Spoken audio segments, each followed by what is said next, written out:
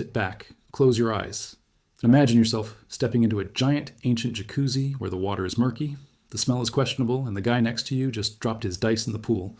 That's right. Welcome to the Roman baths.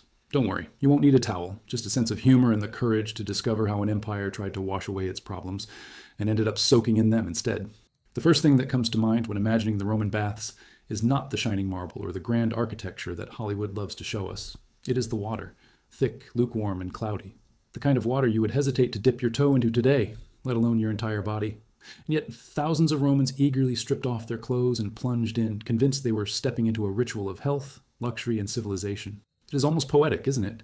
The empire that built aqueducts capable of carrying fresh mountain water across miles somehow ended up with bathhouses where the liquid more closely resembled soup than purity. A human broth, thick with sweat, oil, hair, and things best left unnamed. Imagine walking into one of these halls and seeing the pools packed shoulder to shoulder with men and women, slaves and senators, all floating together in what could only be described as a giant cauldron of humanity. The Romans believed they were cleansing themselves, but the irony is hard to miss. Their idea of clean was not about removing dirt, but about scraping it off with a bronze tool and letting it sink into the same water they were sharing with everyone else. It is like vacuuming your house and then emptying the dust bag onto the living room carpet again. The baths became a strange performance of collective self-deception, where each scrape of oil and grime was supposed to be purification, while in reality it was just redistribution. Picture a senator, wrapped in his importance, sighing with relief as he soaks, unaware that the boy next to him is scratching at lice behind his ear. Or perhaps he was aware and simply chose not to think about it. That in itself feels incredibly modern, doesn't it? We too prefer not to think too much about the kitchen sponge or the hotel jacuzzi. It is tempting to romanticize the Roman baths as centers of social life, where philosophy and politics mixed with leisure. And yes, they were. But imagine how those philosophical debates really sounded when delivered over the constant background noise of splashing, coughing, sneezing, and the occasional fart echoing off marble walls. Cicero's great speeches lose a bit of their charm when you realize he might have been ankle-deep in someone else's discarded toenails at the time. The truth is, the baths were a messy equalizer. Rich or poor, everyone was swimming in the same stew. For the poor, it was an affordable indulgence, a brief taste of luxury. For the rich, it was a public display, a way to remind others of their bodies, their perfumes, their slaves. But what they all shared, without exception, was exposure to each other's filth, to parasites, to the constant possibility that the man beside them might be shedding more than political opinions. And then there is the smell. We often imagine ancient Rome in pristine whites, but the reality must have reeked. Think of it, a pool that never quite emptied, where oils, perfumes, and sweat mixed daily, had the aroma of wet wool from tunics left nearby, the smoke of incense to cover the stench, and maybe the faint trace of roasted meat from a food stall outside. It was a sensory assault, an olfactory layering so dense that it could cling to your body long after you left. People probably walked through the city streets trailing the ghost of the baths on their skin, a pungent perfume of empire, and still they kept coming back. Why? Because this was Rome. It was fashionable. It was cultural. It was a place to be seen. Much like modern gyms or spas, people tolerated the discomfort, even the disgust, because not being there meant missing out. The irony of it all is almost comedic. Here you have an empire that conquered nations, built roads that still survive today, and yet, when it came to the baths, their logic was closer to children sharing a muddy puddle. They prided themselves on order and discipline, and yet their very definition of cleanliness was communal filth. It makes you wonder how many of Rome's great leaders were making military strategies, with skin infections quietly bubbling beneath their togas. There's a tragic humor in realizing that the empire might have been brought to its knees not only by barbarians, but also by microscopic invaders, thriving in the very pools where Romans believed they were rejuvenating themselves. But perhaps the most fascinating part is how normal it all seemed to them. No one questioned it. The water was murky. That was part of the charm. The scraping tool was covered in yesterday's grime. Simply dip it back into the water and voila, it was cleansed. A man sneezing into the pool? Life goes on. In some way, that's not so different from our own blind spots. We still gather in crowded spaces, still share air on airplanes, still accept a level of contamination as part of the price of belonging. Maybe the Romans weren't so different from us after all. They just had fewer filters, both literal and metaphorical. And yet, the baths held a certain magnetism, a pull that went beyond logic.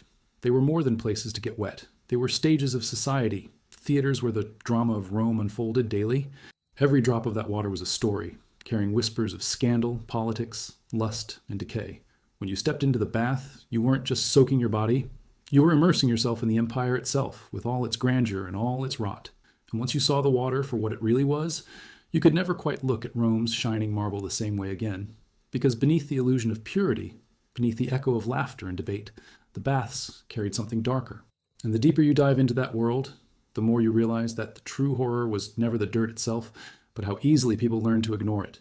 And that blindness would open the door to even greater horrors waiting in the steam-filled chambers beyond. If you had dipped your hand into a Roman bath and pulled it out slowly, you would not have seen clear water drip from your fingers. What clung to your skin would have been a cloudy, oily sheen, a liquid that told the story of every body that had been there before you. The water was rarely changed completely. Why waste so much effort when the empire had more important spectacles to fund? Instead, the baths were topped up, reheated, stirred like an eternal stew. It wasn't a place of renewal so much as it was a cauldron of shared existence. Imagine the soup of 100 strangers simmering together. Body oils, dirt scraped with bronze strigils, flakes of dead skin, sweat pouring from heated pores, even the occasional trace of blood from someone's fresh cut. By today's standards, it sounds revolting. By Roman standards, it was Tuesday. And in that stew of humanity, tiny armies thrived. Parasites, invisible worms, and colonies of lice that would happily travel from one scalp to another. It is almost funny to think of Rome, the empire of discipline and engineering, failing to outwit something as small as a flea. People strutted proudly into these grand halls, wrapped in white togas, speaking of philosophy and empire, only to leave them scratching their heads like schoolchildren who had shared too many hats. Modern dermatologists would have had a field day there, diagnosing fungal infections, eczema, or mysterious rashes, named after the cities where they first appeared. Yet no one saw this as disgusting.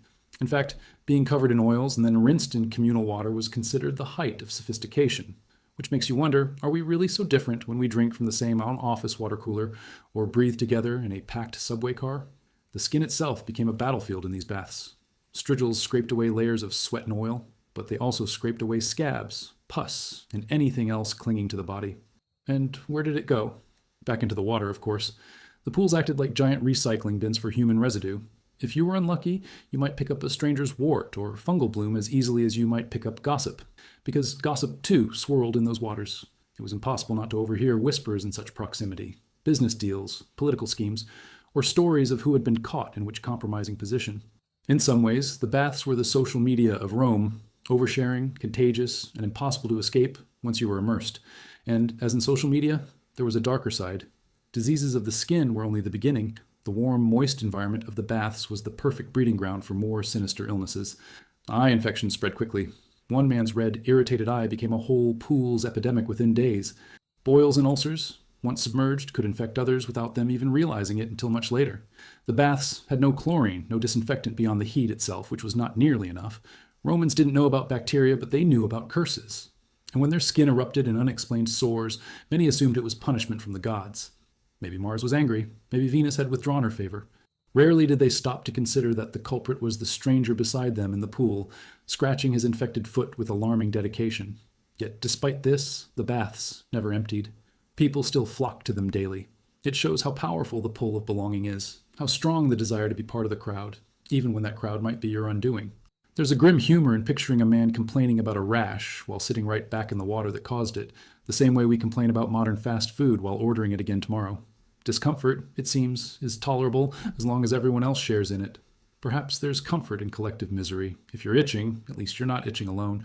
And while skin and hair carried their own horrors, the baths themselves carried stories of indulgence that went far beyond hygiene. The steamy rooms provided perfect cover for acts that were whispered about in private, but indulged in without shame.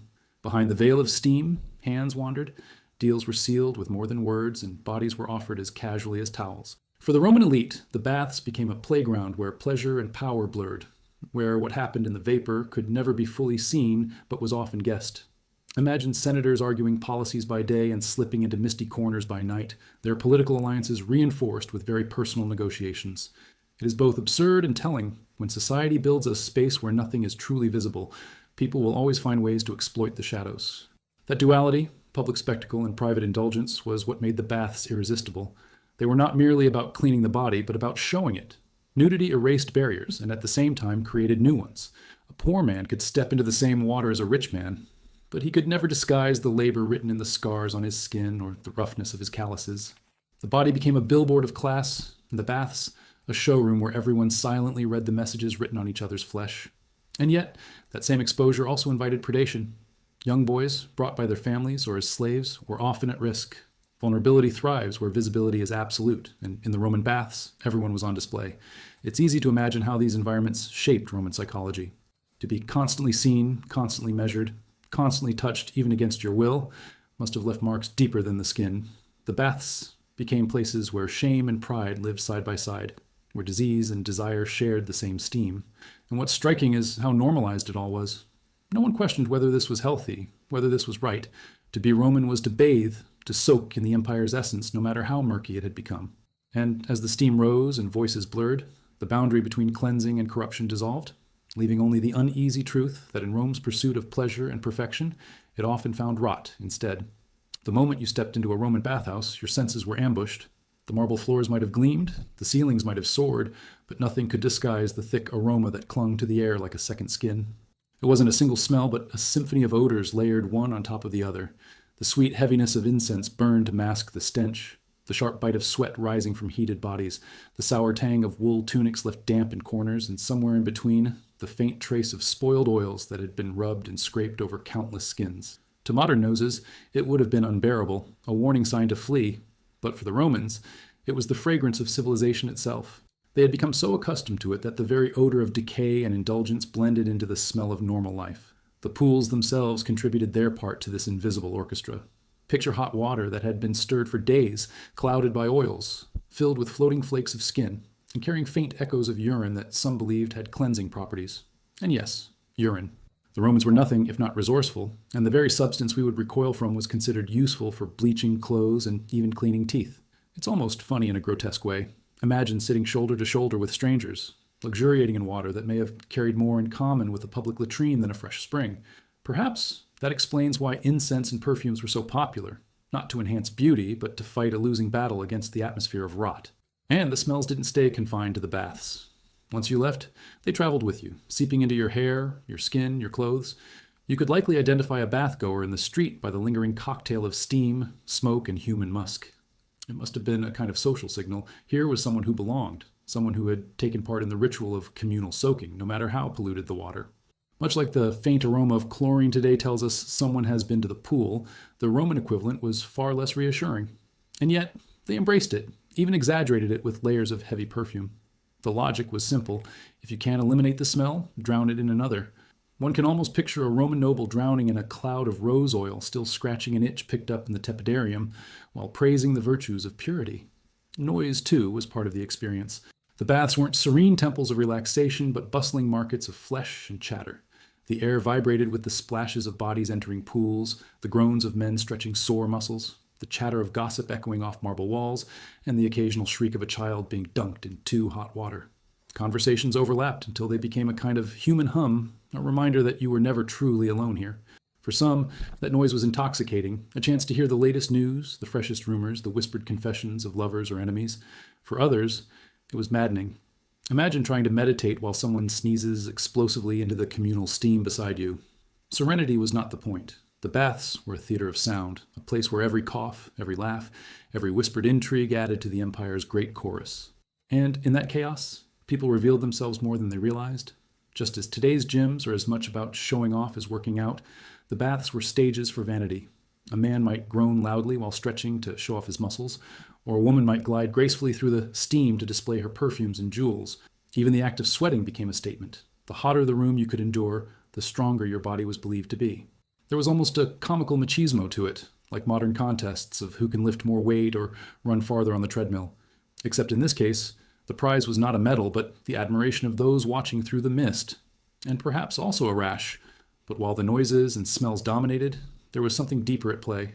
In the very act of stripping down, of immersing themselves in these crowded rooms, Romans surrendered more than their clothes. They surrendered privacy, modesty, and often dignity. Every scar, every blemish, every imperfection was visible, and the baths became arenas of judgment. A senator might speak eloquently in the Senate, but in the bathhouse, his sagging belly spoke louder. A soldier might boast of victories abroad, but the sores on his feet told a different story. In that way, the baths were brutally honest. They revealed what clothes and titles tried to conceal. Perhaps that's why the smells, the sounds, the discomforts were tolerated. They were all part of a ritual that reminded Rome of its humanity, even when it wanted to pretend it was something greater. Yet, within this atmosphere of exposure and excess, Boundaries blurred dangerously. The laughter, the scents, the half-visible bodies moving through the steam all created a world where temptation thrived. What began as casual conversation could shift into seduction. What seemed like innocent relaxation could spiral into indulgence. The baths became places where propriety dissolved as easily as sweat, where the line between cleansing and corruption was invisible in the mist. And in that mix of odors and whispers, the seeds of something darker began to take root, hinting at rituals and desires that went far beyond what the public image of Roman virtue would have dared to admit. The deeper one stepped into the Roman bath complex, the more the experience shifted from hygiene to spectacle, and from spectacle to something far more unsettling. At first glance, the rooms were marvels of engineering, great vaulted ceilings, mosaics that shimmered under lamplight, and pools arranged with mathematical precision to control the temperature. But behind the beauty lurked something raw. The hotter the rooms, the more the bodies seemed to loosen, not just their pores, but their inhibitions. Steam clouded the air until forms blurred into shadows, and in those half-seen outlines, Rome's appetite for indulgence found the perfect cover. What the bathhouse provided was anonymity within exposure. Everyone was naked, yes, but everyone was also veiled by vapor. This paradox created an environment where hands could wander unnoticed, whispers could carry promises, and a stolen glance could quickly become something else.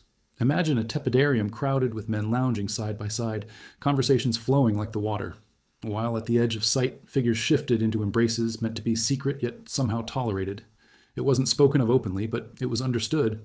And, like most human secrets, it became part of the fabric of the place, absorbed into the very marble that surrounded it. The Romans, after all, had never been particularly shy about desire. The same empire that carved gods in unabashed nudity was hardly going to blush at what went on behind the veil of mist. It was not just lust that filled these rooms, but power.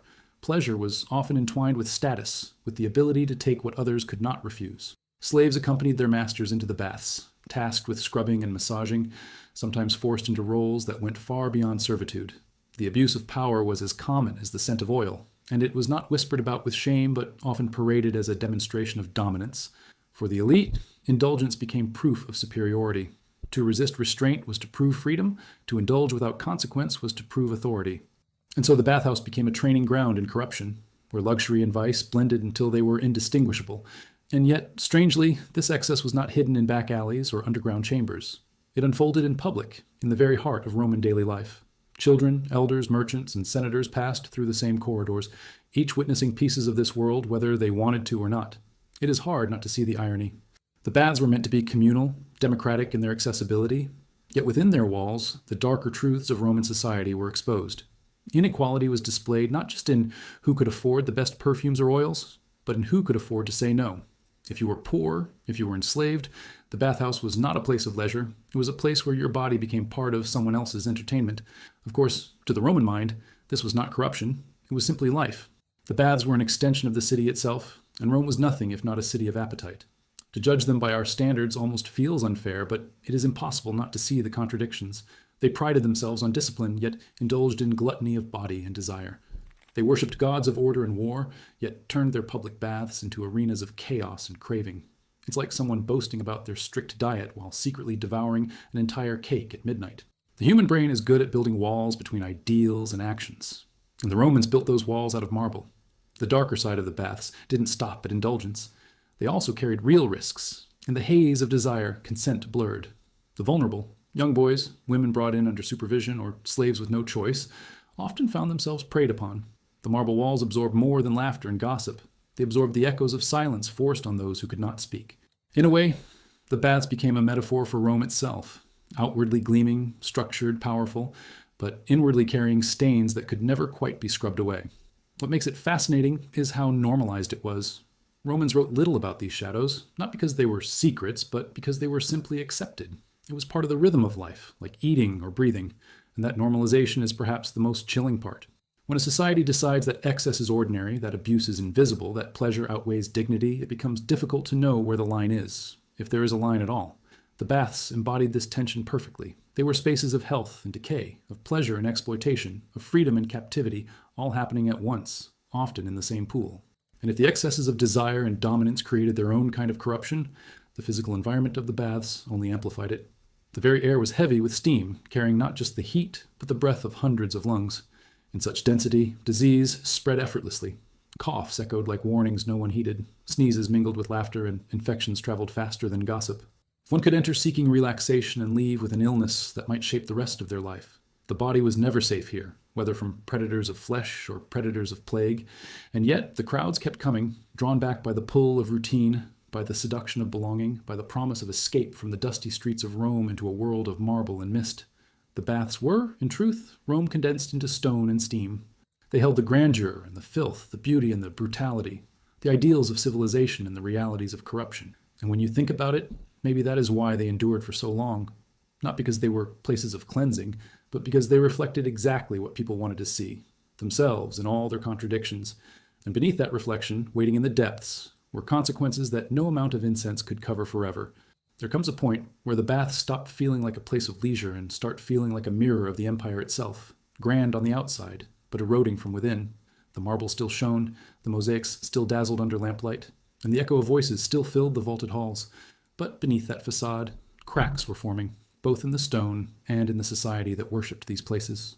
The baths were supposed to cleanse, to renew, to symbolize Roman superiority over chaos, yet the more people immersed themselves, the more they revealed how fragile that superiority really was. It is almost comical if you think about it. The same men who commanded legions and claimed to control the known world couldn't control a rash picked up in their beloved steam rooms. The gods may have ruled Olympus, but the true rulers of the baths were fungi and parasites. What began as rituals of discipline gradually unraveled into rituals of indulgence. The baths had become a daily addiction, and like any addiction, they demanded more and more. Bigger complexes, hotter rooms, deeper pools, more exotic oils, more elaborate entertainments. The emperors funded these expansions as political tools, because nothing secured loyalty like hot water and free entry. Bread and circuses were one thing, but warm baths were another. Who would revolt when their skin was soothed and their bellies full? It was a clever trick, but it masked the decay beneath. Rome thought it was buying stability, when in truth, it was buying complacency. History has a sense of irony, doesn't it? We mock ancient people for their superstitions, yet modern governments still know that keeping people distracted and comfortable is often the best way to keep them quiet. And that comfort came at a cost. The sheer scale of the baths required constant resources, wood to feed the furnaces, slaves to tend the fires, aqueducts to supply the water, engineers to keep the systems running. Every drop of that warm water was a reminder of empire-wide exploitation. Forests were cut down, rivers diverted, lives consumed, all so that citizens could sit in tepid pools scratching at the bites of lice. The luxury of the few was built on the labor of the many, and the baths made this truth impossible to ignore. A senator could walk through marble halls and marvel at Roman genius, but the slave pouring oil into his hand knew that genius tasted like ash and sweat. And yet, both shared the same water, which is perhaps the most striking contradiction of all. That contradiction became clearer as the empire aged. The baths were places of excess, and excess always breeds weakness. Diseases that thrived in the warm waters spread quietly, invisibly, and weakened the population.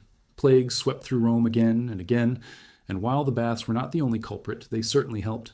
The idea that a single cough in the Caldarium could ripple out into the streets, infecting soldiers, merchants, even senators, makes the whole enterprise feel like a slow-motion tragedy. And yet, people kept coming back. It's the same logic we see today when people complain about catching colds on airplanes yet continue to fly. The desire for convenience and belonging always seems to outweigh the fear of consequence, and there were consequences beyond health. The baths did more than spread illness, they spread ideas. They were meeting grounds where gossip hardened into rumor, where rumor became conspiracy, and where conspiracy sometimes turned into daggers in the dark. Emperors feared whispers more than armies, because whispers could unravel loyalty without a single battle. In that sense, the steam-filled rooms were as dangerous as the frontier, because what brewed there was not just sweat, but dissent. Imagine a senator plotting rebellion while reclining in hot water, or generals murmuring discontent between massages. It is almost laughable. Rome built walls and forts to protect itself from barbarians, but inside its own walls, schemes hatched in towels and steam threatened to bring down emperors. Even religion found itself entangled in the baths. As Christianity began to spread, its followers looked at these places with horror, denouncing them as dens of sin and depravity. And they weren't entirely wrong. The mixing of naked bodies, the indulgence in pleasures, the normalization of lust and power games, it all clashed with the rising idea of spiritual purity. The baths, once symbols of Roman greatness, slowly became symbols of moral rot in the eyes of the new faith. And history shows us how quickly symbols can turn. What once was the pride of an empire became the evidence of its corruption. You can almost picture early Christians shaking their heads at the marble halls saying, "You call this civilization?" The baths had become a battlefield of ideology, and on that battlefield, Rome would lose more than its empire. It would lose its narrative. And yet, perhaps the greatest irony is how much of this was invisible to the people living it. For them, the baths were just part of life, as ordinary as bread. The water was murky? Of course it was. The air was thick with coughs and whispers. That was the charm. The luxuries were extravagant and unsustainable. That was Rome's way. They didn't see the slow erosion happening in the steam. They only saw the marble, the warmth, the camaraderie. It's the same blindness that lets us ignore the cracks in our own comforts today. We complain about pollution, but keep driving. Complain about surveillance, but keep scrolling. Complain about illness, but keep crowding into airplanes. Perhaps we're not so far removed from Rome after all. In the end, the baths stand as both marvels and warnings. They showed what humanity could build at its height, immense, intricate, breathtaking works of architecture and engineering. But they also revealed what humanity chooses to ignore when comfort calls. The dirt beneath the surface, the cost of indulgence, the fragility hidden in grandeur. And as the steam rose, covering flaws and sins alike, Rome convinced itself it was eternal. But the water always cools, the steam always fades, and when the mist clears, the truth cannot be disguised. The baths in all their splendor and all their filth were not just reflections of Rome, they were omens of what was coming. And once you see them in that light, it is impossible to step back into the steam without shivering at the shadow it carried. There is something haunting about ruins.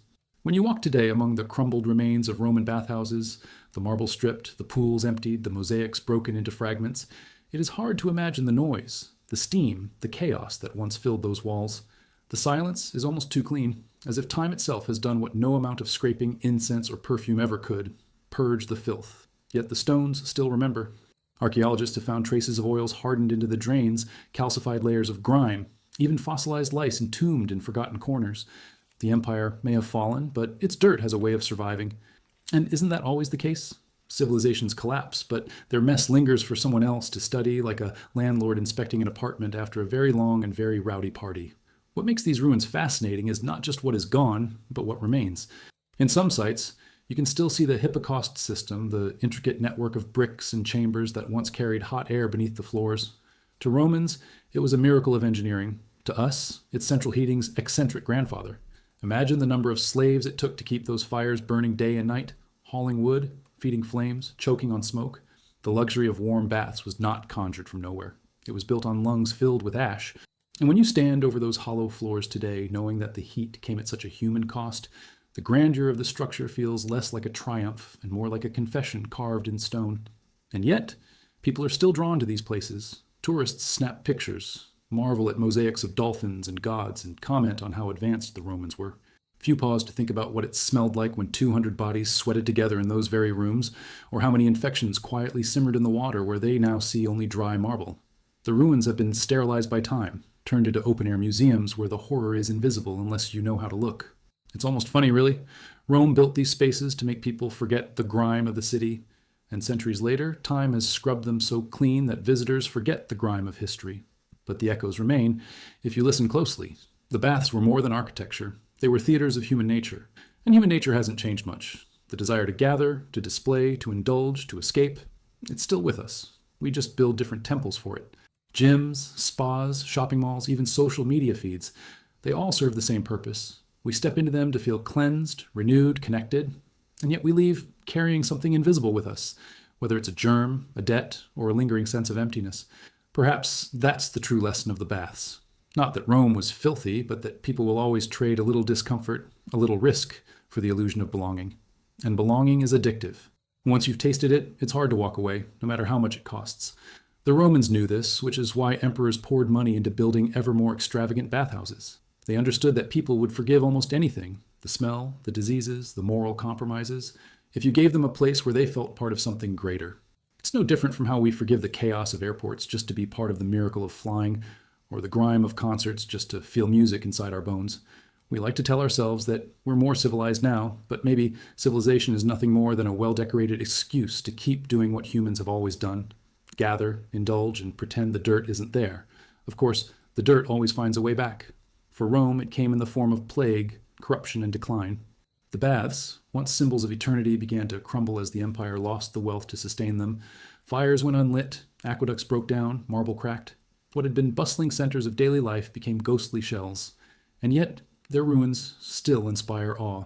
That's the paradox of Rome. Even its decay feels monumental. You can look at a broken pool and still imagine emperors and slaves shoulder to shoulder, soaking in a water that promised purity but delivered something far more complicated. And maybe that's why the story of the baths lingers, because deep down, we recognize ourselves in them. We know what it is to chase comfort while ignoring consequences. We know what it is to dress up indulgence as sophistication. We know what it is to crowd together, to share space and germs, to tell ourselves that the ritual makes us stronger even as it weakens us. The Romans thought their baths made them eternal, but in truth, the only thing eternal was the pattern of human behavior. Strip away the marble, and what remains is us, our vanity, our longing, our blindness. When you stand in the ruins today, surrounded by silence, it's easy to believe that time has closed the story. But the baths never really ended. They simply changed form, resurfacing in new rituals, new architectures, new illusions of cleanliness and belonging. And if history whispers through those broken stones, it whispers this: the steam always fades, the water always cools, and every empire, no matter how polished, eventually has to face the dirt it tried so hard to hide. And in that realization, the ruins feel less like a relic of the past and more like a reflection of the present, daring us to ask what future archaeologists will one day find in the sediment of our own comforts. Imagine walking into a Roman bathhouse at the height of its glory.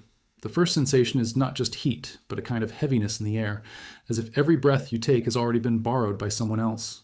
The steam doesn't just soften the skin, it blurs the lines between people, turning hundreds of bodies into one mass of heaving, sweating, whispering humanity.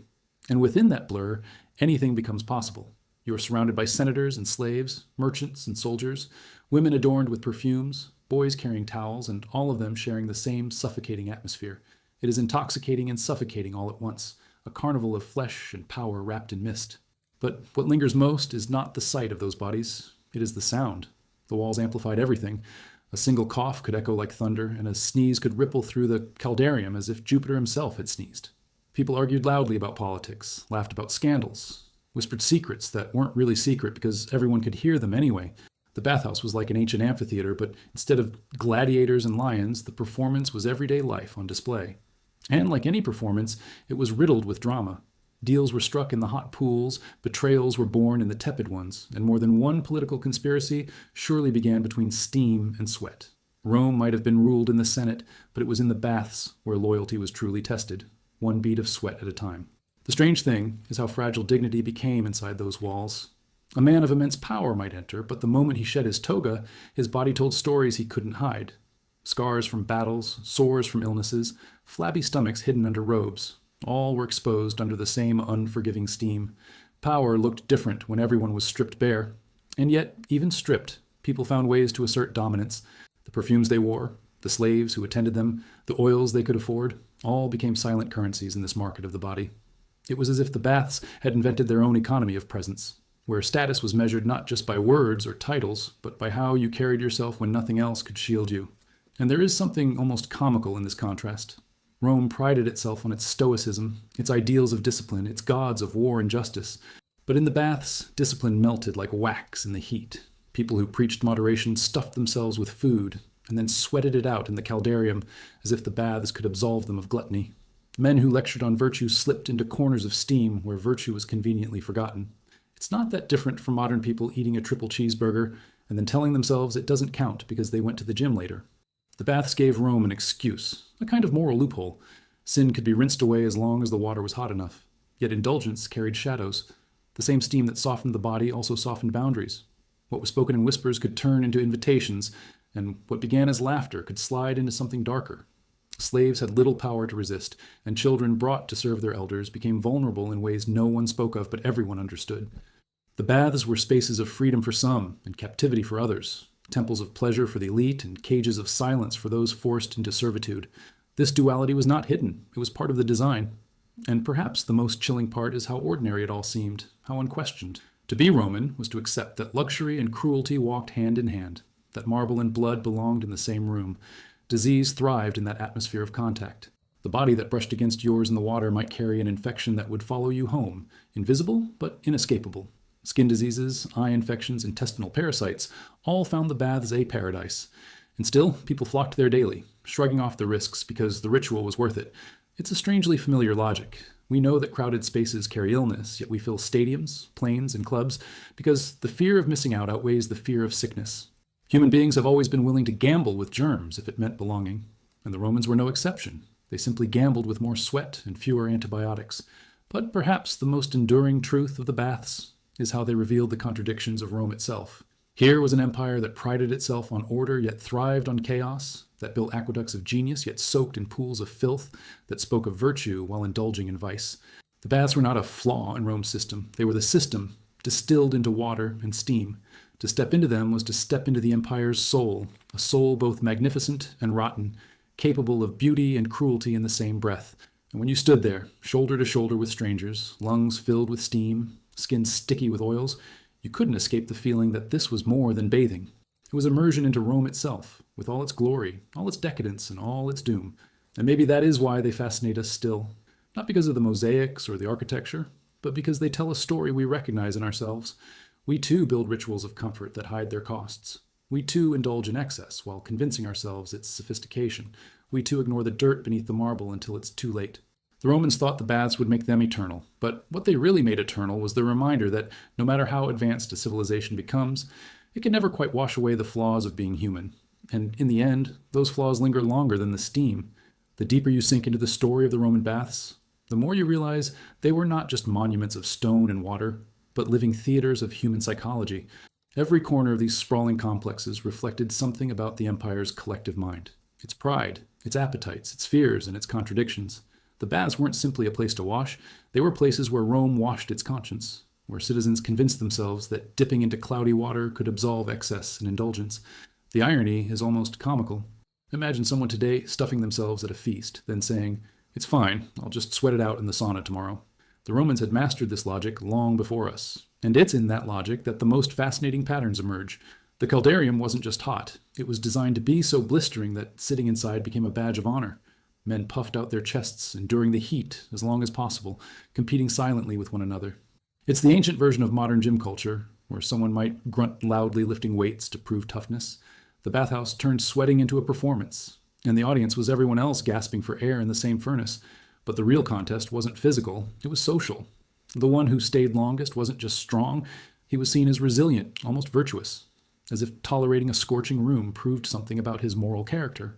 Rome blurred the line between suffering and pride, between purification and vanity, until enduring pain became proof of superiority. And yet, in the same complex, you could step into the frigidarium and plunge into icy water so cold it shocked the body into a gasp. The extremes were deliberate. They wanted you to feel reborn, your pores opening and closing, your body forced through cycles of heat and chill. Doctors of the time claimed it balanced humors, kept disease at bay, even extended life. Today, people pay for cold plunges and call it biohacking, but the Romans did it in grand marble halls centuries ago. The comedy lies in the repetition of human behavior. We think we've invented wellness trends, but the truth is we're recycling Roman spa days with a bit more Instagram. But for every claim of health, there was a hidden danger. The sudden change in temperature shocked hearts, strained lungs, and sometimes led to collapse. Imagine standing in the icy pool and watching a man next to you faint dramatically, his body slipping beneath the surface as others rushed to drag him out. Did anyone rethink the practice after that? Hardly.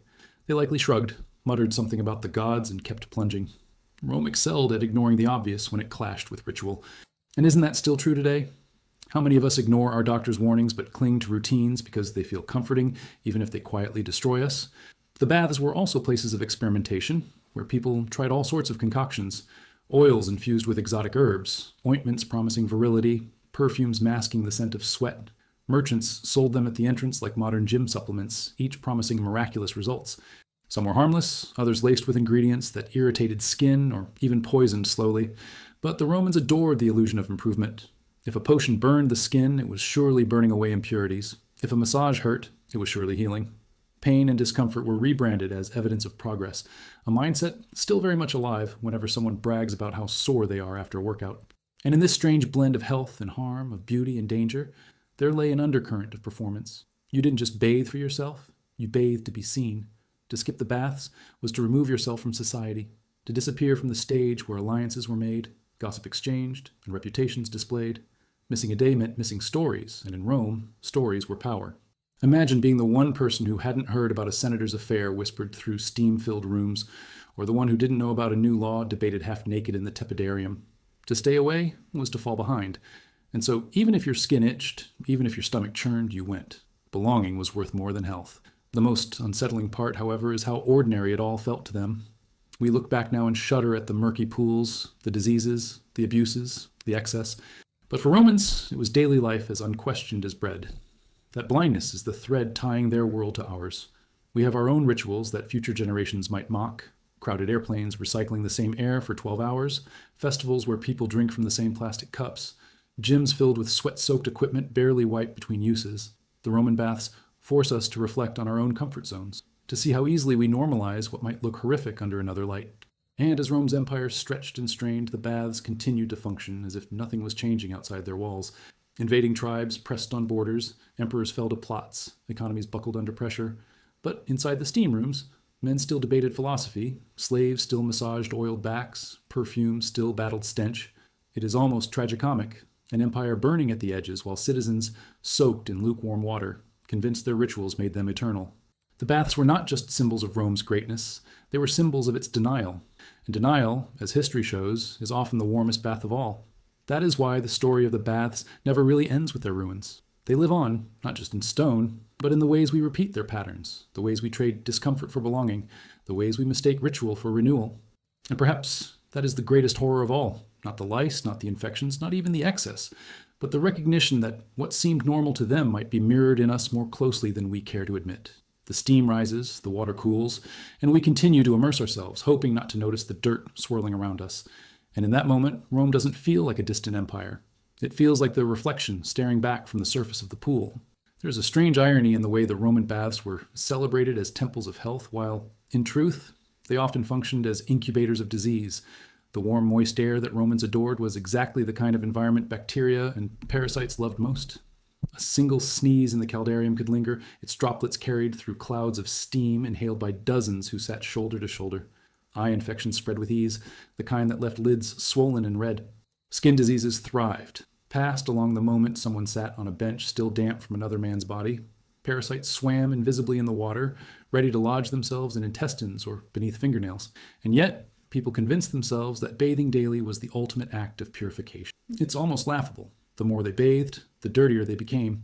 But that was the genius of Roman self-deception. They believed that scraping oils off the body with bronze strigils was cleansing, as though transferring grime from flesh to water was an act of renewal. In reality, the strigil was a perfect delivery system for germs, dragging bacteria across scratches and bedding it in pores. Imagine using a butter knife to clean your skin after slathering yourself in olive oil and dipping the same tool back into a public pool. By modern standards, it sounds absurd, but to the Romans it was science. And perhaps that's the lesson. Science, without questioning, becomes ritual. It's the same logic that makes people today drink miracle juices with names like detox cleanse, ignoring that their liver already does the job free of charge. The deeper issue wasn't just the diseases themselves, but how invisible they were. Rome was a society obsessed with appearances, and the baths polished appearances like marble. Skin gleamed under oil, muscles stood out in the heat, faces glowed from steam.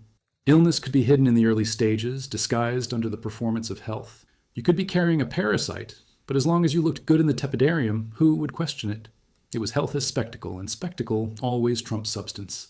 Think of modern gyms filled with people posting photos after a workout, even while their bodies quietly ache from overtraining or poor nutrition. Rome pioneered the culture of looking healthy rather than being healthy, and the baths were the perfect stage. The baths also blurred the line between cure and curse. Roman physicians often recommended bathing as treatment for almost everything: aches, fevers, digestive troubles. The idea was that heat, water, and oils balanced the body's humors. In reality, some patients might have felt temporary relief, but many likely worsened. Imagine being advised to soak an open wound in communal water filled with other people's scabs and sweat. It makes you cringe, but to them it was cutting-edge therapy. The baths became pharmacies of illusion, where what mattered was not whether you healed, but whether you believed you were healing. And belief, as we know, is one of the most powerful drugs of all, and still the crowd returned every day. Part of it was necessity. Many Roman homes lacked private baths, so public ones were essential. But part of it was addiction. Once you became accustomed to the rhythm of hot, cold, steam, and scrape, it was hard to go without. The baths were not just cleansing, they were comforting, numbing, distracting. They kept people from thinking too much about the cracks appearing in the empire around them. The economy might be faltering, armies losing battles, corruption spreading in the Senate, but inside the steamy halls, life felt eternal, controlled, polished.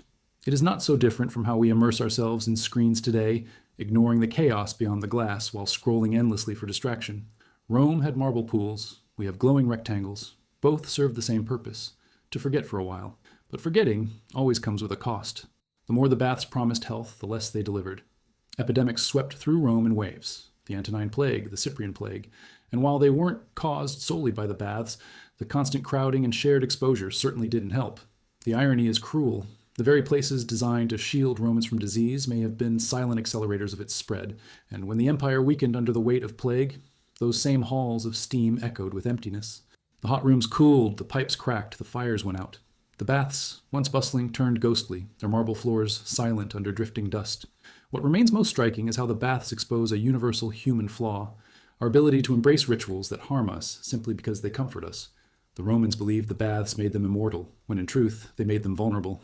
We laugh at their ignorance, but do we not do the same? We crowd airplanes during flu season, we attend concerts knowing the risks, we smoke, drink, overeat, all while convincing ourselves it's part of life. Civilization doesn't erase folly, it just decorates it in marble. And perhaps that is why the baths still haunt us. They are ruins now, but not really gone. They survive in every spa, every sauna, every obsession with cleansing and purging. They survive in the way we chase health by appearances, in the way we crowd together for comfort despite the dangers. When we stare at their broken stones, we're not just looking at history, we're looking in a mirror. The steam is cleared, but the reflection remains, daring us to ask if we are truly cleaner than Rome, or if we are simply bathing in new rituals, waiting for the water to cool. The final act of the Roman baths is not written in steam, but in silence. Where once marble halls rang with laughter, gossip, and the splashes of hundreds of bodies, today only echoes remain. It is a strange fate for a place that was once the heartbeat of daily life to end as hollow shells picked apart by time. And yet, there is something fitting in this. The baths that promised eternal vitality eventually shared the same fate as their empire. Crumbling, abandoned, remembered more for their grandeur than their flaws. Standing in those ruins today, you can almost hear the ghosts of conversations that once shaped politics and pleasures alike, as if the walls themselves refused to forget. But before they fell, the baths lingered as symbols of denial. Even as Rome's resources drained, even as armies failed and borders crumbled, emperors continued to build bigger and grander complexes. To stop building baths would have been to admit weakness, and Rome was allergic to weakness. So they poured money into hot water while barbarians pressed at the gates. It is almost laughable, isn't it? Imagine a family going bankrupt but insisting on renovating their pool because the neighbors might notice if it wasn't sparkling. Rome kept its baths glowing even while the world around it dimmed because the illusion of strength often mattered more than strength itself. The irony deepened when Christianity rose. The new faith looked at these steamy halls with disgust, denouncing them as places of vanity, lust, and sin. For Christians, true purity came from the soul, not the skin. And suddenly, the very ritual that had defined Roman identity for centuries became a mark of corruption. What once symbolized civilization now symbolized decadence. People began to see the baths not as temples of health, but as evidence of a world too obsessed with pleasure, too blind to decay. It was a cultural turning point, the moment when steam began to cool and the marble lost its luster. And in that rejection, the baths became relics, even before they were ruins, frozen as monuments to the old ways Rome could no longer defend. Yet, for all the criticism, something in the baths survived.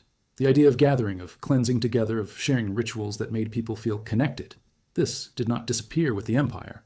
It resurfaced in monasteries, in medieval bathhouses, in Turkish hammams, in modern spas. The Romans may have fallen, but their obsession with water lingered like perfume on skin. It shows how deeply human these rituals are. We crave warmth, comfort, belonging, even if it comes with risk. And sometimes we prefer the illusion of cleanliness to the reality of dirt. That paradox did not end with Rome. It followed humanity into every age. What is left for us, then, when we look back at the baths? Not just admiration for their engineering or awe at their mosaics, but a challenge. They remind us how easily we build rituals that distract us from decline, how often we chase comfort instead of truth. Rome believed its baths were eternal, and for a while they were. They outlasted emperors, wars, even plagues. But no amount of steam could hide the cracks forever. The water cooled, the fires dimmed, and eventually silence replaced the chorus of voices. And perhaps that silence is the most powerful lesson. Because when you walk through those ruins today, you are not just seeing the past. You are seeing a warning. Civilizations, like baths, grow cloudy when they stop questioning what they immerse themselves in. The Romans thought they were cleansing their bodies, but in reality, they were soaking in their own decay.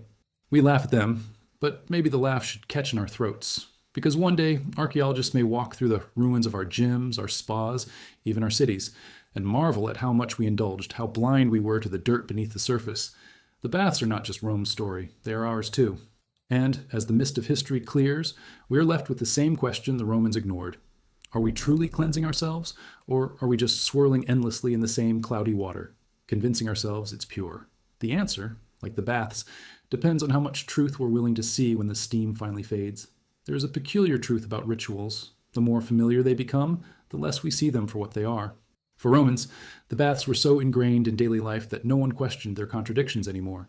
They could walk into a tepidarium filled with cloudy water, hear the hacking coughs of strangers reverberating off the marble walls, smell the blend of sweat, incense, and oils that clung to the air, and still convince themselves they were in the cleanest, healthiest place on earth. That is the power of habit. It blinds us to the obvious. And the obvious was that the baths, far from sanctuaries of purity, were cauldrons of disease, excess, and moral ambiguity. Yet people came, day after day, lining up for their turn to step into the stew. It wasn't just about bathing, it was about belonging, about being seen, about being part of Rome itself. If you strip away the marble, the baths were less about water and more about theater. Imagine hundreds of people gathered, not simply to wash, but to perform their place in society. The wealthy entered with attendants carrying perfumes and towels, slaves trailed behind, and the poor shuffled in with nothing but their skin. Each person played a role. The baths were a stage where the empire's social order was on full display, a place where you could measure yourself against others without ever speaking a word. Did your oil smell expensive? Did your body look sculpted? Did you have slaves to scrub your back? Or did you scrape your own skin with a worn-out strigil? Every detail sent a message, and the audience was everyone else in the room. The steam made things hazy, yes, but it never blurred status. But in that haze, something else festered. The communal nature of the baths meant there were no secrets of the body. Every scar told a story, every blemish whispered a truth. A soldier might boast about victories in battle, but the sores on his legs told of marches gone wrong. A senator might thunder in the Senate about discipline, but his flabby stomach revealed indulgence. The baths were brutal in their honesty. They exposed the humanity that togas and titles tried to hide, and in a way that made them both democratic and cruel. Everyone was stripped to the same level, but not everyone came out equal. Some left admired, others left mocked, all judged by an audience that never stopped watching. It's not so different from today's gyms, where mirrors line the walls and everyone swears they're there for health, but deep down, they're competing silently with the person on the treadmill beside them. The Romans, of course, embraced this competitive spirit with gusto. Bathhouses were full of displays of endurance and bravado. Who could withstand the hottest steam room the longest? Who could plunge into the frigidarium without gasping? Who could endure the roughest massage, the most vigorous scraping, the harshest perfumes? Pain became a badge of honor. Discomfort, a way of showing superiority. It is almost comical. Romans convinced themselves that suffering inside the baths somehow translated to strength outside of them. But this is a very human delusion, isn't it? Even today, people brag about running marathons that nearly destroy their knees or enduring diets that make them miserable, all to prove something intangible about themselves. Rome just added marble walls and incense to the performance. And yet, beneath all this theater, the baths carried darker undercurrents. The same rooms that echoed with laughter also echoed with silence. The silence of slaves forced into servitude, the silence of young boys and girls vulnerable to predation, the silence of those who could not say no. The bathhouse was not just a stage of society, it was also a stage of exploitation. Power played out not only in public gestures, but in private corners of steam where dominance could be exercised without consequence. It's unsettling to realize how ordinary this was, how unquestioned. The baths reflected not just Rome's glory, but its cruelty, its ability to normalize exploitation by wrapping it in marble and calling it civilization. Even the architecture itself seemed complicit. The vast size of the complexes, the echo of voices in domed ceilings, the endless passageways filled with mist, they created a world where reality bent. Shadows could hide actions, whispers could be mistaken for laughter, and the line between public and private blurred completely. It is in those blurred spaces that people often reveal their truest selves, freed from the constraints of clarity. The Romans understood this instinctively, which is why the baths became both playgrounds and traps. They offered escape from the dust of the streets, but they also trapped you in rituals you could never question. To step into the baths was to surrender, willingly or not, to the empire's version of purity. And still, people adored them. They spoke of the baths with pride, boasted about the complexes in their cities, admired the mosaics of dolphins and gods that decorated the pools. They ignored the grime, the germs, the dangers, because what mattered was the illusion. Illusion has always been humanity's favorite luxury. We don't need things to be perfect. We only need to believe they are. That was the true genius of the Roman baths. Not the engineering, not the architecture, but the way they convinced people to overlook the rot beneath the marble. Rome's citizens weren't bathing in water, they were bathing in denial. And like all denial, it felt comfortable until it no longer could. Perhaps that is why, centuries later, we still feel both awe and unease when we look at those ruins. They are breathtaking in their scale, impressive in their design, yet unsettling when you imagine what truly happened inside them. The empty pools whisper of bodies that once crowded them, the silent walls echo with laughter and conspiracies long gone. The baths remind us not only of Rome's brilliance, but of its blindness. And if we listen closely, they also remind us of our own. Because every age builds its own baths, rituals of belonging that hide their costs, sanctuaries of illusion that make us feel safe while quietly eroding us. The Romans had steam and marble. We have screens and glass. The form changes, but the pattern remains as enduring as the ruins themselves. When the empire finally began to crumble, the baths did not disappear overnight. They lingered, half functioning, half forgotten, like old theaters that refuse to shut their doors even when the audience has moved on. Fires still burned in some furnaces, water still trickled through fractured aqueducts, and people still came to soak, even if the marble floors were cracked and the mosaics chipped. It must have felt surreal, the empire's borders shrinking, legions retreating, emperors falling, and yet, inside the steamy halls, life went on as if Rome were still eternal. That stubborn continuity is both admirable and tragic, like a sinking ship insisting on playing music until the very last plank is submerged. As resources grew scarce, the baths became mirrors of decline. No longer could emperors fund colossal complexes dripping with gold and marble. Instead, bathhouses fell into disrepair, plaster peeling, water cooling, too quickly because fires were left unfed. Where once dozens of slaves tended flames day and night, now there might be only a handful, their exhausted faces blackened with soot. Patrons noticed the difference, the water less hot, the oils less fragrant, the rooms less polished, but they still returned, unwilling to surrender the ritual. It's human nature. When the world outside collapses, we cling even harder to habits that make us feel normal. The baths became a kind of collective denial, a last refuge of routine while the empire shook. But decay has a way of announcing itself. Without the constant upkeep, pipes burst, roofs leaked, vermin crept in. Imagine sitting in what was once a shimmering caldarium, only to feel a rat scuttle past your foot, or leaning against a wall painted with gods and realizing the plaster crumbles into dust at your touch. For centuries, the baths had been symbols of Roman superiority. Now they became symbols of fragility. And yet, people endured. They told themselves that cracks were just part of age, that a little grime was natural, that so long as the steam still rose, Rome itself still breathed. The comedy lies in the illusion. People convinced themselves they were soaking in grandeur, when in reality they were soaking in the slow death of their world. Religion deepened the tension. As Christianity spread, the baths became battlegrounds of ideology. To Christians, these places reeked not only of sweat, but of sin. Nakedness, indulgence, whispered encounters in the mist. Everything about the baths contradicted the new moral codes. Bishops thundered against them, branding them dens of lust and corruption. And slowly, people began to look at the marble halls differently. What had once been celebrated as communal purity began to feel tainted, dangerous, spiritually toxic. The baths were caught between worlds, too pagan for the Christians, too decayed for the Romans, too impractical for a struggling empire. Their decline was not just physical, but cultural, as if the very idea of communal bathing no longer belonged to the future. And yet, even in their ruin, they retained a lure. People still slipped into the pools, perhaps not for cleanliness, but for nostalgia, for the memory of what Rome once was. Old men who had seen better days might sit in lukewarm water and tell stories of emperors long gone, of days when the baths were so crowded you could hardly move, of perfumes that masked the stink and mosaics that dazzled the eye. These stories must have sounded like fairy tales to younger ears, who only knew the baths as echoing chambers of emptiness. It's easy to imagine the laughter tinged with sadness, as if the baths themselves were ghosts of a Rome no one wanted to admit was gone. The decline also revealed something that had always been true but hidden. The baths were unsustainable. They had consumed forests for fuel, drained rivers for water, demanded endless labor to keep alive. While Rome was rich and powerful, these costs were masked, but as soon as the empire staggered, the truth became clear. The baths were less temples of civilization than parasites on the land and people. They symbolized Rome's ability to take without thinking of tomorrow. And when tomorrow finally arrived, there wasn't enough left to feed the fires.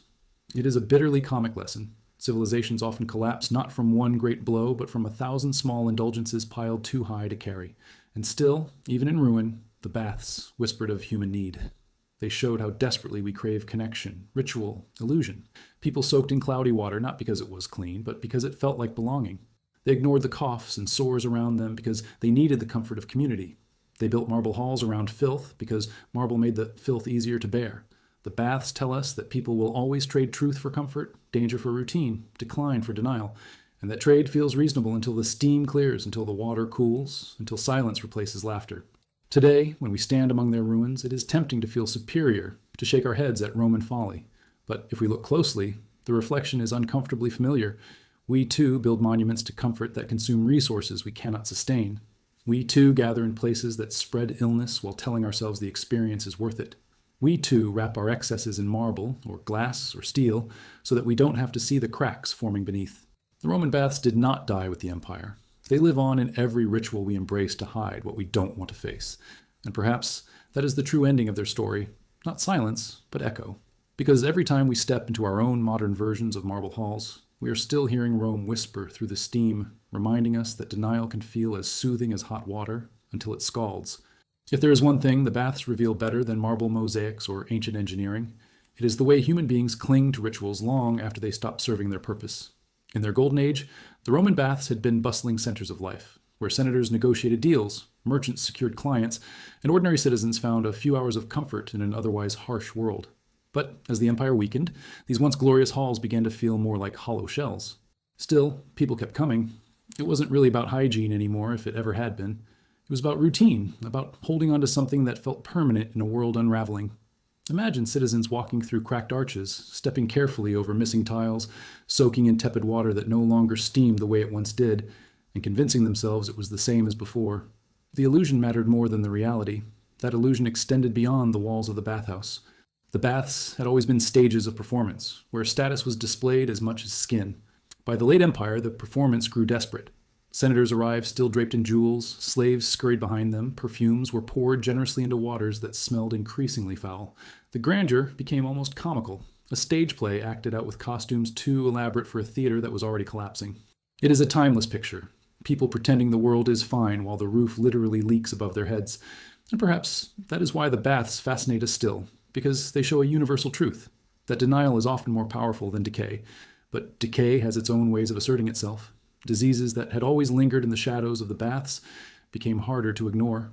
Plagues swept through Rome in waves, leaving behind empty pools and silent halls. The laughter that once filled the caldarium was replaced by coughing, the splashes replaced by silence. And yet, when the plagues passed, survivors returned as if the baths themselves held a promise of immortality. It's almost darkly humorous, isn't it? The very places that helped spread sickness became the places people trusted most for recovery. It's like rushing back to the buffet that gave you food poisoning, simply because it used to make you happy. Humans then, as now, are remarkably good at forgetting what doesn't fit the story they want to believe. The Christians, however, did not forget. For them, the baths became symbols of everything wrong with the empire. Nakedness, indulgence, whispered encounters, and steam-filled corners. These were not acts of health, but of sin. Preachers denounced the baths as theaters of vanity, dens of lust, monuments to false gods. Slowly, the cultural tide turned. People began to look at the mosaics of dolphins and gods with suspicion rather than admiration. The water that once felt purifying began to feel tainted, even dangerous. It wasn't only the aqueducts breaking or the fires going cold, it was belief itself that shifted. And when a society stops believing in its rituals, the rituals crumble faster than stone. Yet, for all their moral outrage, even the Christians could not completely erase the baths. Some were converted into monasteries, others into gathering halls, some simply left to crumble until weeds claimed them. But the idea of collective cleansing, of ritual immersion, of spaces where the body meets the community, it never really disappeared. It resurfaced in baptismal fonts, in medieval bathhouses and hammams and spas across centuries. Rome's baths may have fallen, but the human need they represented was too primal to vanish. It shows that even when we reject old rituals, we often just reinvent them in new forms, dressing them with new meanings while keeping the structure intact. And here lies the final irony. The ruins we marvel at today were not just functional spaces, but psychological mirrors. The Romans thought they were entering temples of health, but in truth, they were soaking in their own contradictions.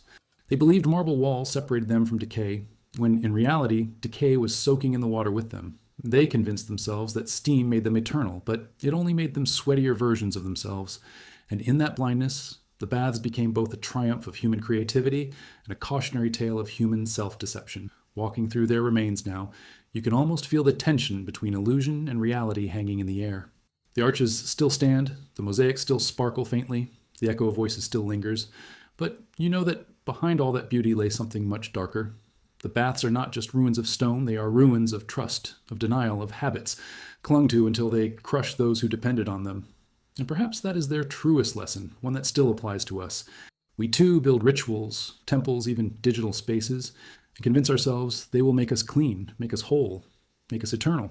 But one day, like the Romans, we may discover that what we thought was purification was simply immersion in a different kind of dirt. And that recognition should leave us uneasy because it suggests that the ruins of the Roman baths are not just monuments of the past, but warnings carved into stone. They ask us, without words, what rituals we cling to today, what illusions we polish with marble or glass, and whether we too will one day be remembered as people who mistook indulgence for immortality. By the late Empire, the baths had become more than public works. They were monuments of habit, stubbornly clung to even as Rome itself began to crack. Step into one of these halls during its final centuries, and you would still see marble, still hear echoes of chatter, still feel the mist rising from the pools, but something would feel off. The grandeur was fraying, like a stage play performed with costumes still dazzling but props slowly falling apart. Fires weren't always as hot, aqueducts sometimes faltered, and the once bustling crowds thinned in places. And yet, those who came kept playing their roles, as if by immersing themselves in water that was lukewarm at best, they could convince themselves the empire was still boiling with strength. The contradictions grew sharper with each generation. The baths had always been about appearances, but now appearances became everything. Senators arrived with retinues of slaves and perfumed oils, determined to display wealth in halls that could no longer hide the cracks in the plaster.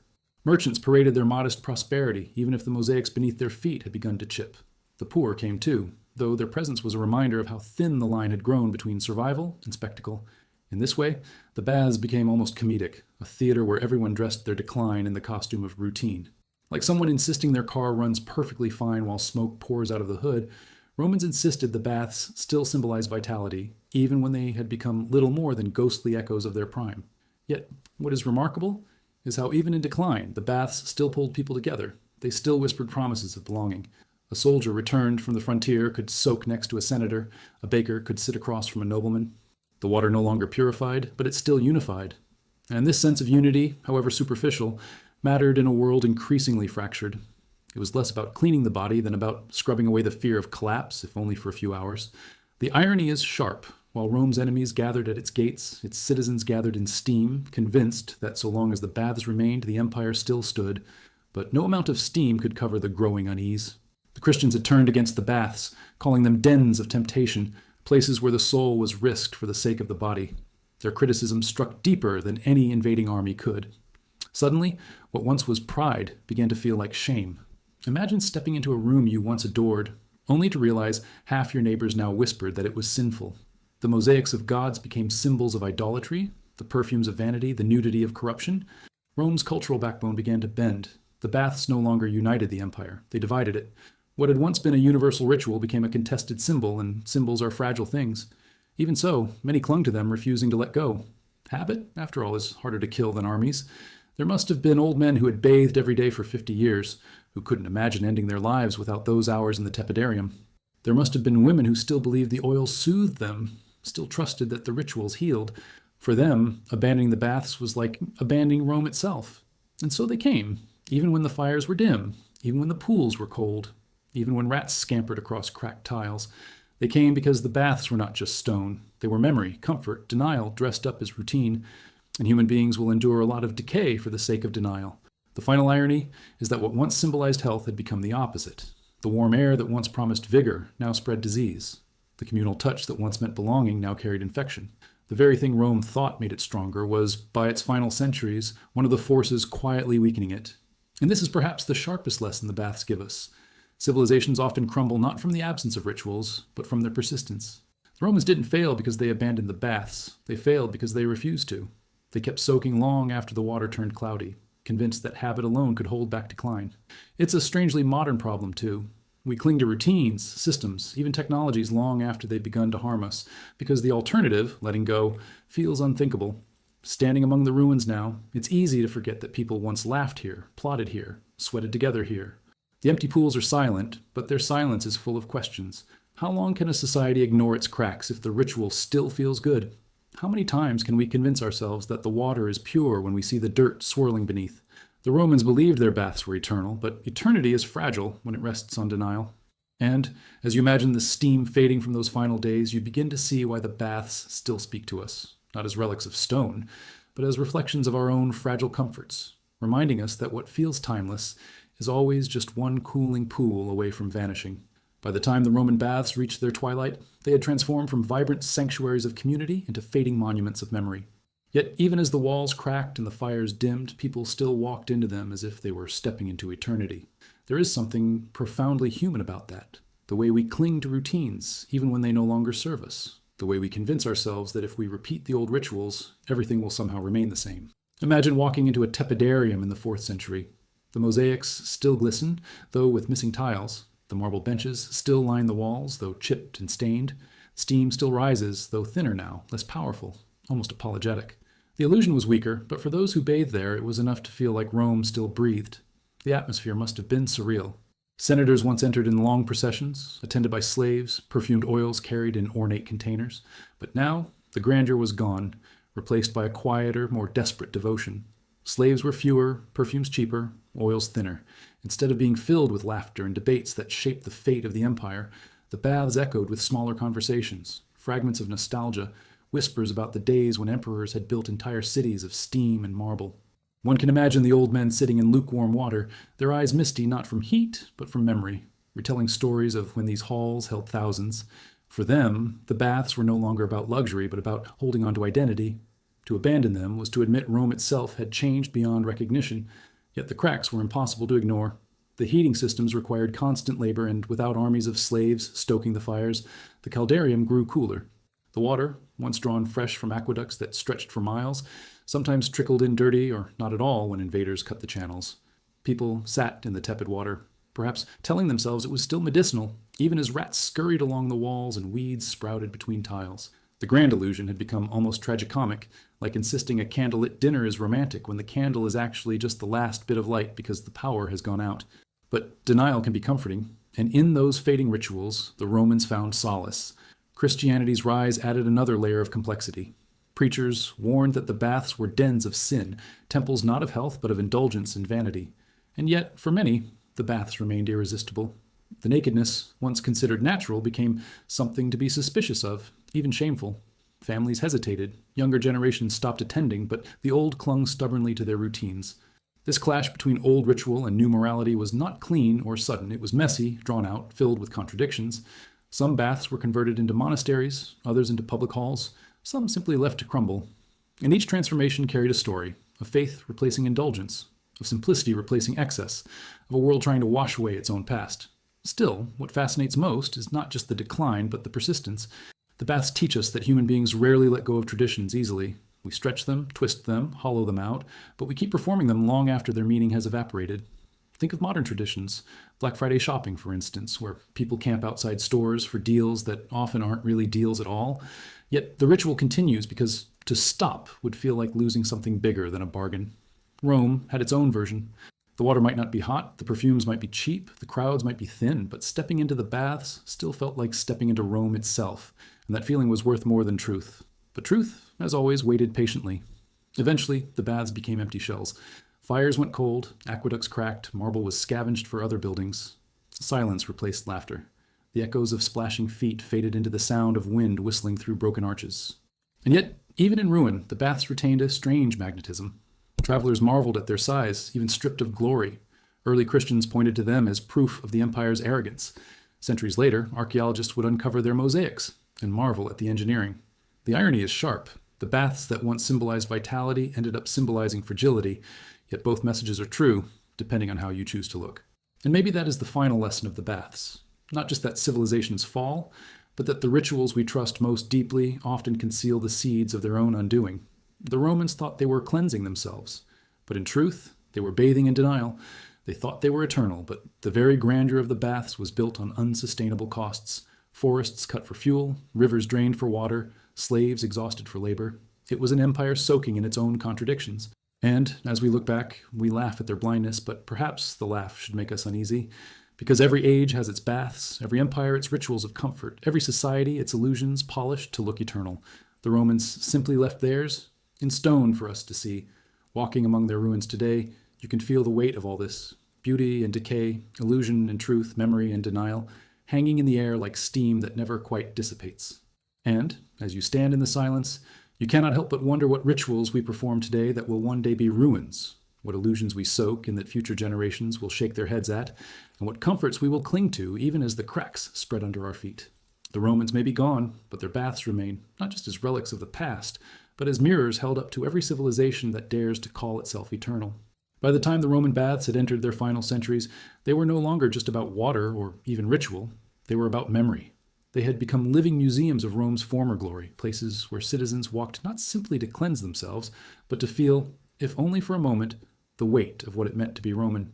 The irony, of course, is that the water was often murky, the steam uneven, and the tiles cracked. Yet none of this seemed to matter. People still sat shoulder to shoulder, convinced that by dipping into these pools, they were immersing themselves not in filth, but in tradition. It is remarkable how human beings can convince themselves that repetition equals meaning, even when the substance has long since evaporated.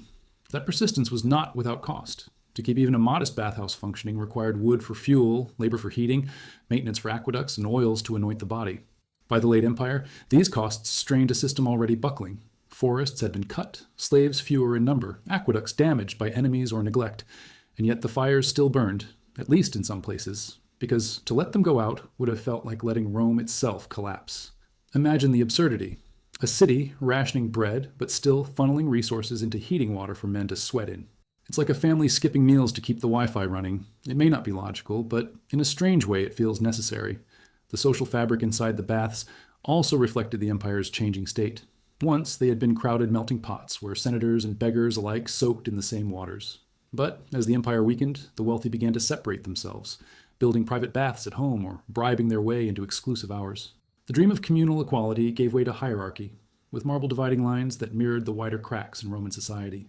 Even the water itself became a kind of social marker, hotter and cleaner for the elite, cooler and dirtier for everyone else. It's amusing, in a dark way, how humans always find a way to stratify even in a pool. What should have been the great equalizer became another reminder of who truly mattered. And yet, for all these fractures, the bath still carried an allure that is hard to explain. There was something magnetic about the combination of heat, water, and ritual. Even when the rooms smelled of mold and smoke, even when whispers of sin and corruption clung to the air, people still returned. They returned because the baths were more than buildings. They were a feeling, a memory of Rome at its strongest, a ritual that told them they belonged to something eternal. That illusion, fragile as it was, mattered more than comfort, more than health, more even than truth. It is almost comedic when you think about it. People literally sitting in lukewarm water full of bacteria, nodding proudly to themselves as if they were part of the world's greatest civilization. The Christians saw through that illusion with brutal clarity. To them, the baths were not symbols of Rome's greatness, but monuments of its corruption. They preached that true cleansing came from faith, not water. They accused the baths of vanity, lust, and waste. And slowly, the spell began to break. Families stopped attending, younger generations sought meaning elsewhere, and the once crowded halls echoed more with memory than with laughter. But the baths did not vanish immediately. They lingered, half full, stubborn relics of an old world unwilling to die. And there is something almost heartbreaking in that image. An old man sitting in the steam, remembering the glory of Augustus or Trajan, even as the empire around him fell apart. Perhaps what makes the baths most haunting is how familiar their story feels. They remind us that societies rarely collapse with a bang. More often, they fade with rituals that continue long after their purpose has been lost. The Romans clung to their baths the way we cling to traditions, to technologies, to habits that no longer serve us but comfort us with the illusion of permanence. Every empire has its baths, rituals dressed in marble or glass, defended fiercely, repeated endlessly, until one day they stand empty, their silence louder than their steam ever was. Walking through their ruins today, you cannot help but feel that strange tension. The arches still rise, the mosaics still glimmer faintly, the pools still hold shape, but what you truly see is not stone, it is denial fossilized into architecture. The Romans believed they were cleansing their bodies, but they were soaking in their own decline. And in that sense, the baths are not just relics of the past, they are mirrors of the present. They dare us to ask, what rituals are we defending today that future generations will laugh at, shake their heads at, or study as proof of our blindness? That is why the ruins still feel alive, because in their silence they whisper not just about Rome, but about us. By the later centuries of Rome, the baths had shifted from being showcases of imperial grandeur into something far stranger. Shrines of nostalgia, where people clung to the echo of greatness long after its substance had faded. Picture walking into a half-functioning bathhouse during the 5th century. The hippocaust beneath your feet doesn't hum as strongly as it once did. The fires are smaller and the steam hangs thinner in the air. The mosaics, once glowing with depictions of dolphins and gods, are chipped and dulled. Yet people still file in, undressing, scraping their skin with tired strigils, rubbing themselves with oil that is now cheaper and thinner than before. The ritual continues not because it works, but because to stop would feel like surrendering to decline. Humans are skilled at many things, but denial may be our most enduring art. In those waning years, the baths also reflected the tension between old Rome and new faith. Christianity had grown strong, reshaping morals and reshaping society, and for many of the devout, the baths were suspicious places at best and sinful at worst. To share nakedness in great halls, to indulge in perfumes and massages, to gossip in steam-filled rooms, it all looked like vanity, lust, and waste. Yet the habit of centuries was not easily broken. Families who had bathed together for generations still went, perhaps quietly, perhaps guiltily, holding onto the familiar warmth while the world outside grew colder and harsher. There is something darkly comic in imagining a Roman citizen sitting in lukewarm water, whispering complaints about invading Goths, while the preacher outside the walls thundered that this very act was an invitation to hell. The clash between comfort and conviction has always been one of history's most curious battles, but beyond morality, there was practicality. The baths had always been more than just water and steam. They were social glue. Business was discussed there, marriages negotiated, alliances forged, gossip traded like currency. To lose the baths was to lose a stage on which daily life unfolded. Imagine trying to transfer all of that to the cold streets or to cramped private houses. It wouldn't feel the same. The baths were Rome's living rooms, open to all, and their decline tore at the fabric of daily interaction. Even in their final days, people sought that sense of belonging, even if it meant sitting in pools that smelled faintly of mildew or enduring steam rooms that wheezed instead of roared. They accepted less because less was all that remained, and they pretended it was enough. That tendency to lower standards while raising justifications feels eerily familiar in modern life. As the empire fractured, the baths became symbols of stubbornness. Barbarian invasions might sack cities, aqueducts might be cut, but if even a trickle of water remained, some citizen would find a way to heat it and soak. The fires may have been smaller, but the need for ritual was bigger. There's a stubborn charm in that image. Rome burning in the distance while a group of citizens argue over who gets the warmest spot in the caldarium. It sounds absurd, but it's not unique to them. We too cling to comforts in the face of collapse. People watch television while hurricanes approach, or scroll their phones during crises because the ritual of normality is a shield against fear.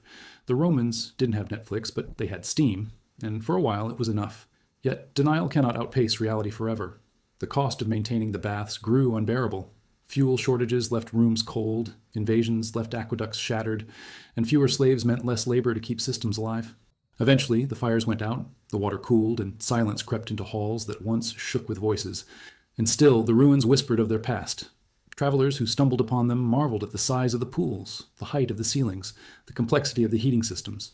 Even stripped of function, the architecture carried awe. That paradox, decay wrapped in magnificence, remains one of Rome's most enduring legacies.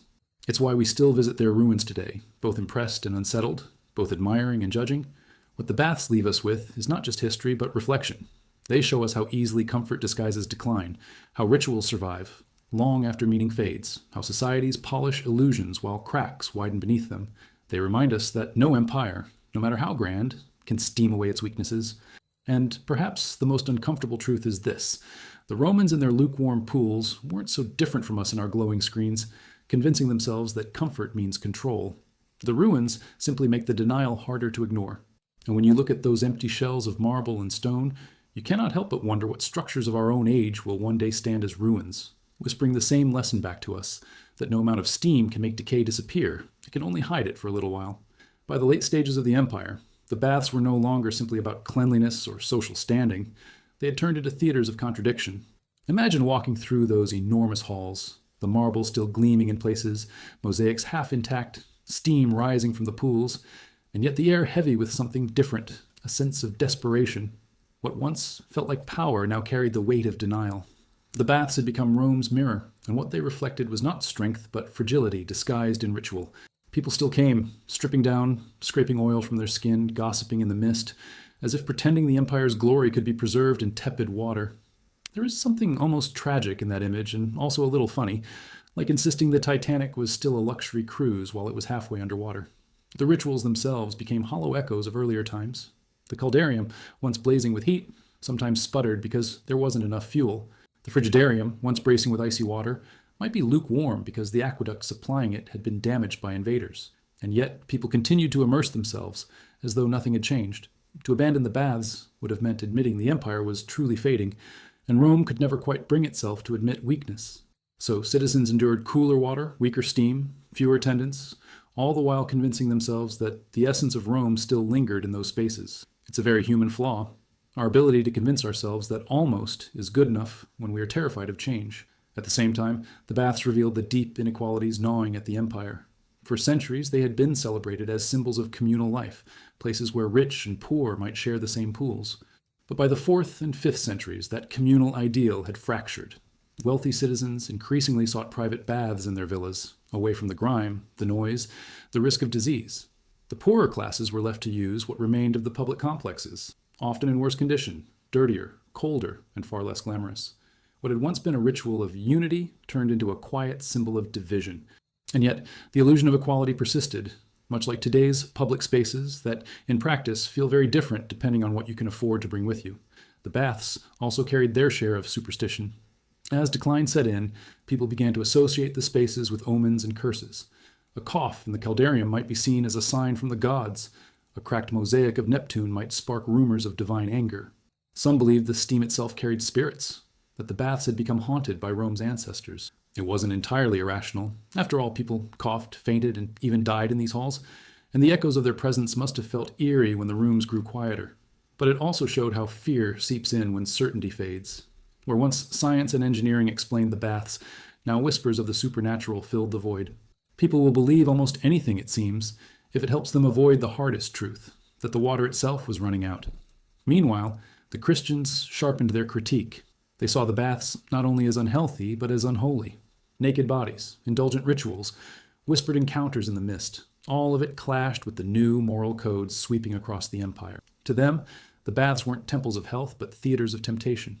Bishops condemned them in sermons. Preachers warned that stepping into those pools was stepping into sin. And gradually, the culture shifted. The baths became less about pride and more about stigma, less about belonging and more about suspicion. Yet even then, they did not vanish immediately. People kept returning, caught between habit and shame, between nostalgia and fear. It must have been a strange experience, walking into a place your grandparents had celebrated as glorious, while your priest condemned it as corrupt. That tension alone speaks volumes about how societies fracture when old rituals collide with new beliefs. And still, even in their decline, the baths retained a strange magnetism. Travelers from far-off provinces marveled at their size, their design, their grandeur. Invaders who toppled Rome were awestruck by the engineering, unable to believe that a civilization capable of such wonders could collapse at all. And perhaps that is the sharpest irony. The baths were both proof of Rome's greatness and evidence of its blindness. They were monuments that said, "Look how mighty we are," even as the empire itself struggled to keep their fires lit.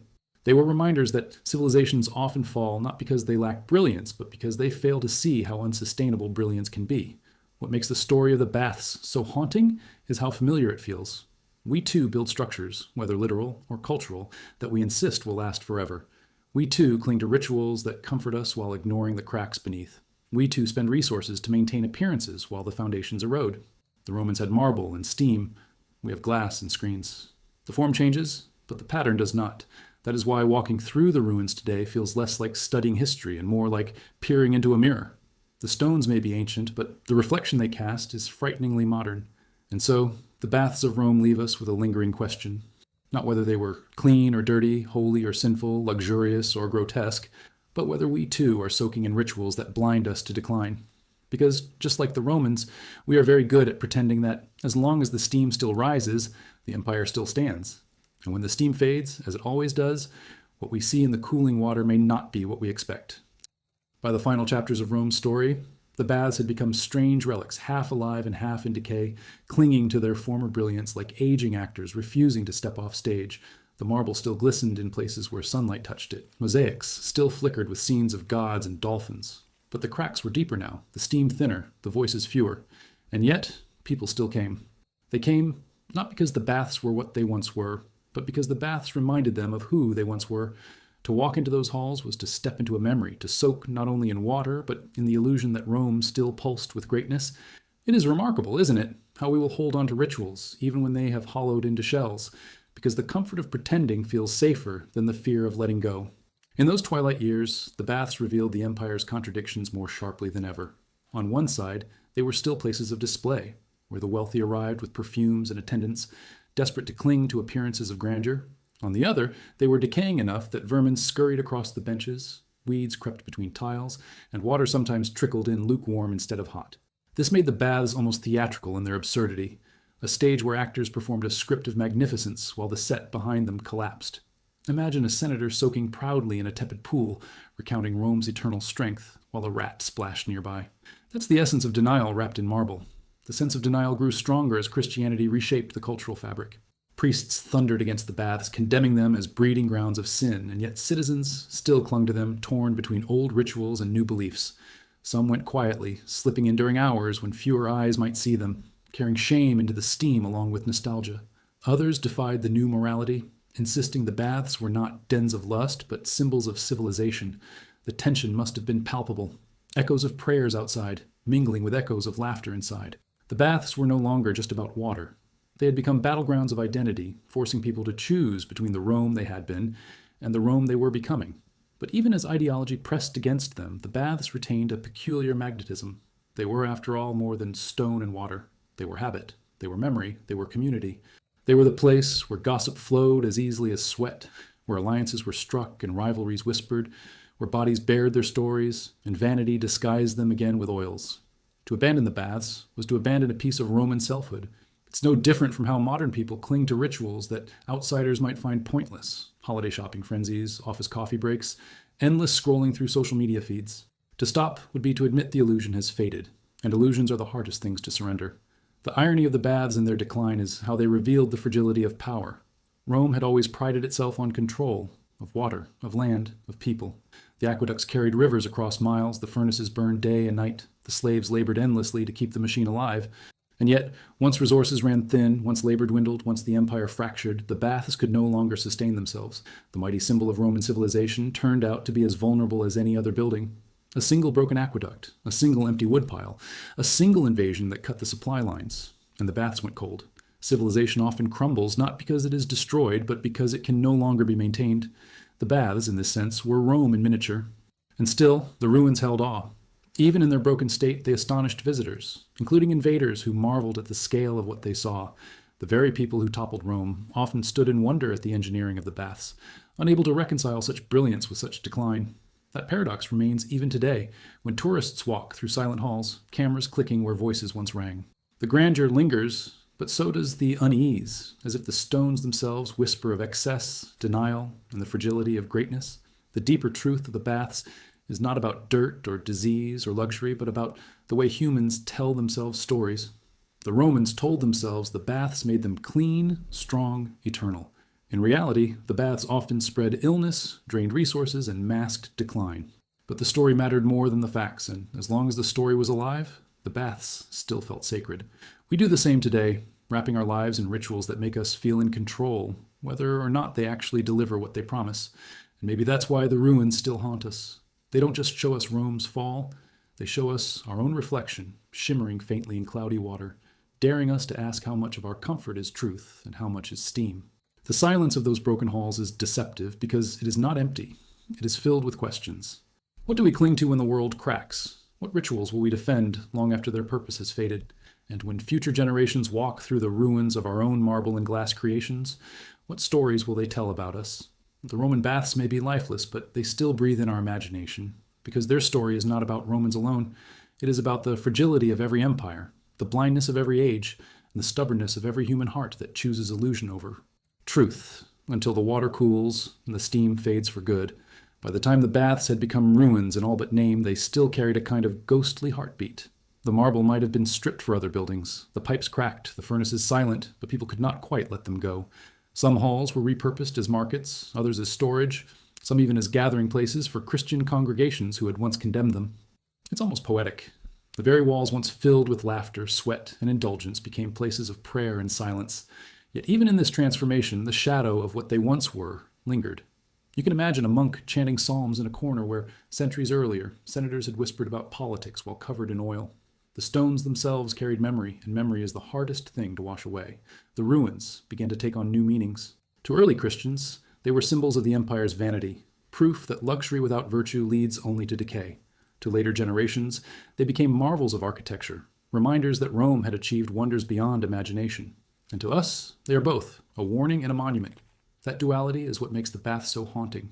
They were both the pride of Rome and one of the seeds of its weakness. It is tempting to think of history as clean and simple, but the baths remind us that human creations are rarely just one thing. They can be brilliant and destructive, unifying and divisive, magnificent and grotesque, all at the same time. Consider the sheer human cost of keeping those places alive. Entire forests were felled to keep the furnaces burning. Rivers were diverted to fill the pools. Slaves worked day and night, breathing smoke, hauling fuel, repairing cracks. For the ordinary Roman citizen, the baths were effortless luxury, but only because the effort had been pushed onto the backs of others. It's a sobering thought. The laughter and relaxation of one group often rests on the exhaustion of another, and when the empire weakened, when the forests thinned and the labor force shrank, the illusion collapsed. Civilization is expensive, and Rome had spent beyond its means. It makes you wonder how many of our own effortless luxuries today hide similar costs, just shifted out of sight.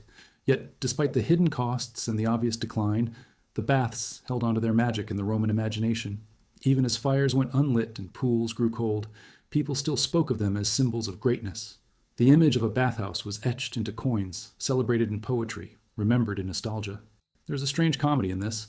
People idealizing hot water while struggling to defend their borders, carving images of steam into stone while their cities burned.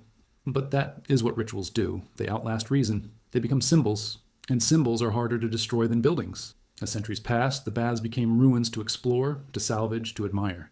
Invading tribes wandered through their empty halls in awe, marveling at the sheer scale of what Rome had built. Medieval locals quarried them for stone, carting away marble blocks to build churches and palaces, unaware, or perhaps entirely aware, that they were dismantling the skeleton of an empire.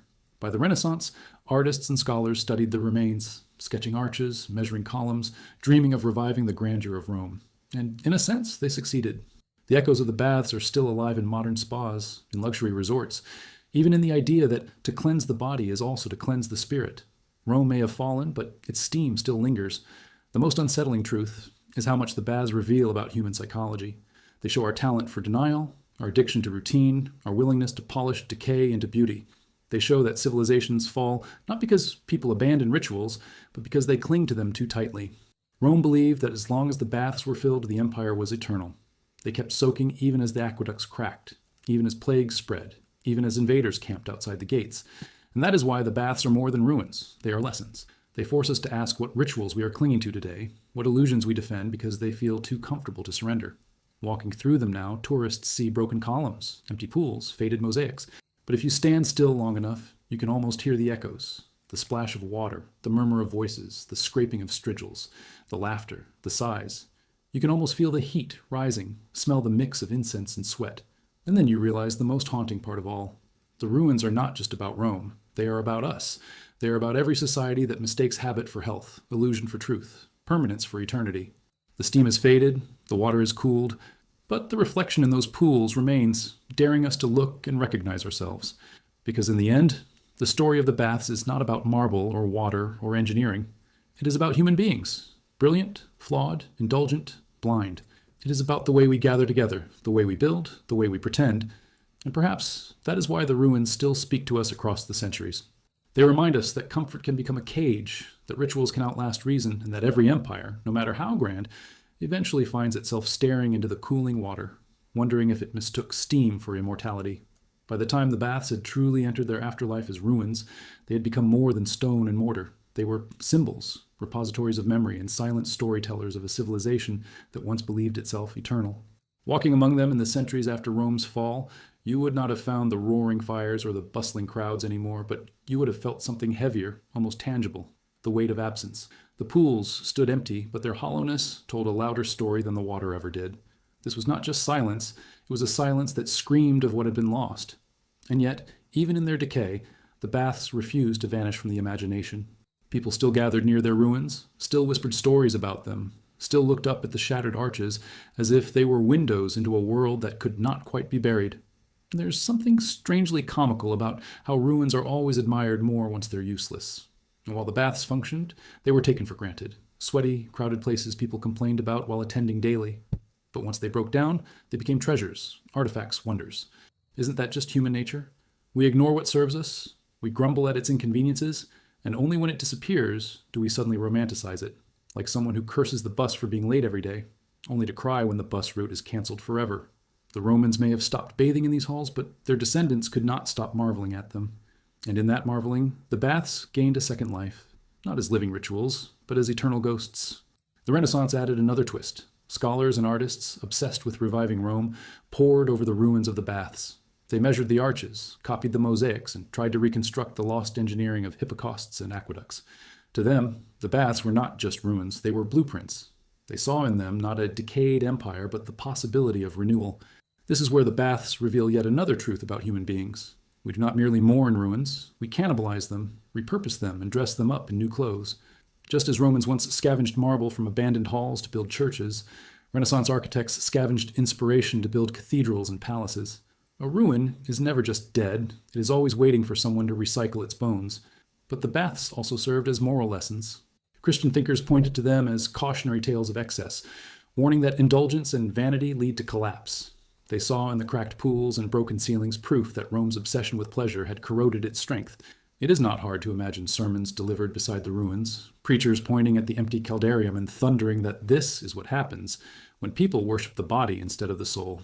And yet, ironically, those same preachers walked into churches built with stones carted away from the very baths they condemned. Hypocrisy has always been part of human ritual, and Rome's afterlife was no exception. Even in their broken state, the baths carried echoes of their former atmosphere. Travelers wrote of standing in the ruins and almost hearing the splash of water, the scrape of strigils, the murmur of voices. The ghosts of routine lingered long after the routines themselves had ended. It's fascinating how spaces retain memory. Walk into an abandoned school today, and you might still feel the buzz of lessons and laughter even in silence. The Roman baths carried that same ghostly hum, amplified by their sheer size. Their emptiness became part of their power, a reminder that greatness is measured not only by what is built, but by what is lost. And perhaps this is where the baths are most unsettling. They remind us that no matter how polished, how magnificent, how eternal something appears, it is always temporary. The water cools, the fires fade, the stones crumble. Yet what survives is not the cleanliness, not the rituals, not even the diseases. They are gone. What survives is the story. Rome's baths tell us that civilizations are remembered not just for their triumphs, but for their blind spots, their contradictions, their illusions. And when we stand among those ruins today, it is impossible not to wonder which of our own monuments will one day tell the same story about us.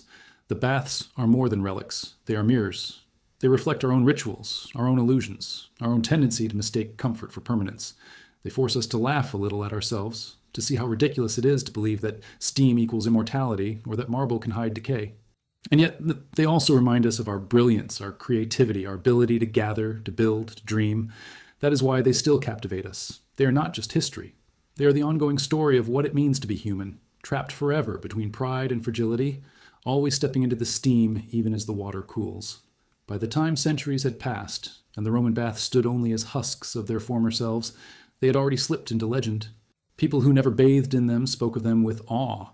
Travelers wrote about their ruins as though they were still alive, and generations who had grown up without steam or oil still carried in their minds the image of these places as the beating heart of civilization. The irony is sharp. When they were full, the baths were messy, loud, often unhygienic. But when they emptied, they became pure in memory. Human beings do this all the time. We edit the past, cutting out the grime and exaggerating the shine, until what remains is a version of events too polished to be true. The baths were perhaps Rome's greatest exercise in collective nostalgia, an illusion polished by centuries of longing. The ruins themselves played a part in feeding this nostalgia. Standing among the shattered arches and dry pools, one could not help but imagine what they once were. The architecture was so massive that even broken, it dwarfed the viewer. Empty rooms made imagination race. You could almost hear the echo of footsteps, almost smell the perfumes, almost feel the weight of steam on your lungs. It is fascinating how absence sometimes feels more powerful than presence. A silent, broken hall can feel louder than a crowded one, because your mind rushes to fill in what is missing. And in that filling in, the baths continued to live long after their fires went out. But ruins do more than whisper about the past. They also inspire new futures. During the Renaissance, the baths became classrooms for architects. Men like Palladio studied their dimensions, copied their arches, and carried fragments of Roman design into new creations. What was once a tepidarium became a sketchbook for a cathedral. What was once a caldarium became a blueprint for a palace. It's almost comical when you think about it. A place once filled with sweaty bodies gossiping and scratching lice inspired some of the most elegant designs of European architecture. Civilization has a way of recycling its trash into treasure, and the baths are one of the best examples of that strange alchemy. Yet for all their beauty, the baths also carried warnings. Medieval monks wrote about them as symbols of sin, proof that indulgence leads to ruin. To them, the crumbling mosaics were not art, but evidence that Rome had chosen luxury over discipline and paid the price. They saw the baths not as marvels, but as moral lessons carved into stone. It's curious how the same ruins can be seen so differently. To some, they were blueprints, to others, warnings, to still others, curiosities. Perspective is everything. And this is what gives the baths their lasting power. They don't dictate meaning, they invite interpretation. Even today, their story feels unsettlingly relevant. We build our own rituals of comfort, our own temples of excess, or our own illusions wrapped in marble or glass. We convince ourselves that as long as the lights shine, the servers run, the systems hum, we are eternal. The Romans thought the same about their aqueducts and their baths, and just like them, we prefer not to ask how sustainable those systems really are. The baths, in their ruined silence, force us to ask whether our own comforts might one day stand empty, admired by tourists who marvel at their scale while wondering how we could have been so blind. Perhaps that is why they still hold such fascination. They remind us of our brilliance, yes, but also of our fragility. They tell us that greatness is not destroyed in a single blow, but eroded, chipped, cooled 1 degree at a time. They tell us that comfort can become a cage, that rituals can outlast meaning, that denial can dress itself in marble until the day the fires go out. And they remind us that once gone, those rituals will be remembered not as they truly were, but as we choose to imagine them, shiny, eternal, stripped of their flaws. That may be the bath's final irony. They were never as pure as we think, but in ruin they have become more perfect than they ever were in life. And so their story lingers, not just in stone, but in us. When we step into a spa, when we crowd into a stadium, when we cling to rituals long after their purpose has faded, we are repeating the same patterns. The Roman baths are not just ruins, they are mirrors. And in their reflection, we see our own rituals steaming around us, daring us to wonder when the water will finally cool. By the time the baths had fully entered their role as ruins, they were no longer just about Rome's past. They were about the imagination of everyone who came after. Generations who never saw them functioning projected onto them visions of what they must have been, stories of grandeur mixed with exaggeration until fact and myth blurred. A broken arch was enough for a poet to write about entire worlds of steam and marble. A cracked mosaic tile became proof of splendor so vast it could never be matched. It's one of the quirks of human memory. The less we truly know about something, the more perfect we make it in our minds. And so the baths, once sweaty, noisy, chaotic places, became in memory something cleaner, more dignified, more eternal than they had ever been in life. Travelers who walked through their remains often wrote about the eerie atmosphere. They described silence so heavy it felt alive, as if the walls themselves remembered the countless voices that once bounced through them. It's almost unsettling how stone can feel like it still breathes. The pools, long dry, became like mirrors, reflecting not water but imagination, and people filled them with whatever story suited their time. For some, they were warnings of excess. For others, they were symbols of genius. The ruins had become flexible, a kind of historical stage set where anyone could perform their own version of Rome. This mutability is perhaps the greatest power of ruins. They outlive their own truth and become vessels for ours. But ruins are never entirely silent. Archaeologists digging through the baths centuries later uncovered not just mosaics and pipes, but tiny details that painted vivid pictures of daily life. Coins lost in drains, hairpins dropped in pools, bits of combs, fragments of glass bottles that once held perfumes. These are not the treasures of emperors, but the forgotten trinkets of ordinary people. And somehow, they speak louder than the marble. They remind us that the baths were not just about grandeur, but about individuals. About a young girl adjusting her hair, a merchant jingling his coins, a slave scraping oil off a tired back. The grandeur may have faded, but the humanity remains, buried in the smallest details. That humanity is what makes the baths so endlessly fascinating. They are at once monumental and intimate, vast and personal. You can stand in a hall that could hold thousands, then bend down and find the imprint of a footprint in a cracked tile, left by someone who never imagined we'd still notice it centuries later. It's almost funny. People often go to great lengths to leave legacies, building monuments and carving names, but what survives best are usually the unintentional marks: a misplaced coin, a chipped comb, a footprint. The baths remind us that history is often preserved not by what we try to remember, but by what we forget to take with us. The Renaissance scholars who rediscovered the baths were both practical and romantic. They measured the proportions of the domes, copied the geometry of the vaults, and marveled at the complexity of the hypocaust systems. But they also dreamed about the life that had filled these spaces. They imagined senators reclining, slaves bustling, steam clouding vision, perfumes thick in the air.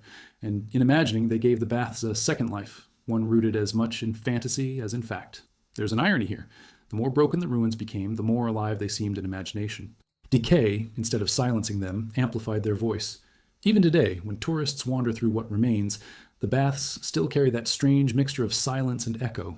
People take photos of empty pools and cracked ceilings, marvel at how advanced the Romans were, and rarely pause to think about the dirt, the disease, the chaos that coexisted with the beauty. The ruins have been sterilized by time, turned into museum pieces where the unpleasantness has faded but the awe remains. It's a reminder that history often ages like wine in our minds. We keep the sweetness and forget the bitterness. And maybe that is why the baths still captivate us. They offer the illusion of perfection while hiding the messiness that once made them real. But beneath that illusion, a deeper truth lingers. The baths were never just about water. They were about people trying to make sense of life together.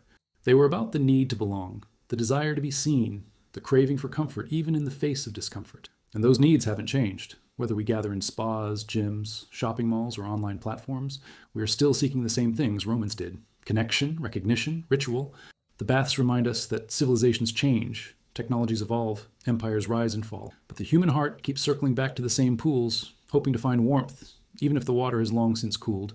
And perhaps that is their greatest legacy. Not the grandeur of their stone, not the brilliance of their engineering, not even the lessons of their fall, but the simple reminder that behind every empire, every monument, every illusion of eternity, there are people. People scratching, sweating, gossiping, pretending, laughing, coughing, living. And when the walls crumble and the pools dry, it is that humanity that lingers, etched into stone, waiting for us to notice. The baths, in their ruins, whisper less about Rome's past than about our present, daring us to ask whether our own rituals will one day be remembered with awe, or with the same mix of admiration and unease that clings to those ancient halls. By the time the Roman baths had lived their full arc, from brilliance to decline, from glory to ruin, they had already slipped into something larger than history. They became metaphors, vessels of meaning that outlasted the empire itself. People who never saw them in their prime still use them as reference points, symbols of what it meant for society to reach extraordinary heights and then sink under the weight of its own contradictions. And that is why, centuries later, their ruins still feel alive. They are not just broken stones. They are reminders of how humans always circle back to the same paradox. The things we build to make us strong often end up exposing our weakness. The power of the baths was not only in their architecture, but in the psychology they represented. Step into one of those halls in its final years, and you would not only see fading mosaics and cracked ceilings, you would see denial embodied. People soaked in tepid water trying to convince themselves that the empire was still eternal, that as long as steam rose, Rome could not fall. It's oddly familiar, isn't it? We too cling to rituals and comforts that feel eternal until they're not. We hold on to symbols long after their substance has drained, telling ourselves the illusion is enough. The baths remind us that human beings are not rational creatures. We are narrative-driven creatures. We don't just want heat, we want to believe the heat means we're safe. Even the ruins themselves demonstrate this strange duality. On the one hand, they are clearly broken, stripped of function. On the other, they inspire awe so profound that invaders who had toppled Rome stood speechless before them. Imagine the paradox. The same tribes who dismantled the empire paused to marvel at its baths. That contradiction speaks volumes. Strength can vanish in practice, but remain untouchable in memory. A cracked arch can outlast an army. A broken pool can hold more power than a sword. The Romans may have lost their empire, but their baths kept whispering centuries after the fires had gone cold. Those whispers carried different tones depending on who listened. To the medieval Christian, they were lessons in vanity, evidence that indulgence leads to decay. To the Renaissance scholar, they were inspiration, proof that human ingenuity could be resurrected and even improved. To the modern tourist, they are curiosities, backdrops for photos, fascinating precisely because they straddle the line between majesty and ruin. This flexibility is their genius. The baths never stop teaching, but what they teach depends on who is willing to listen. And maybe that is what makes them so captivating. Ruins don't give answers. They hand us mirrors. And what do we see in those mirrors? We see ourselves. We see our shopping malls, our stadiums, our skyscrapers, our own versions of marble temples filled with rituals we insist are essential. We tell ourselves that we are different, that our systems will endure, that our comforts are sustainable. But the baths smirk at us from the past, reminding us that Rome thought the same. They make us laugh uneasily at how little we've changed. People once crowded into steam rooms, coughing on each other, convinced they were cleansing their bodies. Today we cram into airplanes breathing recycled air and call it progress. The costumes have changed, but the script feels eerily familiar. That familiarity is what makes the baths more haunting than any battlefield. A battlefield tells you about death, but the baths tell you about life, about how people lived, what they valued, what they pretended not to notice. And in those details lies the truth of a civilization. Rome did not just fall on the battlefield, it eroded in places like the baths, where denial wrapped itself in marble and steam until it was too late. That is why the ruins feel so charged. They aren't just artifacts, they are frozen warnings, still steaming in memory, still asking uncomfortable questions centuries later. And maybe that is their final lesson. Not that Rome was brilliant, not that Rome was decadent, but that Rome was human. Brilliant, flawed, indulgent, blind, all at once. The baths crystallize that humanity more vividly than any forum or temple, because they were built not for gods, but for people. And that is why they endure in imagination, even when their water has long since dried.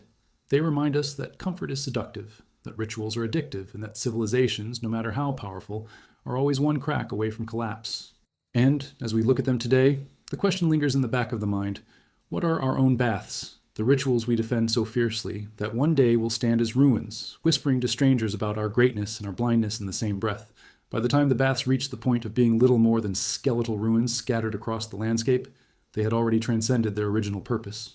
They no longer existed as functioning places of heat and water, but as symbols layered with meanings that shifted depending on who looked at them. To some, they were reminders of human brilliance, to others, monuments of indulgence and decay.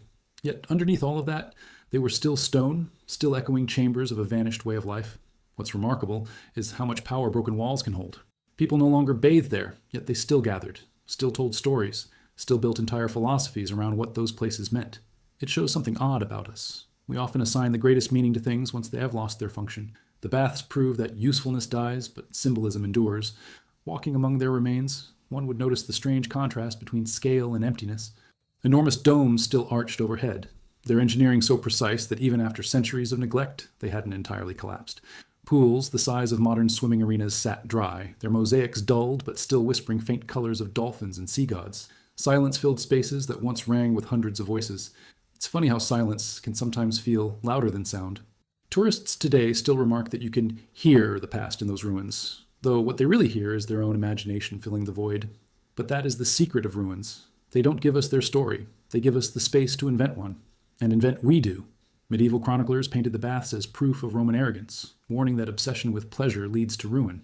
Renaissance scholars, on the other hand, studied their proportions, turning them into classrooms for a rebirth of architecture. Modern visitors snap photos in awe, captioning them with hashtags about how advanced the Romans were, rarely considering the lice, the infections, the filth mixed into those steaming pools. Each generation filters the baths through its own lens, keeping the parts that suit the story and discarding the rest. It's almost comedic when you think about it. The same cracked arch that once dripped with condensation has been, at different times, evidence of sin, inspiration for genius, and backdrop for selfies. Human beings are less interested in truth than in stories that make them feel something. The ruins also remind us of the fragility behind the facade. The baths had always seemed indestructible while they functioned. Grand arches, endless water supplies, heat that never failed. But all of it depended on fragile systems. Forests cut endlessly for fuel, aqueducts stretching across hostile terrain, slaves working in suffocating conditions. Once those systems faltered, the baths crumbled quickly. What had looked like permanence was really just balance. A balance that couldn't hold forever. And this is perhaps their most uncomfortable lesson. Every system we build today, our energy grids, our internet, our comforts, carries the same illusion of permanence. The baths whisper across time that permanence is always temporary, but humans are very good at ignoring whispers until they become cracks. Yet even in collapse, the baths retained allure. Invaders stood in awe of their size, unable to reconcile their own rough settlements with the grandeur of what they found. Locals scavenged stone to build churches and houses, embedding pieces of Rome into their own towns. Scholars sketched them, poets romanticized them, travelers wrote about them. The baths had lost their original purpose, but gained a new one. They became teachers, storytellers, warning signs. That is why they still captivate us today. They are not just empty ruins. They are questions carved into stone. Questions about how we live, what we value, and what illusions we're willing to bathe in until the water cools. What lingers most in their story is the human element. The baths were never just engineering marvels or cultural showcases. They were human spaces filled with laughter, gossip, sweat, vanity, sickness, and longing. They were proof that people crave ritual, even messy ritual, to give shape to their days. And in that craving, they show us something timeless, that civilizations don't fall in one dramatic moment. They fade in habits repeated long after their meaning has gone. Romans kept bathing in cloudy pools long after the grandeur was gone because routine felt safer than change. Don't we do the same? We cling to rituals, scrolling, shopping, streaming, long after they nourish us, because the ritual itself is what makes us feel alive. And perhaps this is the most haunting part of the baths. They did not die when the water stopped flowing. They only died when people stopped believing in them. Belief kept them alive longer than aqueducts or fires. That is their truest lesson, that civilizations are sustained less by stone than by stories. And when belief fades, even the grandest marble halls become empty shells. Today, when we stand in their ruins, we are not just looking at history. We are staring at our own reflection, asking ourselves what rituals we defend with the same blind faith and how long it will be before our own steam fades into silence. By the time the baths had entered their final stage of existence, they had already become something paradoxical. Ruins that were more alive in imagination than they had ever been in reality. Step into those skeletal halls centuries after their fires had gone out, and you would find not water or steam, but a strange electricity in the air, a tension between silence and memory, between grandeur and emptiness. The stones no longer echoed with voices, yet they seemed to hum with the memory of thousands who had once crowded into them. It's fascinating how absence can sometimes feel heavier than presence, how the emptiness of a space can shout louder than its noise ever did. That's the peculiar magic of the Roman baths. They remind us that ruins are not just what's left behind, but what they awaken in those who look at them. The strange part is how people reacted to those ruins across time. To medieval eyes, they were cautionary tales, proof that indulgence in sin brings civilizations to ruin. Monks and chroniclers painted them as warnings, shaking their heads at the arrogance of an empire that built marble palaces for sweat while neglecting the health of its soul. To Renaissance scholars, however, they were treasure troves, architectural textbooks in stone. They sketched their arches, measured their vaults, and resurrected their proportions in churches and palaces. And in modern times, they have become tourist attractions, stages for selfies and documentary voiceovers. One structure, 3,000 interpretations. That's the irony of ruins. They are chameleons, taking on whatever meaning the age around them demands. But beneath all these interpretations, the baths keep whispering the same uncomfortable truths. They remind us that what looks eternal is always fragile, that what seems permanent is always temporary. They remind us that a system can appear indestructible until the moment the water stops flowing, the woodpile runs out, or the slaves disappear. The grandeur of the baths was an illusion sustained by constant labor and endless resources, and when those collapsed, the illusion vanished almost overnight. Doesn't that sound familiar? We look at our skyscrapers, our grids, our glowing networks, and we tell ourselves they will last forever. But the baths smirk from history, telling us that forever is often just a few decades longer than we think. The haunting part is how the Romans themselves reacted to decline. They didn't abandon the baths when cracks appeared. They kept using them, soaking in tepid pools, sitting in halls where mosaics crumbled, convincing themselves it was still the same as before. That stubbornness is so human, it almost makes you laugh. We do the same thing all the time, clinging to traditions long after they've lost their purpose, pretending they still carry meaning. Think of how people camp outside stores on Black Friday for deals that are barely discounts, or insist on printing documents in triplicate even though everything is digital. The Romans were no different. For them, the baths were Rome. To stop going was to admit the empire itself was fading, and denial always feels warmer than truth. Yet the deeper lesson isn't just about denial, it's about ritual. The baths were rituals carved into stone, daily acts that gave Romans a sense of belonging, identity, even immortality. And when those rituals cracked, the empire cracked too. That's why the ruins feel so eerie. They are broken rituals, empty shells of meaning, and maybe that's why we still feel drawn to them today. We recognize ourselves in them. We see our own rituals, our gyms, our malls, our glowing screens, and wonder how long before they too stand empty, visited only by tourists marveling at the illusions we mistook for eternity. The baths, in their silence, force us to confront the question we prefer not to ask. What are we clinging to right now that future generations will laugh at? What rituals do we defend fiercely, even though their cracks are already showing? The Romans thought steam made them clean, when in reality they were soaking in germs. We think connectivity makes us free, when in reality we're tethered more tightly than ever. The costumes change, the rituals evolve, but the pattern is the same. That's why the baths still grip our imagination. They're not just about Rome's past, but about our present and perhaps our future. And so their story lingers, carved into stone, echoing louder with each century. They remind us that comfort is seductive, that rituals are addictive, and that illusions are stubborn. They remind us that civilizations don't fall with a single blow, but with the quiet fading of heat, the slow cooling of water, the gradual silence of once busy halls. And when we walk through their ruins today, we are not just looking at what Rome left behind. We are staring at a mirror, one that dares us to ask how long before our own marble dreams turn to cracked stone and silent echoes. By the time the baths had settled into their role as monuments of absence rather than presence, they had already become a kind of theater for the imagination. People didn't just see broken stone and empty pools. They saw layers of meaning stacked on top of each other. each era rewriting the story according to its own anxieties and hopes. Medieval monks saw them as cautionary tales of arrogance. Renaissance artists saw them as textbooks of beauty, and modern visitors see them as echoes of innovation. And that is what makes the baths so strangely powerful. They have long outlived their practical use, yet they continue to live rent-free in our collective imagination. It's almost ironic.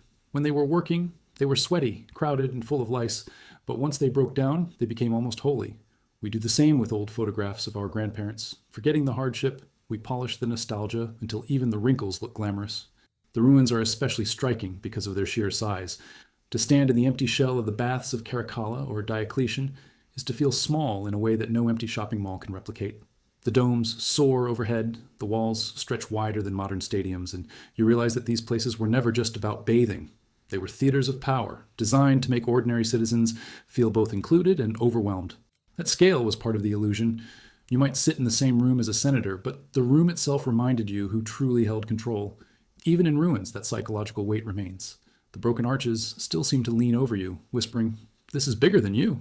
And yet, the funny thing is, the moment you leave, you realize it's just stone and dust, powerless without your attention. The baths only intimidate as long as you let them. But ruins don't just intimidate, they provoke reflection.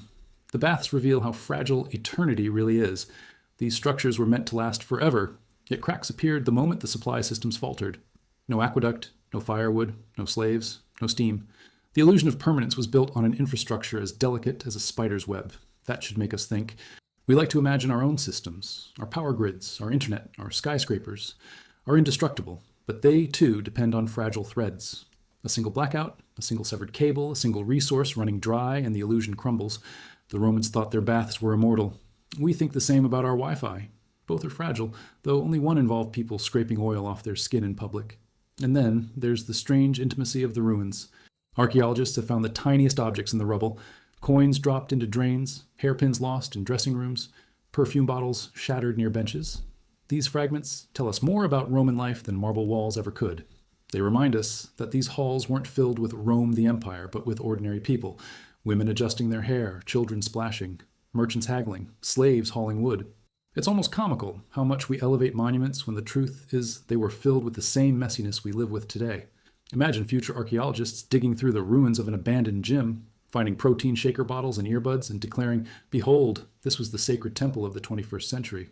The baths remind us that daily life is always stranger and more ordinary than the stories we later tell about it. Even more curious is the way the baths have survived in memory through reinvention. The Renaissance didn't just study them, it absorbed them. Architects stole their proportions, artists sketched their ruins, engineers puzzled over their heating systems. The ruins became seeds for new creations, proof that even decay can be fertile. That's another lesson the baths carry. Nothing ever truly disappears, it just transforms. Rome's steam rose into silence, but its arches reappeared in churches, its mosaics in villas, its influence in places the Romans could never have imagined. It makes you wonder what of our world will be scavenged in the same way. Will our skyscrapers inspire new temples centuries from now? Or will our plastic bottles be the fragments studied by puzzled archaeologists, trying to piece together why we drank water from containers that outlasted us by 1,000 years? And perhaps that is the greatest paradox of the baths. They were built to be eternal, but their eternity lies not in their function, but in their failure. Their silence speaks louder than their steam ever did. Their emptiness teaches more than their crowds ever could. We visit them today not to bathe, but to remember, to marvel, to laugh a little at human stubbornness, and to reflect on our own rituals. Because in the end, the baths are not just ruins of Rome, they are mirrors. They show us how easily we confuse ritual with meaning, comfort with strength, habit with eternity.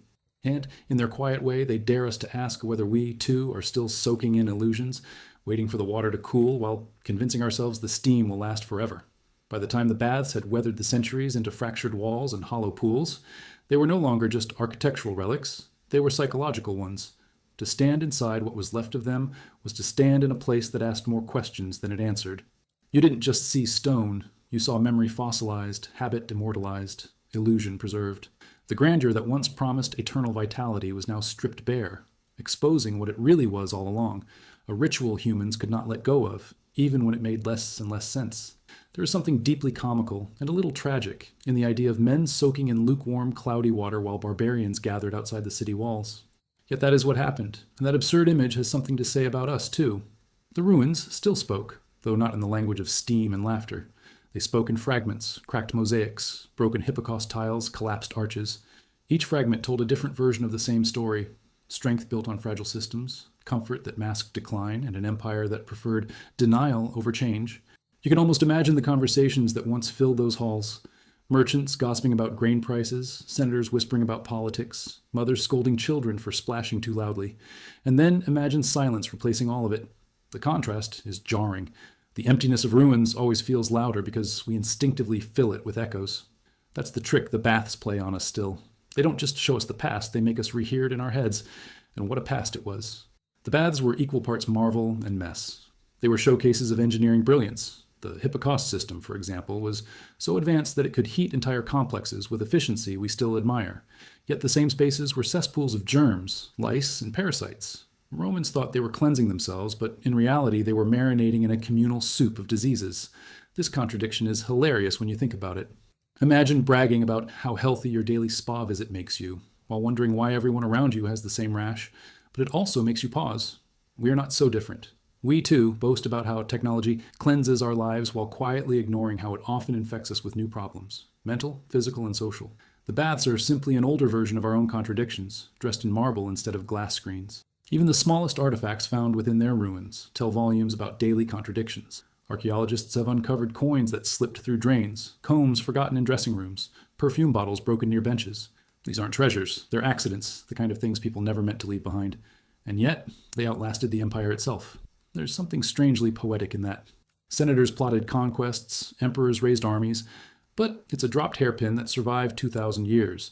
It makes you wonder if the things we consider trivial today will one day become the loudest voices of our time. Maybe some archaeologist of the future will dig up a cracked smartphone case and write a 10-volume dissertation on the ritual objects of 21st century worship. The baths remind us that what we leave behind is rarely what we think defines us. Their influence didn't stop with their collapse either. Renaissance architects stood among their ruins, sketching proportions, stealing designs, and resurrecting their grandeur in new forms.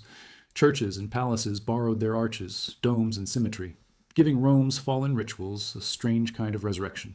That's another irony. Spaces once condemned as sinful by Christian preachers ended up shaping the very architecture of Christian Europe.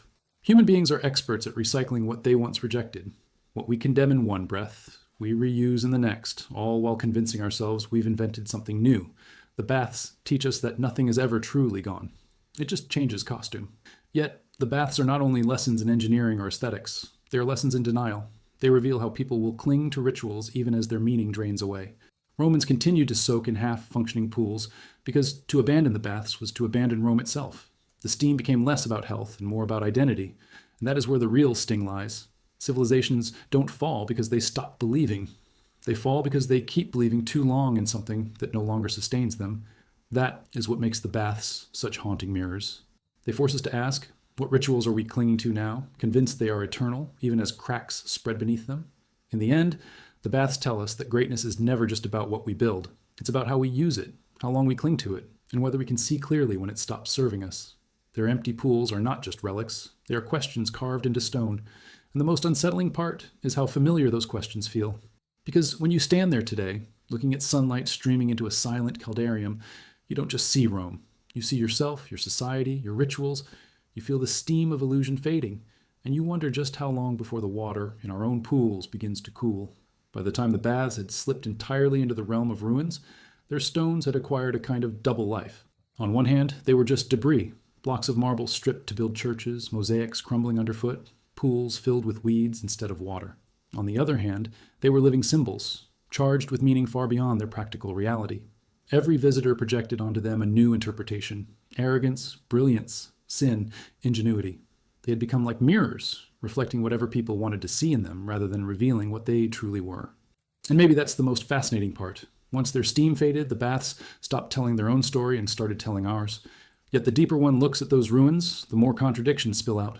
The baths were designed as temples of purity, yet in practice they were cauldrons of germs. They were meant to showcase unity, yet they hid deep inequalities, with the wealthy sneaking into private hours while the poor soaked in crowded pools. They were celebrated as symbols of strength, yet they became unsustainable burdens that drained Rome's forests, rivers, and labor force. And through it all, Romans kept insisting they were indispensable. There is something darkly comic about it. People watching the empire crumble, but still debating who got the best seat in the caldarium. And that irony is what makes the baths so enduring, because it feels so familiar. We too cling to comforts while cracks spread around us. Archaeologists, digging centuries later, uncovered layers of human life trapped in those stones.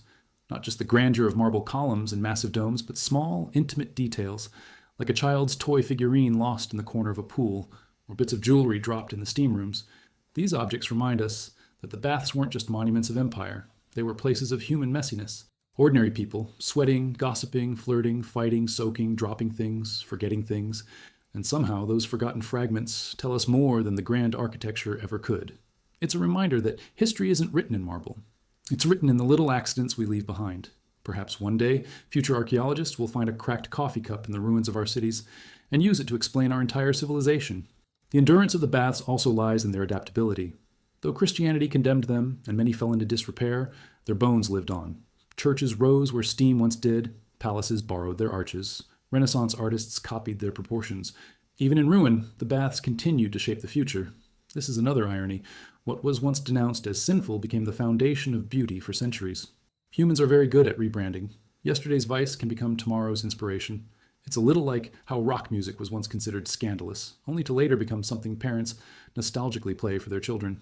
The baths remind us that what one age condemns, another may sanctify, and vice versa. And what of the people who experienced their final decline? Imagine being a Roman citizen in the 4th or 5th century, walking into a bathhouse that no longer felt the same. The water not as hot, the mosaics chipped, the halls echoing with fewer voices. Yet you still went because the act of going mattered more than the experience itself. That image lingers, the stubbornness of clinging to ritual as though it could hold back history. It's both touching and absurd, and maybe that's why it resonates with us. We, too, cling to rituals that don't work anymore, not because they're useful, but because they remind us of who we think we are. That's why the ruins still matter. They are not just remnants of Rome. They are metaphors for every age that mistakes habit for eternity. Their cracked arches whisper that no comfort lasts forever, no ritual is immune to time, and no empire can steam away its fragility. And yet, they also remind us of human brilliance, the audacity to build such spaces, the ingenuity to hate them, the artistry to adorn them. The baths are both warnings and celebrations, both monuments to denial and testaments to creativity. And standing among their ruins today, one cannot help but feel both admiration and unease.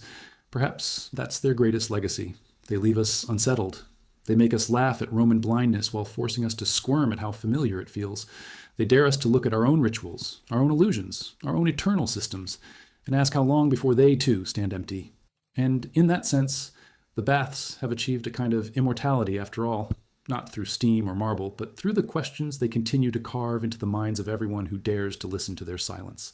By the final echoes of their story, the Roman baths had transformed into something greater than marble halls or engineering marvels. They had become metaphors carved into silence, still whispering to anyone willing to stand among their ruins and listen. What once roared with steam and laughter, with gossip and arguments, now exists only as fragments of stone and imagining. And yet, strangely enough, those fragments speak louder than the original clamor.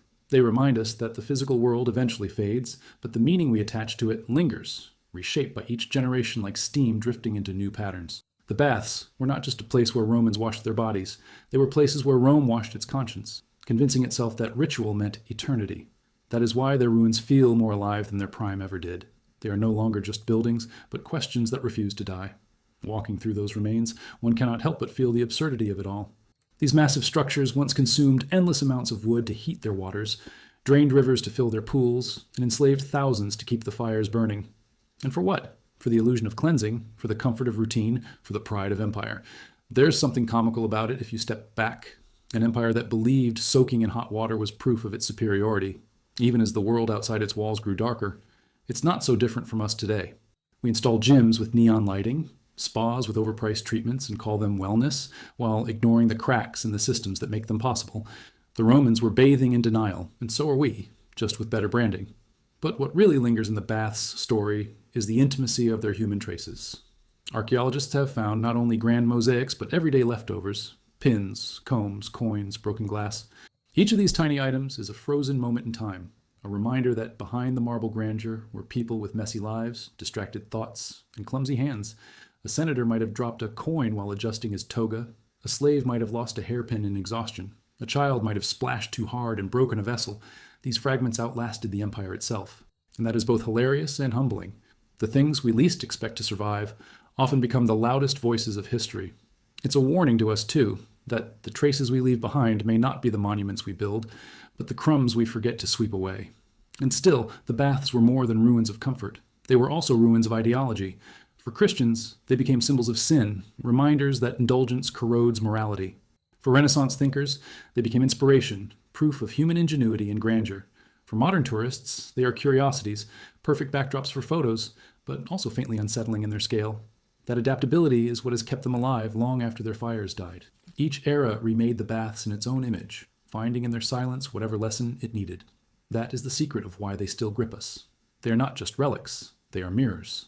And when you look closely into that mirror, what you see is not just Rome, it is us.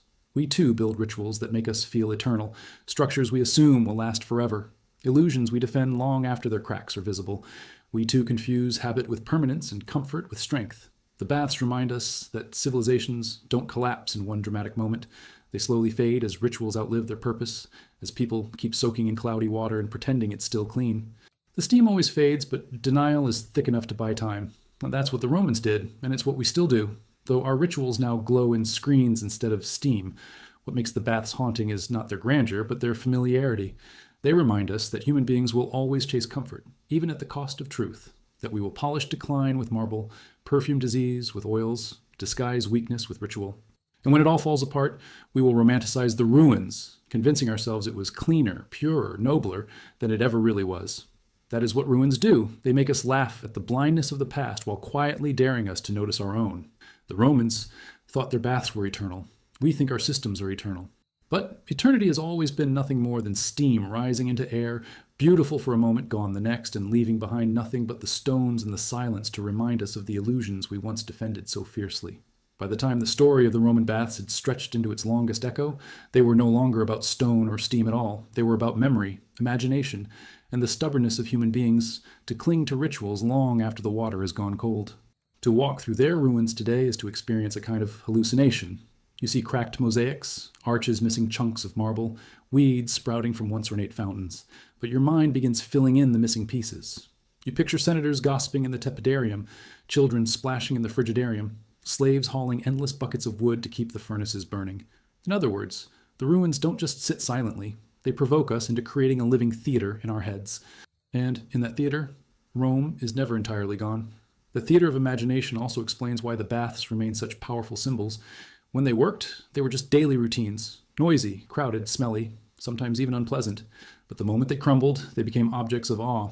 There's a strange comedy in that. We always romanticize what we no longer have. People who lived near the baths probably rolled their eyes at them the way we complain about crowded gyms today. And yet, centuries later, travelers stood among their ruins in reverence, sketching arches and writing poetry about their majesty. It seems that absence is the best publicist in history. The dirt, the lice, the overheated air, all of that faded in memory, leaving only the marble and grandeur. Our nostalgia does the same today. No one remembers the frustrations of dial-up internet, only the good old days of simpler technology. The baths prove that memory is the best cleaner of all. It polishes away all the mess and leaves behind only shine. But beneath the shine, the contradictions never left. The Romans believed these baths were proof of their superiority, yet they revealed fragility. The heating systems required armies of slaves, the aqueducts demanded constant upkeep, the forests were stripped to feed the fires. The baths looked eternal but were built on foundations that couldn't last. That's their great irony, monuments to strength that depended on the most fragile balance imaginable. And when that balance broke, the illusion shattered overnight. If that doesn't sound familiar, look around at how our modern comforts depend on delicate networks of electricity, shipping, and fuel. A single disruption, and suddenly the world feels far less eternal than we like to believe. Rome's cracked baths are not so different from our frozen Wi-Fi routers. Still, what lingers most about the baths isn't the architecture, it's the humanity that once filled them. Archaeologists discovered small traces that remind us of daily life. Gaming dice tucked into corners, shards of perfume bottles, coins lost in drains. These fragments are almost laughably ordinary, yet they are the most intimate windows into the past. A senator's marble inscription might tell us what he wanted to be remembered for, but a comb stuck between tiles tells us who he really was, a man worried about his hair in a crowded room of sweaty strangers. These tiny objects remind us that history isn't just about emperors and armies. It's about people trying to look good while soaking in communal hot tubs. And maybe that's the truest way to understand Rome. Not as an empire of marble, but as a collection of individuals worrying about their appearances in cloudy water. The Renaissance rediscovered this blend of grandeur and intimacy. Scholars studied the baths as if they were sacred textbooks, measuring their arches and sketching their domes. But at the same time, they reimagined them, projecting fantasies of Roman glory onto structures that were already half collapsed. In doing so, they gave the baths a strange second life. What had once been criticized as sinful excess by medieval monks became celebrated as inspiration for beauty and symmetry. That shift tells us something important. Meaning is never fixed. What one era condemns, another era sanctifies. A cracked arch can be a sermon about arrogance in one century and a design manual for cathedrals in the next. The baths survive not just because of stone, but because they can change costumes depending on who looks at them. And this is perhaps the most unsettling part. The baths are not just ruins of Rome, they are mirrors of us. They remind us that people will cling to rituals, polish illusions, and defend comforts long after they've stopped working. They remind us that denial often outlasts truth, that comfort often outweighs survival, and that we too are capable of soaking in cloudy water and calling it purity. Their ruins whisper across time, asking us which of our own rituals will one day stand empty, admired by future tourists who shake their heads at our blindness while recognizing their own. That's why the baths still hold us captive. Not because they are beautiful, though they are. Not because they are ruins, though that makes them dramatic, but because they are us.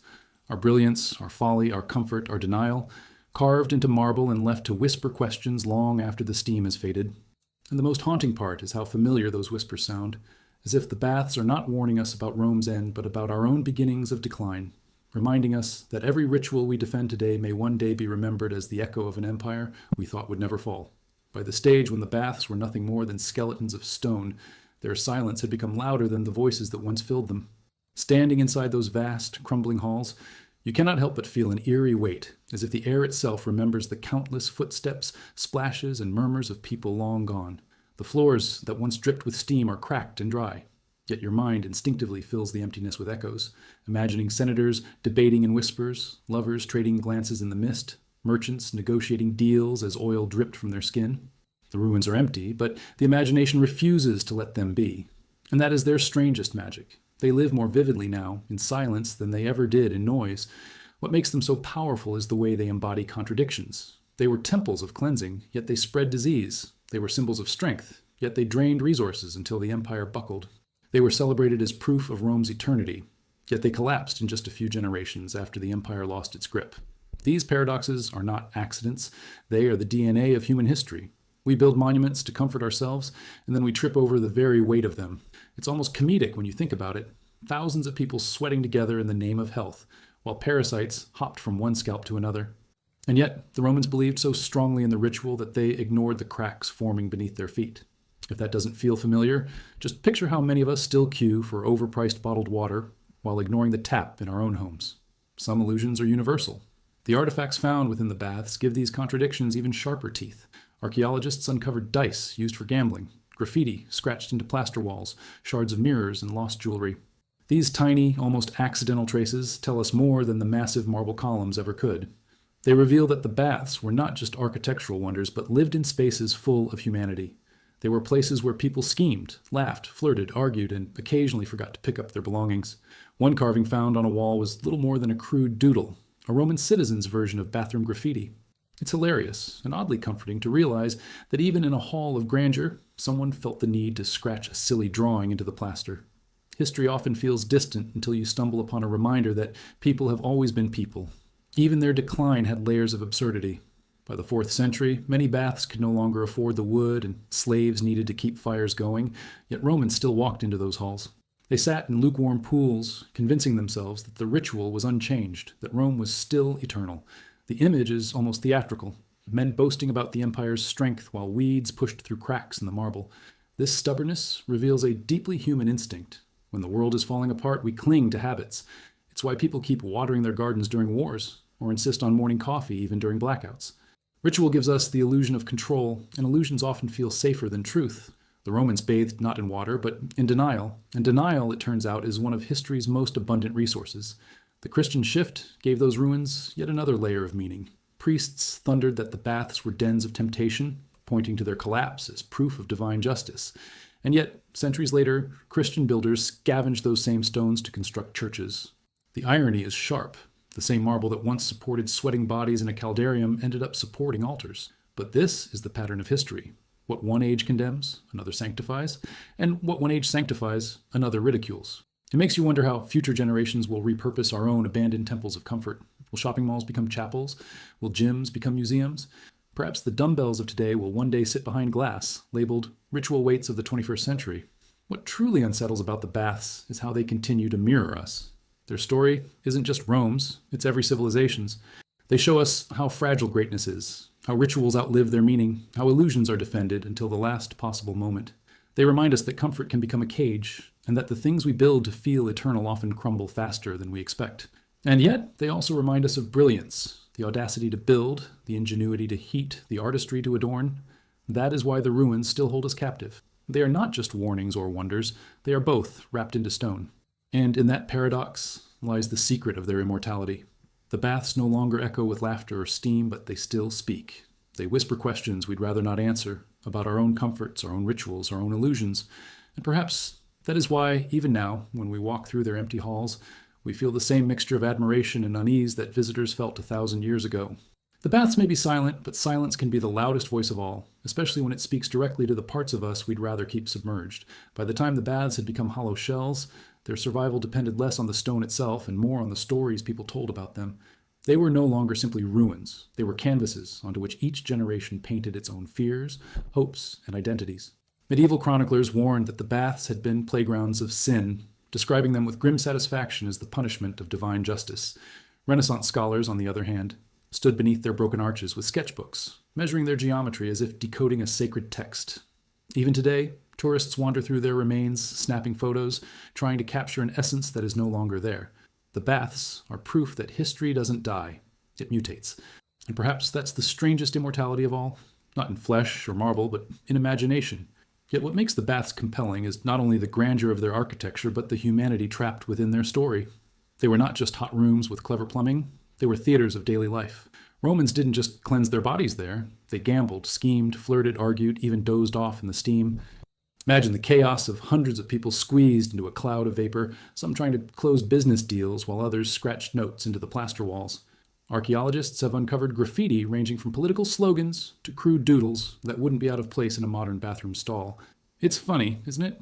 A place designed to project imperial power reduced, at least in part, to a communal canvas for bored citizens with sharp tools. That tension between majesty and mischief is what makes the baths so irresistibly human. Their daily reality was also more complicated than nostalgia allows. Yes, they were marvels of engineering, with Hippocaust systems warming entire halls, but they were also filthy. The same water could pass through hundreds of bodies in a day. Parasites, lice, and infections thrived in those pools. Romans believed the baths were health-giving, but in truth, they were incubators of disease. There's something darkly comic about that. The empire's proudest ritual was, in many ways, undermining its own health. And yet, they went anyway. Why? Because comfort often wins over truth. The warm water, the gossip, the sense of belonging, these mattered more than hygiene. If that sounds absurd, just think about modern fast food. Everyone knows it's unhealthy, yet the drive-through line never gets shorter. Rome's cloudy pools were simply the ancient equivalent of greasy paper bags filled with fries. But decline crept in, as it always does. Fires dimmed when wood grew scarce, water cooled when aqueducts cracked, tiles loosened when maintenance was neglected. And yet, Romans still walked through those doors, pretending everything was as it had always been. The baths became exercises in collective denial.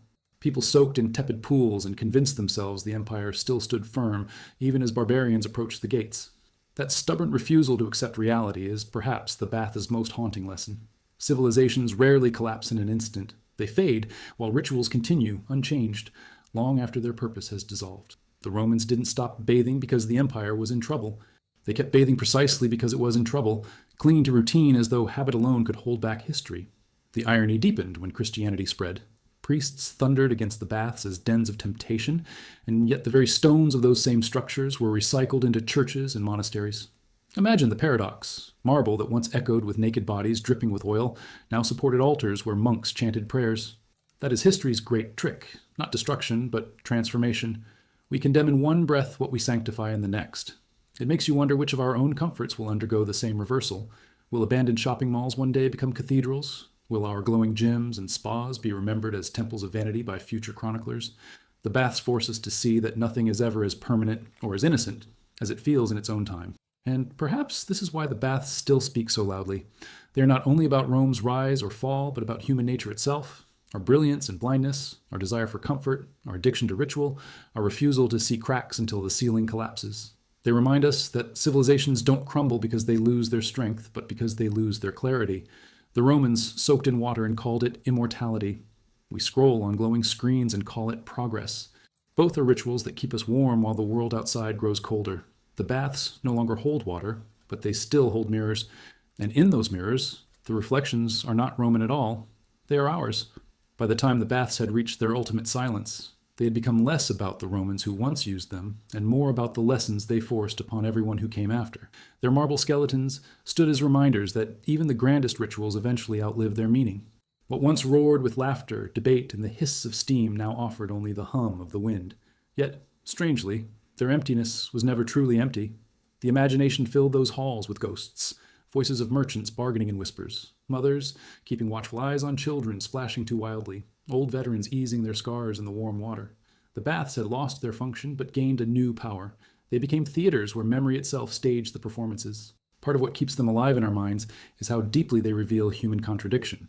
The Romans built these colossal complexes to project strength, to say, here is proof we will last forever.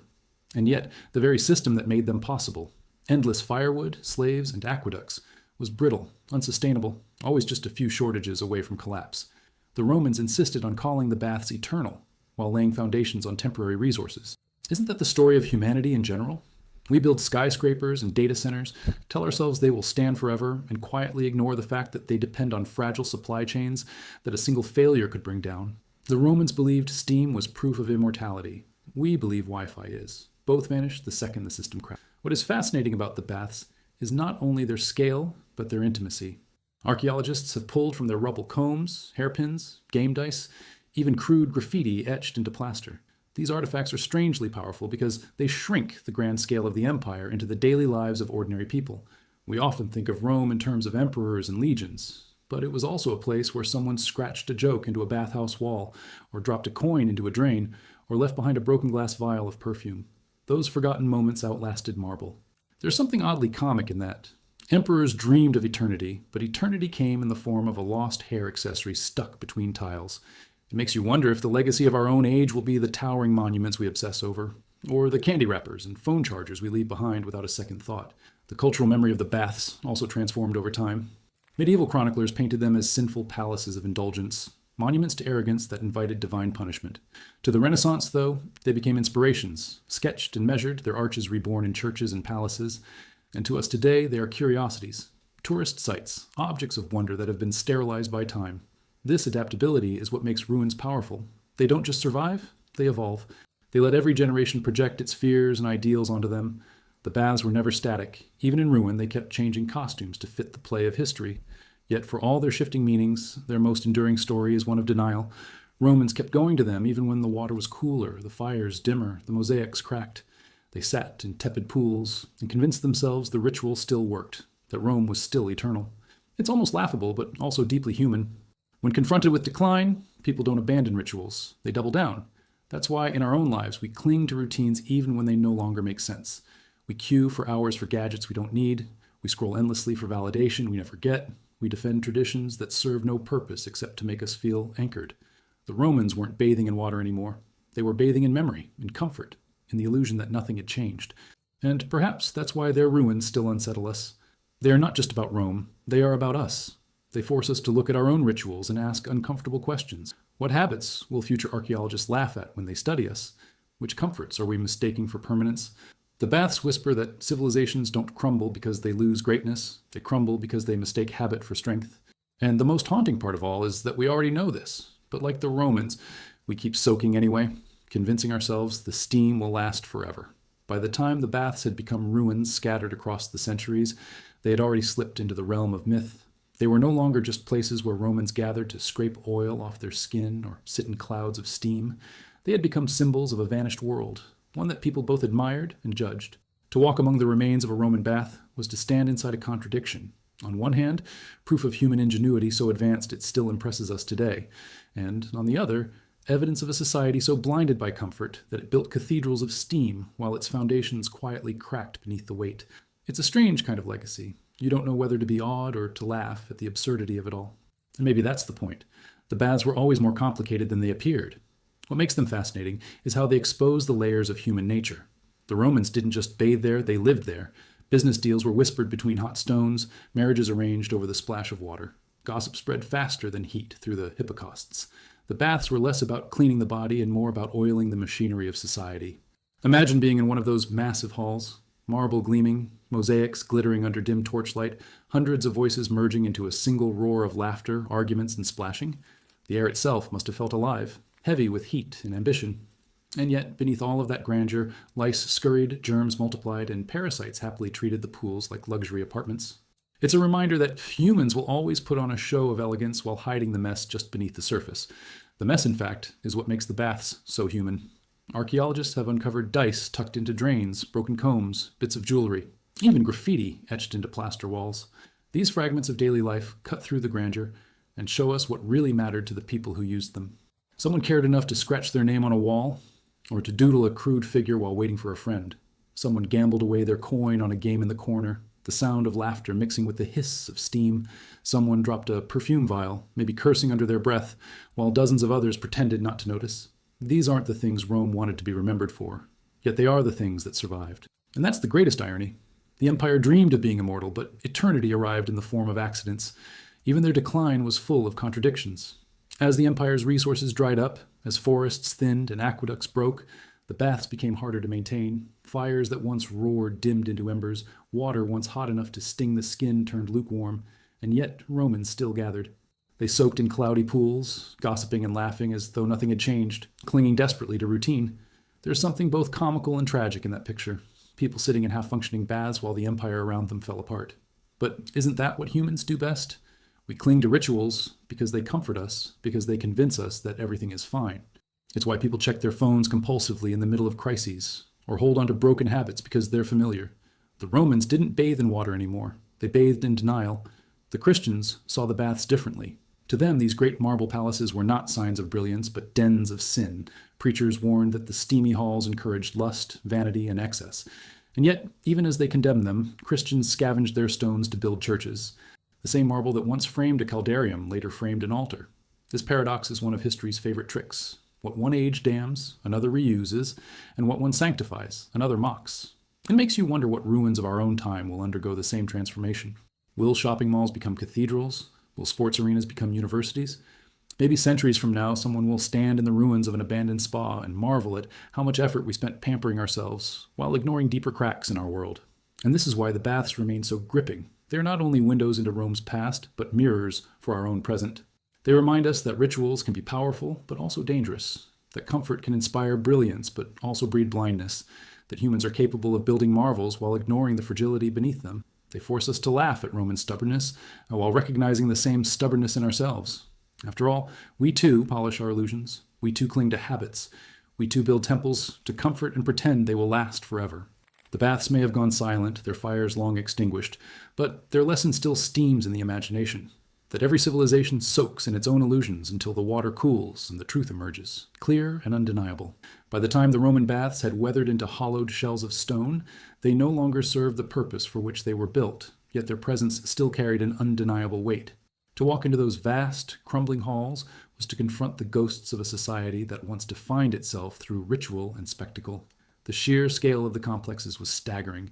Domes that soared higher than many cathedrals, pools the size of lakes, chambers that could hold thousands. Even in ruin, they dwarfed the imagination. And yet, beneath that grandeur lay something that feels achingly familiar. Our endless human need to convince ourselves that what comforts us will also save us. Rome believed the steam meant eternity. We believe our glowing screens mean progress. Both illusions dissolve the moment the system fails. The paradox of the baths was that they symbolized equality while disguising inequality. On the surface, they were communal, open to rich and poor alike, places where senators and soldiers might bathe in the same pools. But dig a little deeper, and you see the fractures. The wealthy had their private entrances, their attendants, their oils imported from distant provinces, while the poor stood elbow to elbow in crowded pools of reused water. It was a performance of unity more than a reality of it, a reminder that civilizations often prefer the illusion of equality to its practice. There is a kind of comedy in imagining a nobleman reclining in luxury oils while a farmer next to him scratches lice from his scalp. The marble may have been polished, but the hierarchies never disappeared. That sense of illusion extended to the very idea of cleanliness. Romans believed that the baths made them healthier, cleaner, stronger. In reality, they were sitting in communal soups of bacteria. The strigils they used to scrape oil and dirt from their skin were shared or poorly washed, spreading more infections than they prevented. The warm, damp air created perfect breeding grounds for skin conditions, and lice were practically permanent residents. And yet, the Romans carried on, convinced they were purified. If you think about it, it's the ancient equivalent of using hand sanitizer, but then immediately grabbing the subway pole. It feels reassuring, but the germs are still laughing in the background. The baths reveal how often humans mistake ritual for actual effectiveness. And still, for all their flaws, the baths were undeniably places of life. They were loud, chaotic, messy, and vibrant. Men argued politics while half naked. Merchants struck deals with dripping hair. Children turned the pools into playgrounds. Philosophers held impromptu lectures while steam clouded the air. The baths were Rome in miniature, ambitious, noisy, contradictory, full of brilliance and blindness at once. That's what makes them timeless. They weren't just about water. They were about people needing to be seen, heard, and felt within the machinery of a massive empire. If you strip away the marble, the fire, and the engineering, what's left is the same thing we still crave: connection. And maybe that's why the baths still resonate so strongly today. They remind us that civilizations fall, but human longing doesn't. When decline crept in, the baths became reflections of Rome's fragility. Fires grew weaker when wood became scarce. Water cooled when aqueducts cracked. Mosaics lost their shine when repairs were neglected. And yet, people still came. They sat in tepid pools, pretending everything was unchanged, just as we sip our coffees during financial crashes or scroll our phones during blackouts. Rituals survive even when reality collapses, because ritual feels safer than honesty. The baths in their decline are perhaps the most haunting picture of Rome. A society clinging to comfort while cracks opened all around. And if that sounds familiar, maybe it should. Over time, their meaning shifted again. Christians denounced them as sinful, symbols of vanity and indulgence. Priests thundered against naked bodies wrapped in oil and steam, warning that such places led souls astray. Yet those same Christians carted away marble and stone from abandoned baths to build churches. There's a strange humor in that, condemning a place as unholy while happily recycling its walls to hold altars. It's a reminder that nothing in history truly disappears. It simply gets repurposed. Yesterday's den of temptation becomes tomorrow's foundation of holiness, and this cycle should make us laugh at our own contradictions, because surely the things we scorn today will one day be polished into relics of wisdom by those who come after us. And perhaps this is the bath's ultimate power. They refuse to vanish. They are not just ruins of an empire, they are mirrors for every age that followed. They remind us of how fragile greatness is, how quickly rituals can outlast their meaning, and how humans will always defend illusions with more passion than truths. Their cracked arches and dry pools whisper across centuries, daring us to ask what comforts we defend today with the same blind faith. They show us that civilizations are never brought down by one single blow, but by the quiet persistence of denial. And as long as we keep building temples to our own illusions, whether in stone, glass, or pixels, the lessons of the Roman baths will keep steaming up through history, waiting for us to notice before the water finally cools. By the time the baths had truly become silent monuments, their story had shifted from the daily lives of those who once soaked in them to the imagination of everyone who came after. They were no longer just ruins, they were lessons carved into stone. Their cracked mosaics and hollow pools became symbols that people could interpret however they pleased. For medieval monks, they were reminders of moral decay, proof that indulgence leads to downfall. For Renaissance thinkers, they were puzzles of geometry and proportion, a glimpse into how humans once built beauty at a scale that seemed impossible. And for us, they are mirrors, whispering that our own rituals, no matter how permanent they feel, are just as fragile as steam rising from a pool that no longer exists. What makes them so captivating is that they embody the paradox of civilization, brilliance wrapped around blindness.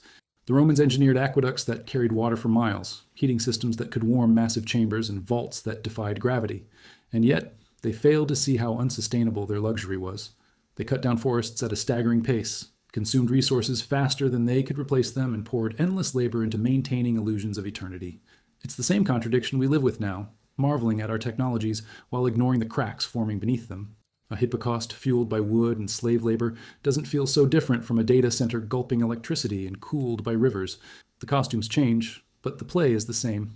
Archaeologists who sift through the rubble find not only grandeur, but hilariously ordinary details. Scratched graffiti, crude jokes, even names carved into walls reveal that people treated these places like giant social hubs rather than sacred temples. Someone once doodled a gladiator, another scrawled insults at a rival. These are the kinds of details that shrink the empire back down to human size. We imagine emperors striding through marble halls, but the truth is that Half the time, those halls were filled with bored citizens scratching jokes into plaster. It's oddly comforting to realize that history's grandest monuments doubled as canvases for bathroom humor. Maybe one day future archaeologists will stumble upon our memes carved into abandoned servers and declare them cultural treasures. And while the baths were about indulgence, they were also about identity. To be Roman was to bathe. The rituals of scraping oil, plunging into cold water, sweating in steam, they weren't just about hygiene, they were about belonging. To skip the baths was almost un-Roman, a silent rebellion against the collective identity. This reveals something timeless. Societies are defined less by what they build than by the habits they share. The baths weren't just architecture. They were a daily performance of being Roman. That's why they persisted even as the empire faltered. Because to abandon them felt like abandoning Rome itself. And that is what makes their ruins so haunting. They are the skeleton of a habit that outlived its purpose, a habit defended with pride, even as the fires dimmed and the water cooled. The contradictions only deepened when Christianity rose to power. Priests thundered against the baths as dens of temptation pointing to their collapse, as evidence of divine judgment. Yet those same Christians carted off marble and columns to build basilicas, recycling what they condemned into the foundations of their new world. The irony is thick. The very stones that once framed sweaty rituals of vanity became the frames of holy altars. But history loves such contradictions, and the baths became part of the Christian story not by surviving intact, but by being dismantled and reborn in another form. It forces us to wonder how many of our own structures, our malls, our gyms, our towers of glass, will one day be stripped down and repurposed into symbols of values we can't yet imagine. What lingers most about the baths, though, is the way they exposed denial. People soaked in tepid pools, sat beneath cracked ceilings, walked across chipped mosaics, and still convinced themselves everything was fine. They clung to routine as though routine itself could shield them from reality. And perhaps that is the most unsettling reflection. We, too, mistake rituals for permanence. We defend habits long after they've lost their meaning, insisting they're eternal while the cracks widen around us. The baths remind us that civilizations don't fall when rituals end. They fall when rituals become hollow, defended only for the comfort they bring. And when we look at their ruins today, we can almost hear them whispering, "The steam was never eternal, but the illusion always felt like it was." That's why the baths remain alive in memory even when their waters are long gone. They are not simply relics of Rome's grandeur. They are proof that brilliance and blindness often grow side by side, that comfort and denial are twins, and that what survives is rarely the story we think we're writing. The Romans thought they were building eternity out of marble and heat. What they really built was a mirror that still reflects us, centuries later, every time we mistake our own rituals for immortality. And in that reflection lies both the humor and the warning. The laughter of realizing we've always been this way, and the unease of wondering how long our own steam will last before the pools run dry. By the time the baths had become little more than weathered shells, they were no longer functioning spaces, but landscapes of memory. People who wandered into them centuries later described the ruins with awe, not because they saw steam or crowds, but because they sensed a kind of ghostly presence clinging to the stones. The air felt charged, as though every whispered conversation and every splash of water had been absorbed into the walls and could still be faintly heard if you listened closely enough. It's uncanny how empty spaces can sometimes feel fuller than crowded ones. That's the trick ruins play on us. They leave so much unsaid that our minds rush to fill in the silence. And so the baths lived on, not as buildings, but as stages where imagination kept reenacting Rome's daily rituals. This transformation from reality to memory also reveals something about how we process decline. When the baths were alive, they were messy, noisy, and often uncomfortable. The water grew murky, the air thick, the floor slippery. People probably complained about the crowds or the temperature being off. But once they were gone, nostalgia polished away all of that. The baths became paragons of beauty, monuments of eternity, symbols of a civilization at its height. Isn't that the way we treat everything once it vanishes? We edit history the way we edit photos, removing the blemishes, smoothing the wrinkles until only a flattering version remains. The Romans, sweating and scratching lice in the Caldarium, might laugh at how posterity has turned their daily grind into a vision of paradise. And perhaps we should laugh too, because we do the same with our own pasts, romanticizing what once annoyed us the most. Yet beneath the nostalgia, the contradictions never disappeared. The baths represented Rome's ambition, but also its vulnerability. They projected strength, yet they depended on fragile systems that were one drought, one firewood shortage, one political crisis away from collapse. The empire poured its energy into maintaining illusions of eternity, even as cracks formed in its foundations. That fragility is what makes the baths so haunting today. Their ruins whisper that nothing, no matter how grand, is immune to entropy. And while we marvel at their engineering, we should also recognize how precarious it all was. It's easy to laugh at Romans pretending tepid pools were still glorious, but are we so different? We patch up broken systems with temporary fixes, convincing ourselves everything is fine. The baths are simply an older mirror of the same human refusal to admit fragility. The artifacts left behind only sharpen this reflection. Archaeologists uncovered dice, combs, fragments of glass, and scribbled graffiti. These are not the treasures of emperors, but the forgotten crumbs of ordinary people. Reminders that the baths were not abstract symbols, but lived-in spaces. They were full of laughter, arguments, flirtations, petty rivalries. A scratched name on a wall carries more humanity than 1,000 marble columns. It's almost comedic how eternity chose to preserve the accidents rather than the intentions. The emperors thought they were building monuments that would outlast the ages, but it's the doodles of bored bathers that speak loudest now. It makes you wonder if our future legacy will be less about skyscrapers and more about the memes we scribble into the digital void. And then there's the irony of their Christian afterlife. Preachers condemn the baths as dens of vanity and lust, warning that such indulgence weakened the soul. Yet those same ruins became quarries for Christian churches, their stones recycled to build the very altars where sermons against excess were delivered. The paradox is delicious. Marble that once framed sweaty bodies became the frame of stained glass windows. History has a way of rebranding, turning yesterday's vices into tomorrow's foundations. If anything, it should make us laugh at how arbitrary meaning really is. What we scorn today may one day be sanctified, and what we sanctify today may one day be mocked. The baths, in their silence, remind us that meaning is fluid and nothing is as fixed as it pretends to be. And so, the story of the baths lingers not because of what they were, but because of what they became in imagination. They are not simply ruins of Rome's greatness. They are puzzles, provocations, mirrors. They ask us to reflect on our own rituals, our own illusions of permanence, our own ways of clinging to comfort while the world shifts beneath our feet. They challenge us to laugh at Rome's blindness while squirming at how much it resembles our own. And perhaps that is why their silence feels so loud, because, in truth, they are not whispering about Rome at all. They are whispering about us, about how easily we confuse habit for immortality, about how desperately we defend rituals long after the steam has faded, and in that whisper lies both a warning and a joke, daring us to ask how long we will keep soaking before we notice the water has gone cold. By the time the baths stood as fractured ruins, their story had already traveled far beyond Rome itself. They were no longer just the skeletons of a lost empire, they had become symbols that outlived their marble. Travelers, poets, priests, and scholars projected meaning onto them, each one reshaping their silence into a sermon, a sketch, a warning, or a dream. That is what makes ruins so dangerous and so powerful. They stop being what they were and start becoming whatever people need them to be. And in that transformation, the Roman baths became less about cleansing bodies and more about exposing truths. The reality, however, was always tangled. These baths were wonders of engineering, yes, but they were also heavy burdens. The hippocausts that heated their chambers devoured forests at an astonishing rate. Slaves worked in suffocating heat, feeding furnaces that demanded endless fuel. Aqueducts had to be maintained constantly, stretching across landscapes to keep the illusion of abundance alive. It's hard not to smirk at the irony. Rome believed its baths were proof of stability, yet they were the most fragile of luxuries, dependent on systems stretched thin.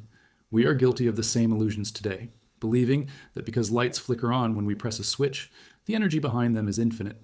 The Romans thought steam was eternal. We think electricity is. Both are tricks of perception, comforting until the cracks appear. What makes the baths unforgettable, though, is not just their grandeur, but the ordinary humanity preserved in their debris. Archaeologists have pulled dice, cheap trinkets, perfume bottles, and combs from the rubble, small echoes of the people who filled those halls. Imagine someone losing their jewelry in the plunge pool, searching desperately among splashing strangers, or a child sneaking dice into the steam room to gamble away a coin while his parents weren't looking. These are the moments that survive, not the grand proclamations of emperors. There's something almost comic in that.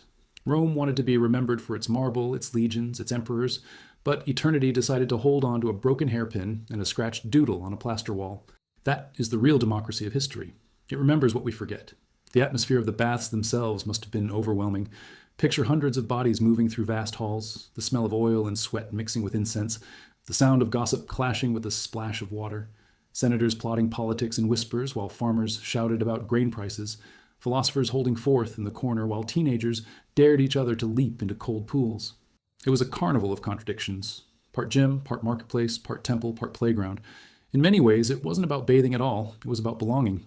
To be Roman was to step into that chaos and know your place within it. And that makes their ruins even more haunting, because what remains is not just empty architecture, but the skeleton of identity itself. When decline crept in, the baths became both symbols and symptoms. Fires dimmed as resources thinned, water cooled as aqueducts broke, mosaics cracked as maintenance stopped, and still people came. They sat in lukewarm water, convincing themselves the ritual still carried power. There's something achingly human about that image, clinging to routine as if routine itself could keep an empire from collapsing. We all do it. We cling to old habits long after their usefulness is gone, defending them because they remind us of who we think we are. The Romans weren't bathing in water anymore. They were bathing in denial, and denial, unlike hot water, never runs out. The Christians saw all of this and gave the bath as a new story.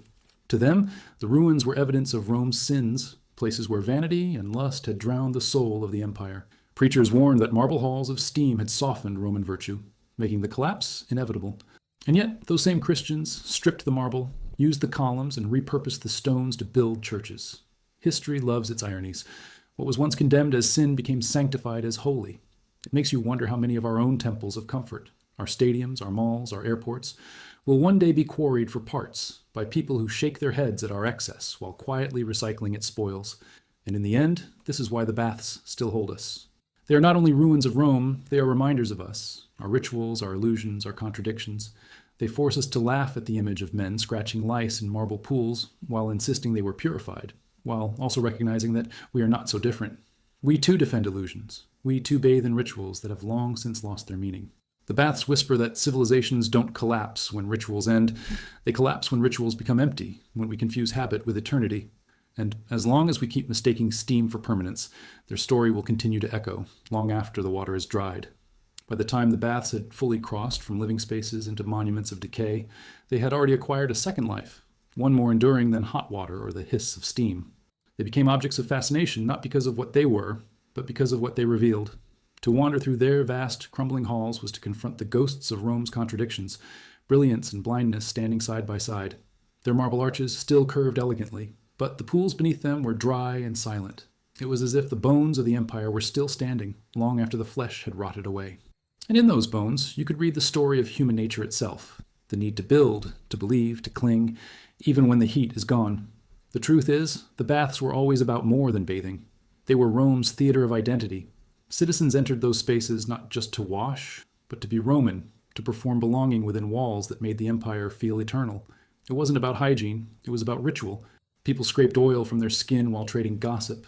Politicians whispered in corners while pretending to relax. Philosophers launched debates while half naked, and vendors peddled food and trinkets in the background. The baths were everything at once. Marketplace, parliament, playground, gym, shrine. They condensed the entire empire into steam and stone. And that's why their ruins sting so deeply. They are not just empty chambers, but the absence of a performance that once defined an entire people.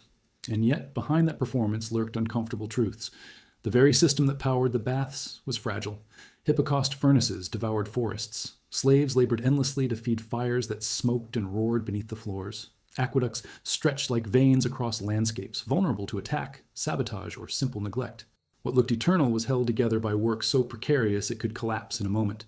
Rome believed its baths were symbols of permanence, but they were really balancing acts, as delicate as a spinning plate on a stick. The irony is hard to miss. We marvel at the ruins today, forgetting that the people who kept them running often coughed on smoke, sweated in suffocating tunnels, and burned out their lungs for the comfort of others. The baths weren't just monuments of marble, they were monuments of exhaustion. And this is where the comedy of history cuts in.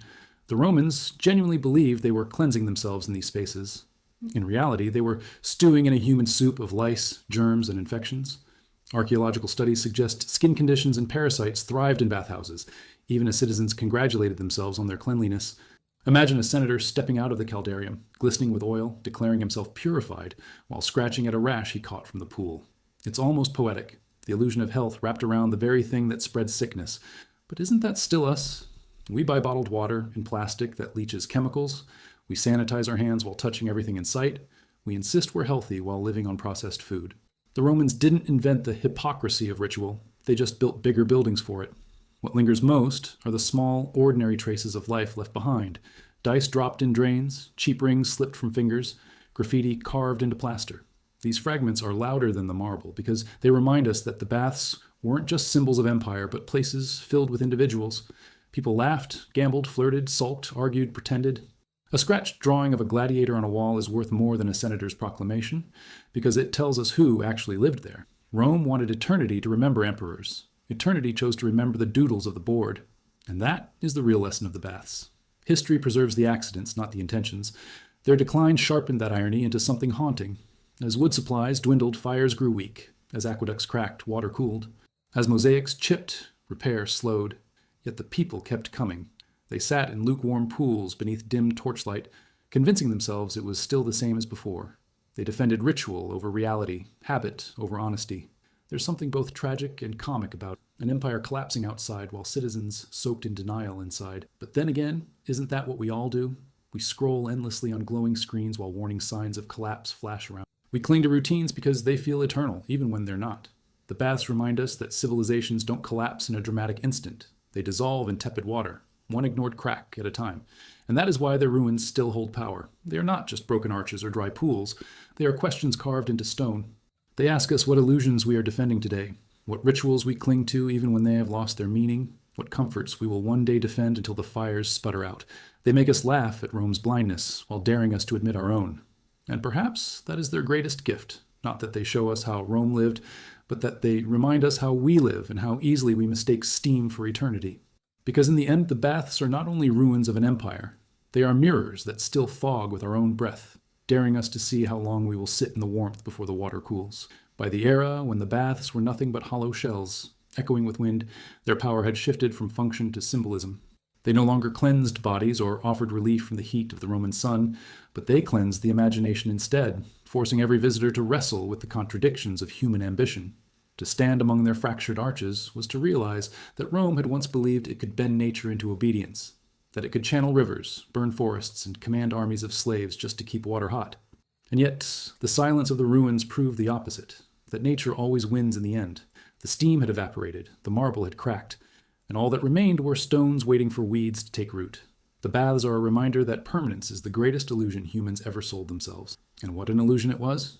In their prime, the baths were more than engineering. They were psychological theater. A farmer and a senator could, in theory, bathe in the same pool, both made small by the sheer size of the building. The architecture itself humbled and dazzled at once. Walking into a caldarium was like stepping into a man-made cathedral of steam. High ceilings blurred by vapor, mosaics glittering like stars under torchlight, voices bouncing across the stone until they became a roar. It was not just about washing. It was about being overwhelmed by the grandeur of Rome itself. And yet, behind that grandeur, the water grew dirty, diseases spread, and lice thrived. It's oddly comforting to realize that even in marble palaces, people were still scratching their heads.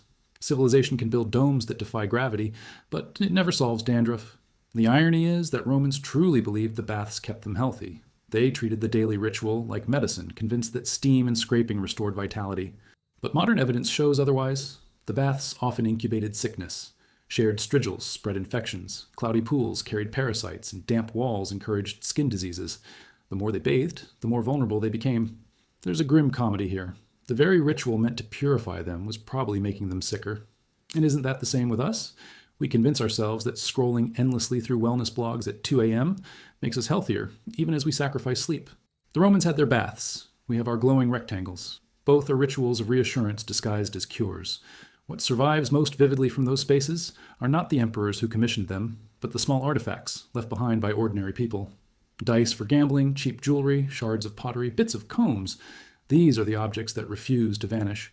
They tell us more about the baths than all the marble statues ever could.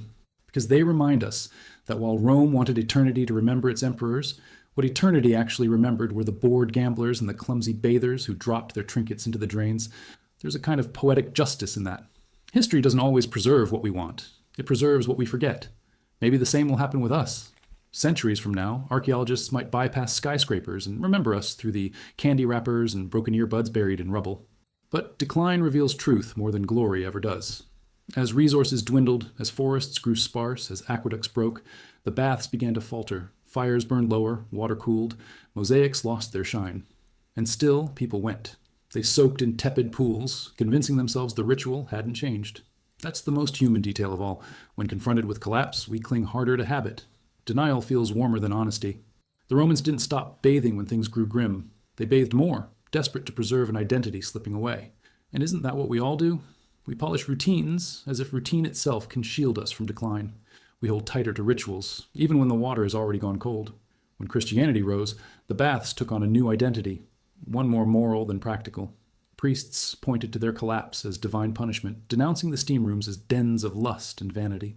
Yet in the same breath, Christian builders carted away the marble, reused the stones, and raised churches with the very columns that once framed naked rituals. The irony is delicious. The altars of purity stood on the backs of so-called places of sin.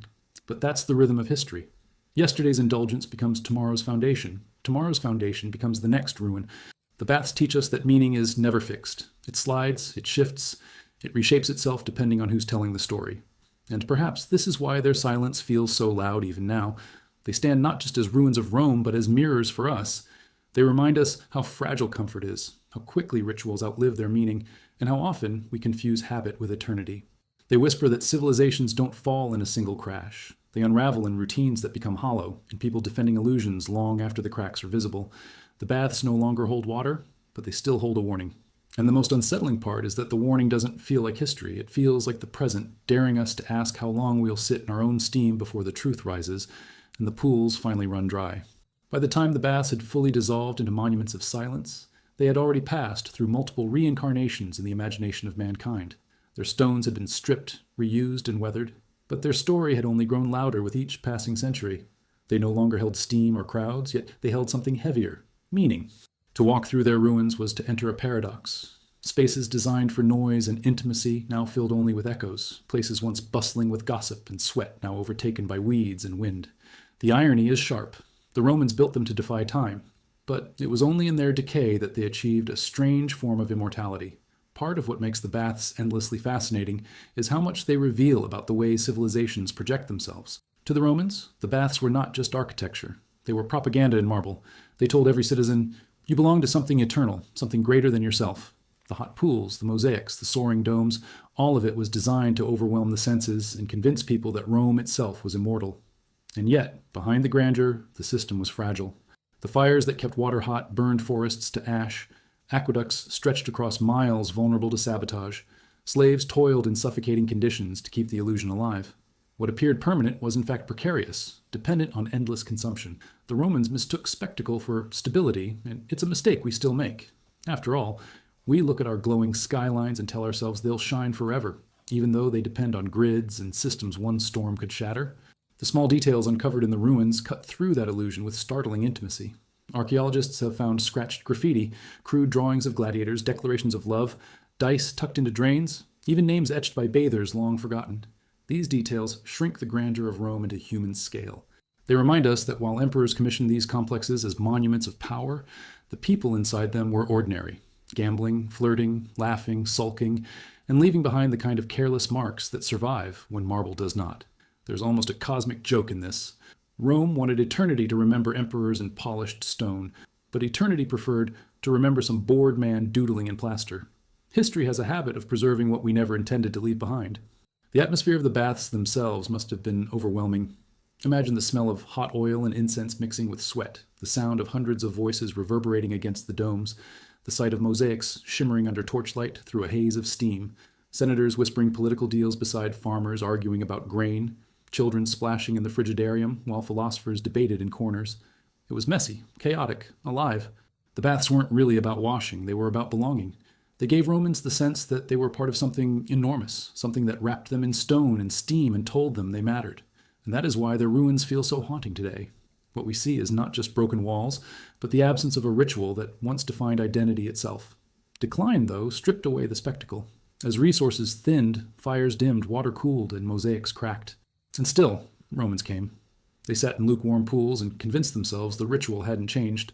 The detail, almost comic in its stubbornness, is perhaps the most human part of their story. When confronted with collapse, we cling to routine. We defend rituals because rituals reassure us. The Romans weren't bathing in water anymore. They were bathing in memory, in denial, in the illusion that comfort meant continuity. And if we laugh at them, we should laugh at ourselves too.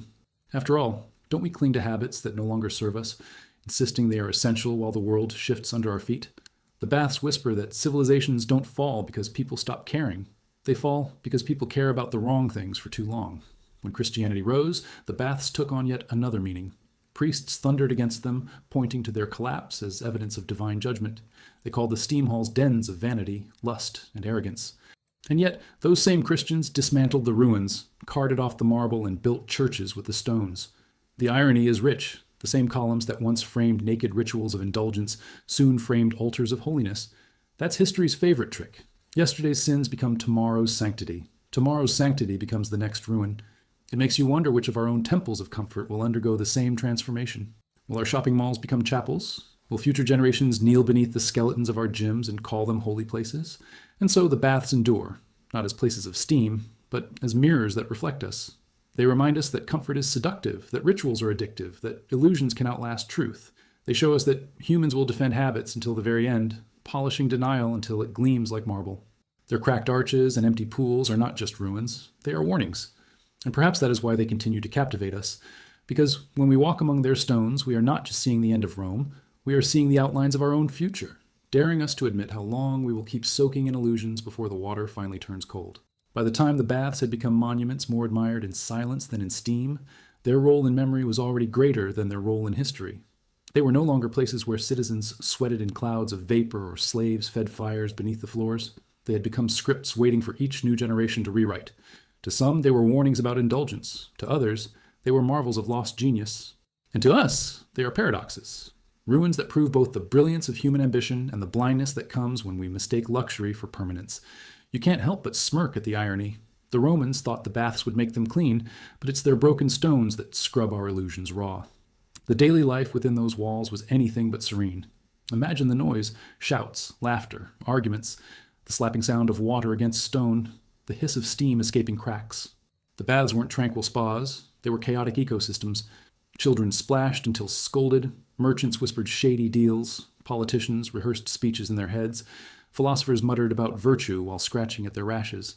There's something hilarious about the thought of a man discussing stoic wisdom while elbowing his way through a crowd to secure a better spot on the bench. The baths were less about contemplation and more about performance. Rome's greatness was always loud, and its baths were no exception. Yet beneath the commotion, fragility ruled. Fires needed constant feeding, aqueducts needed endless repairs, and the hippocausts, the ingenious heating systems, required armies of workers to keep the illusion alive. And the grandeur looked eternal, but the machinery creaked under its own demands. It's a truth civilizations rarely admit. What looks monumental often survives only through frantic maintenance. Rome mistook spectacle for stability, the same way we mistake glowing cities for invincibility. But all it takes is one broken link in the chain, and suddenly eternity feels as thin as steam dissipating in the air. Archaeology makes that fragility personal. The objects left behind tell stories of clumsy hands and distracted minds. A hairpin slipped between tiles, a coin lost in a drain, dice scattered across a floor. These fragments matter because they pull us closer to the humanity of the baths. We don't see emperors striding across marble. We see someone cursing under their breath as they lose their jewelry in the plunge pool. History has a cruel sense of humor. Emperors built marble monuments to declare their glory, but eternity preserved the accidents of nobodies. It's the same today. Future generations may not remember our leaders, but will probably puzzle over the persistence of broken earbuds buried in rubble. The baths also remind us that rituals are stickier than truth. Even as Rome faltered, citizens clung to their routines. Fires dimmed, water cooled, mosaics chipped, but the people kept coming. They bathed in denial as much as in water. There's a haunting comedy in that image. Men sitting in tepid pools, gossiping about politics, pretending nothing had changed, while the empire cracked outside the walls. It's uncomfortably familiar. We cling to rituals, our morning coffee, our endless scrolling, not because they save us, but because they shield us from the cracks we'd rather not see. The Romans defended steam the way we defend Wi-Fi, convinced that as long as it flows, everything is fine. And then came Christianity, which turned the baths into moral battlegrounds. Priests denounced them as places of vanity and lust, claiming they softened the soul and invited divine wrath. And yet, those same critics carted away their stones to build churches, turning supposed dens of sin into literal foundations of holiness. That's history's favorite joke. We condemn one generation's indulgence while sanctifying it in our own. It makes you wonder what will pass down. Will shopping malls one day be described as temples of idolatry before being repurposed into universities or churches? Will gyms become future shrines of discipline, complete with plaques explaining the ritual of treadmills? The baths prove that meaning is never permanent. It's recycled like stone. And so, their silence today isn't empty, it's heavy with questions. They remind us that civilizations confuse habit for eternity, comfort for stability, denial for strength. They whisper that what defines us is not just what we build, but what we refuse to let go of even when it no longer works. That's why their ruins are so magnetic. They don't just show us Rome's collapse, they dare us to recognize our own illusions in their cracked mosaics. The Romans thought steam was eternal, and maybe we think the same of our lights, our screens, our rituals. But the baths stand as proof that no ritual lasts forever. The water always cools, the fires always dim, and the echoes always outlast the voices. By the time the baths had been reduced to fragments of arches and scattered mosaics, they were no longer about bathing at all. They were about memory, about the strange persistence of human illusions. Their empty pools did not cleanse the body anymore, but they cleansed the imagination, stripping away the steam to reveal the bare bones of a society that once believed itself eternal. And perhaps that is their greatest trick. They whisper louder in ruin than they ever did in glory. When water rushed through their pipes, they were simply habit. When silence replaced it, they became questions, unsettling and unavoidable. The grandeur of those spaces was always designed to overwhelm. You didn't just walk into a Roman bath, you were swallowed by it. Domes soared above you like artificial skies. Mosaics glittered like constellations beneath your feet, and the sheer echo of voices magnified the sense of scale. A single shout could ripple across the hall until it sounded like a chorus. That was the point. The baths weren't just for cleansing. They were for convincing you that Rome itself was larger than life, a machine so vast that even your whispers became part of its roar. And yet, amid this magnificence, there was something undeniably comic. Imagine hundreds of people crammed into steam-filled rooms, sweating profusely, scratching at lice, gossiping about politics while pretending it was all very civilized. Rome's strength was always a performance, and the baths were its stage, but stages are fragile things. The hippocausts beneath the floors devoured forests to keep the pools warm. Slaves hauled wood until their bodies broke.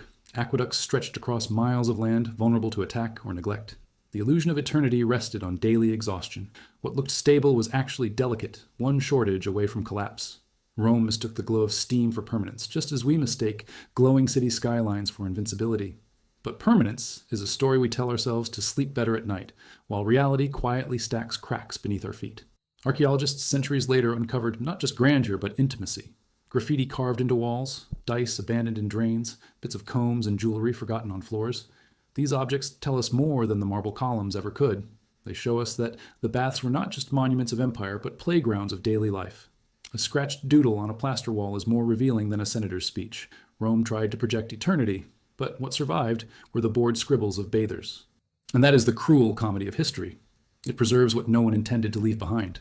Perhaps one day our legacy will not be skyscrapers or satellites, but the digital graffiti of memes buried in old servers, puzzling future archaeologists. And then came decline. Fires dimmed, water cooled, mosaics chipped, but the citizens kept coming. They sat in lukewarm pools, clinging to rituals as though rituals themselves could keep Rome alive. That's the detail that lingers. People defending habit over honesty. It's almost touching and almost absurd. Civilizations rarely collapse in dramatic explosions. They dissolve in the stubborn continuation of routines. The Romans weren't bathing in water anymore. They were bathing in denial. And if we laugh at them, we should laugh at ourselves too, because how many of our own habits serve as warm illusions rather than meaningful acts? Christianity turned the baths into symbols of sin. Priests condemned the steamy halls as indulgent and corrupt, proof that Rome had drowned itself in vanity. And yet, the same Christians carted away marble, stripped columns, and used the stones to raise their own churches. The irony is almost too perfect. Altars of purity built from the skeletons of indulgence. But this is how history works. It recycles meaning as easily as stone. What is condemned in one age becomes sacred in the next. It makes you wonder which of our current temples, our malls, gyms, or stadiums will be reframed centuries from now as monuments of wisdom or warnings of vanity. And that is why the baths still matter. They are not just ruins of Rome, they are mirrors of us. They reveal how humans cling to illusions, polish habits into symbols, and defend rituals until the very end. Their cracked arches and dry pools do not only tell us what Rome lost, they whisper about what we are losing even now. They remind us that steam always fades, but the memory of clinging to it lingers. And perhaps that is their final gift, not to show us how Rome lived, but to make us ask how we live, and how long we will continue soaking in illusions before the water finally runs cold. By the time the baths were remembered more as stories than as stones, their meaning had grown far larger than the empire that built them. They were no longer steaming halls of water and noise, but puzzles of memory, symbols of how human beings can take the most ordinary acts, washing, sweating, gossiping, and inflate them into grand performances of civilization. That was their genius and their weakness. They were never just about water, they were about spectacle. Every arch, every mosaic, every plume of steam was Rome announcing itself to the world. But spectacle always comes at a cost. And the baths remind us that the louder the announcement, the more fragile the reality hiding underneath. Imagine the daily chaos inside one of these complexes at their height. Children splashing too loudly, merchants whispering as they slipped coins under the table, lovers sneaking glances through clouds of vapor, philosophers arguing about virtue while elbowing for space on a bench. It was messy, vibrant, noisy, a city compressed into stone and steam. You could find senators making deals half naked, generals boasting while their scars gleamed, and slaves scurrying to keep the fires alive. The baths were equal parts marketplace, theater, and circus. And yet, through all this, people sincerely believed they were being purified. The comedy of it all is hard to miss. Lice hopping merrily from head to head, germs swirling in cloudy pools, while citizens congratulated themselves on their health. In a way, the baths were the ultimate Roman contradiction, grand illusions of order built on layers of chaos. The infrastructure behind those illusions was staggering. Fires roared in hippocausts beneath the floors, consuming forests at a pace that scarred entire landscapes. Aqueducts carried millions of gallons of water daily, vulnerable to sabotage, drought, or decay. Thousands of slaves kept the system running, their sweat fueling the steam that others enjoyed. Rome called this eternity. In reality, it was exhaustion dressed as glory. It's a reminder that civilizations often mistake maintenance for permanence. We do the same now, marveling at our city's lights without thinking about the fragile networks that power them. The Romans thought steam would never fade. We think electricity never will. But permanence is only a performance, and the audience always forgets that the actors are tired. Archaeology cuts through the marble facade with almost comedic precision. What remains from the baths are not just statues or columns, but dice for gambling, fragments of combs, bits of jewelry, crude graffiti scratched into plaster. These are the voices of people who were never meant to be remembered. A bored bather doodling on a wall has outlived the emperor who commissioned the building. That irony is priceless. Rome built monuments for eternity, but eternity preferred to keep the accidents. It makes you wonder what our future legacy will be. Will archaeologists marvel at our skyscrapers? Or will they laugh over the digital graffiti of memes, screenshots, and emojis preserved in forgotten servers? History rarely saves what we plan. It saves what slips through the cracks. And when the cracks began to spread, Rome clung tighter to the baths. Fires burned lower, water cooled, mosaics chipped, but citizens kept coming. They sat in tepid pools and convinced themselves nothing had changed. There's something both tragic and comic in that stubbornness. It's the human instinct to keep doing what feels familiar, even when it no longer works. The Romans weren't bathing in water anymore. They were bathing in nostalgia, in denial, in the comforting lie that routine equals stability. And if that sounds absurd, think of how many of us cling to rituals long after they stop serving us, scrolling late at night, clutching coffee in the morning, insisting we're fine while cracks spread all around. The baths remind us that collapse doesn't come when rituals end. It comes when rituals are defended long past their meaning. Christianity gave those ruins new costumes. Priests denounced the steam halls as dens of vanity and lust, claiming they had weakened Rome's spirit. Yet those same ruins were plundered for stone, their marble carted away to build churches, their columns re-erected to support altars. Yesterday's sins became tomorrow's sanctity. That's history's favorite irony. The same marble that framed naked rituals ended up framing stained glass. It forces us to laugh at how easily meaning is recycled. What we condemn in one era, we sanctify in another. Which of our comforts will future generations turn into holy relics? Will gyms become chapels of discipline? Will abandoned malls become cathedrals of consumer ghosts? The baths warn us that nothing is ever final, not even meaning, and that is why the ruins remain magnetic. They are not just remnants of a fallen empire, they are mirrors of ourselves. They remind us that comfort is addictive, ritual is blinding, and denial is eternal. They whisper that civilizations fall not because they stop building, but because they keep clinging to habits long after the fire has gone out. The baths no longer hold water, but they hold a truth that seeps deeper than steam ever did, that we are never as eternal as we think, and that the rituals we defend most fiercely are often the very ones that hasten our decline. Their silence lingers like steam in the imagination, daring us to ask how long we will keep soaking in illusions before the last pool runs dry.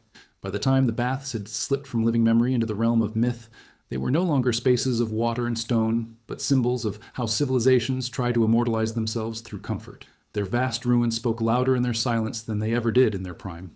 Standing among their broken arches and dry pools, you realized they were less about cleansing bodies than about convincing citizens that Rome itself could never fade. The hot steam, the glittering mosaics, the echoes of laughter, all of it was theater meant to reassure people that the empire's grip on eternity was unshakable.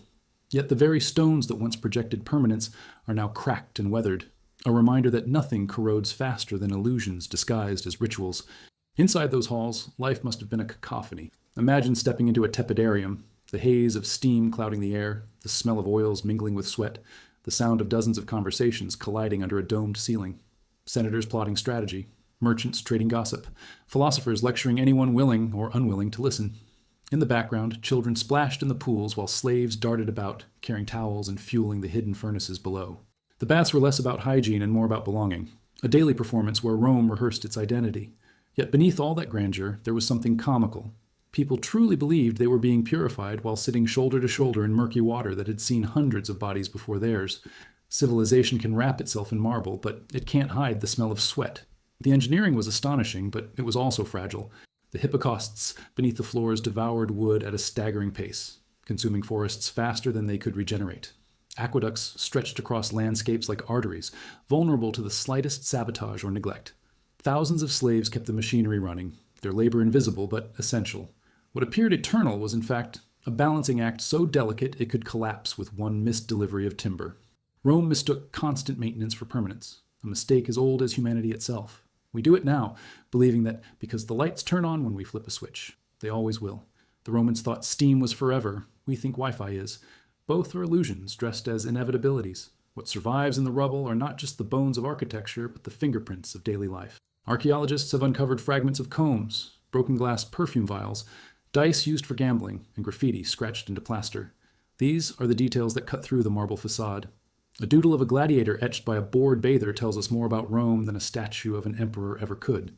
Eternity chose to preserve the accidents, not the intentions. It's almost comedic. Emperors poured wealth into marble to declare their greatness, but history remembered the gambling debts and crude jokes of bathhouse visitors. Perhaps, centuries from now, our descendants will marvel less at our skyscrapers and more at the digital graffiti of memes buried in long-forgotten servers.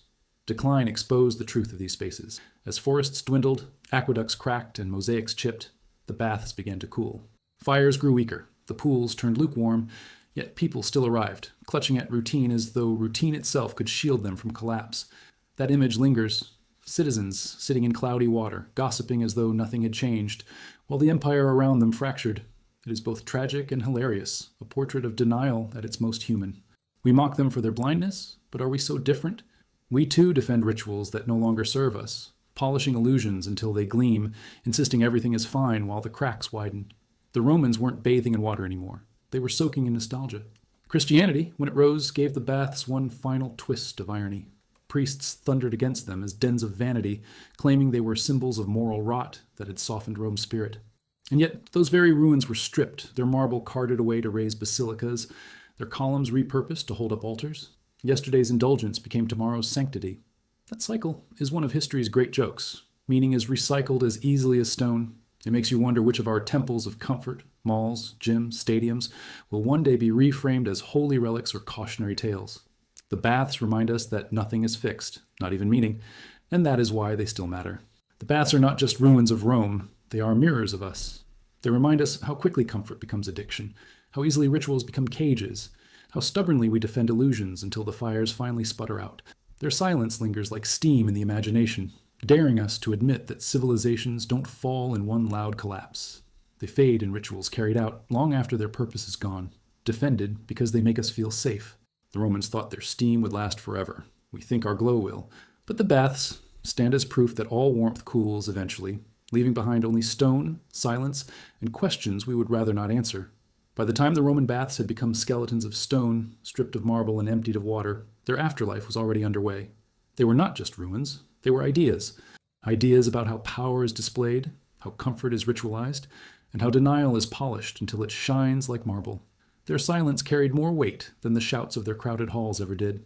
When walking among the broken walls, you realize that what survives is not the steam or the heat, but the illusion itself. Rome thought it was building eternity, but what it really built was a monument to the human tendency to confuse luxury with permanence. In their prime, the baths were microcosms of Roman society. Step inside and you entered a universe of contradictions. Senators whispered in corners about legislation, while children screamed in delight as they splashed. Merchants closed deals while slaves shuffled through corridors carrying jugs of oil. Philosophers, always eager for an audience, muttered about virtue while sitting elbow to elbow with gamblers tossing dice onto the wet floor. It was chaotic, noisy, alive, and yet everyone believed it was order. The real comedy of it all is that Romans thought this messy carnival was proof of their civilization's refinement. Perhaps they were right, or perhaps civilization has always been nothing more than a very organized kind of chaos. Behind the noise, though, the machinery was unsustainable. The hippocausts devoured forests, the aqueducts strained under constant demand, and the slaves who stoked the furnaces worked in suffocating heat. The grandeur above ground depended entirely on the misery below it. That was the true cost of steam. Rome presented the baths as gifts to the people, but in truth, they were debt. Debt to nature, debt to labor, debt to time. And once that debt could no longer be paid, the fires dimmed. If we smirk at their blindness, we might glance at our own skyscrapers powered by fragile grids, our sprawling cities, consuming resources faster than they can regenerate, and wonder if we've really learned anything since. Archaeologists later found dice, hairpins, shards of glass, graffiti scrawled into plaster, tiny pieces of life that survived where marble did not. These fragments collapsed the grandeur back into humanity. Rome wanted us to remember emperors commissioning colossal complexes, but what endured were the careless traces of ordinary people. Someone etched their name into a wall, someone cursed when their ring slipped into a drain. Those accidents outlived the marble. History doesn't always preserve what we build, it preserves what we forget. And maybe that's the greatest irony of all. The Romans tried to immortalize themselves with architecture, but eternity preferred their doodles. When decline came, it arrived quietly, like a slow leak in a great machine. The fires grew weaker as forests thinned. The aqueducts cracked, lowering the pools. The mosaics darkened as repairs slowed, yet the people still came. They sat in lukewarm water and told themselves nothing had changed. That image is both absurd and heartbreaking. Citizens gossiping in half-empty pools while the empire unraveled beyond the walls. But isn't that exactly what we do? We scroll endlessly on glowing screens, convincing ourselves that repetition equals stability, while the world shifts beneath our feet. The Romans weren't bathing in water anymore. They were soaking in denial, and denial never runs out. Christianity arrived and gave the baths a new script. Preachers declared them symbols of sin, places of vanity and lust that softened Roman virtue. Yet in the same breath, those ruins were plundered for marble and stone, recycled into basilicas and altars. The same columns that framed sweaty bodies now framed prayers. That is history's cruel humor. Meaning is always temporary. What one age condemns, another sanctifies. Which of our comforts will be sanctified centuries from now? Will gyms become shrines of discipline? Malls become cathedrals of consumer ghosts? The baths remind us that nothing we build ever stays what we intended it to be. And that's why their ruins still whisper. They are not only fragments of Rome, they are mirrors for us. They show us how comfort seduces, how rituals blind, how civilizations collapse not in an instant, but in the stubborn defense of habits long past their purpose. The baths no longer hold steam, but they hold something sharper. The truth that all warmth cools, that all rituals fade, and that eternity never belongs to the illusions we defend most fiercely. Their silence lingers, daring us to ask, are we any different? Or are we simply waiting for our own pools to grow cold while we sit in them, smiling, pretending nothing has changed? By the time the baths had become overgrown relics, their silence carried more power than the roar of voices and water that once filled them. The crumbling arches and fractured mosaics stood like stage props left behind after the actors had vanished, and yet the audience, us, never stopped staring. What fascinates is not just the engineering or the scale, but the deeper story they tell about human beings and the lengths we go to preserve illusions. Rome did not build its baths only to wash the body. It built them to wash away fear, to convince every citizen that the empire was invincible. But illusions, like steam, always evaporate, leaving behind only damp stone and uncomfortable truths. Step into those spaces in your imagination, and you feel the sensory overload. The air heavy with incense and sweat, voices colliding under domes so vast they swallowed sound, mosaics shimmering like constellations under flickering torchlight. Senators muttered in corners about policies. Merchants slipped coins under towels, and lovers traded glances through the mist. Children splashed noisily until scolded. Philosophers preached about self-control while reaching for another splash of scented oil. It was chaos wrapped in marble, a carnival pretending to be a cathedral. And yet, people believed it was order, that this ritual was what made them Roman. The comedy is easy to see. Lice hopping from one scalp to another while participants congratulated themselves on their purity. Civilization loves to dress mess in stone and call it greatness. But all that spectacle rested on fragile systems. Hippocaust furnaces burned through forests at a terrifying pace. Aqueducts carried water for miles, each stretch of vulnerability. Slaves toiled endlessly in suffocating heat, keeping fires alive beneath the floors. What looked eternal was fragile, a balancing act requiring constant energy, labor, and luck. Rome mistook maintenance for permanence, as we often do. We believe our skylines of glass and steel will outlast us, forgetting that they are as dependent on fragile grids and dwindling resources as Roman baths were on wood and water. The illusion of eternity is always one delivery away from collapse. The traces left behind in the rubble reveal more than emperors ever intended. Archaeologists discovered dice, combs, broken glass perfume vials, and graffiti scratched into plaster walls. One carving of a gladiator, etched crudely by a bored hand, carries more life than a marble bust of an emperor. Eternity, it seems, has a sense of humor. It saves the careless accidents while allowing grand monuments to crumble. Rome built to be remembered for its marble, but history remembered its doodles. Isn't that the same today? Future archaeologists may not marvel at our skyscrapers, but at the digital scribbles of memes left in forgotten servers. What we consider trivial is often what lasts the longest. As decline crept in, the baths became more theater than reality.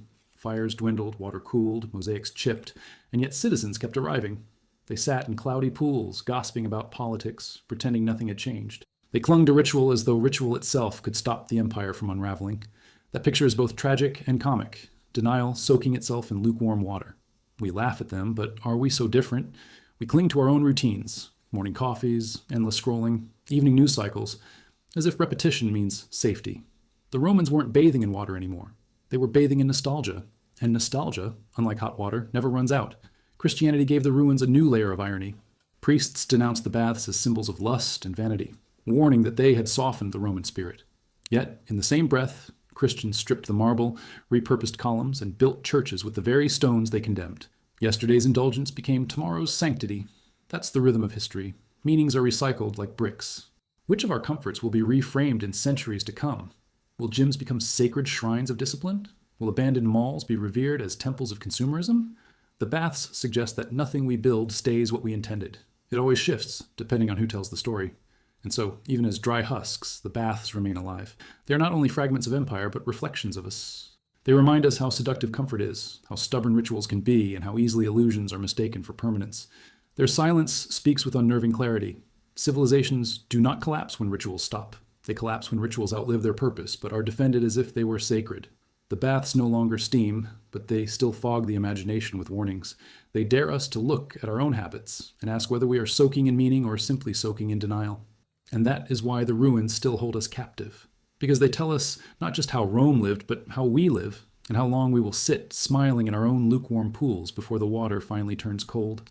By the time the baths had become hollow, ruins swallowed by weeds and dust, they no longer represented water or ritual, but the strange stubbornness of human beings who believe comfort is eternal. Their broken arches framed not just the sky, but the arrogance of a civilization that thought steam could hold back time. And perhaps that is why they remain so magnetic. Their silence is not empty. It is loaded with the memory of illusions that once seemed unshakable. To stand inside those fractured spaces is to confront the uncomfortable truth that we too mistake convenience for immortality. Rome thought its pools would never cool. We think our lights will never dim. Both are stories we tell ourselves to keep from noticing the cracks. In their glory, the baths were theaters of identity. They weren't about hygiene, but about belonging. Stepping into the caldarium or frigidarium was like stepping into Rome itself. The air smelled of oils and incense. The walls glittered with mosaics. Voices echoed in a roar that blurred into a single hum of civilization. Everyone was there. Senators discussing policy, merchants trading secrets, philosophers offering half-baked wisdom, and children turning pools into playgrounds. The baths were chaotic, sweaty, noisy, and yet they were sold as symbols of refinement. That contradiction is hilarious when you think about it. Lice scurrying across scalps while men quoted philosophy about purity. But maybe that's the essence of humanity. We dress our mess in marble and call it greatness. The machinery behind the illusion was staggering but brittle. Hippocausts consumed forests, aqueducts carried rivers across valleys, and slaves labored in suffocating heat to keep the fires alive. The marble domes above were only possible because of the smoke-filled misery below. What looked like eternity was in truth a delicate balancing act dependent on constant fuel, labor, and attention. Rome mistook maintenance for permanence, confusing the exhausting effort required to sustain the baths with proof that they could last forever. That mistake is not unique to them. We marvel at our glowing skyscrapers and endless internet connections, as if they will last forever, forgetting they depend on fragile wires, grids, and resources one failure away from silence. The Romans thought steam was eternal. We think Wi-Fi is. Both illusions vanish the second the system falters. What truly survives, though, are not the arches or mosaics, but the human traces that cling stubbornly to the ruins. Archaeologists uncovered graffiti scratched into plaster, dice abandoned in drains, fragments of combs and jewelry lost in pools. These scraps tell us more than the marble ever could. They remind us that the baths were not temples to emperors, but playgrounds for ordinary people.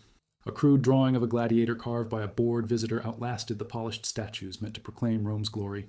History has a wicked sense of humor. It doesn't preserve what we carefully plan. It preserves what we accidentally drop. That should make us wonder if our descendants will care less about our skyscrapers and more about the digital graffiti of memes buried in forgotten servers. Eternity seems to prefer accidents. Decline came slowly, like steam thinning in the air.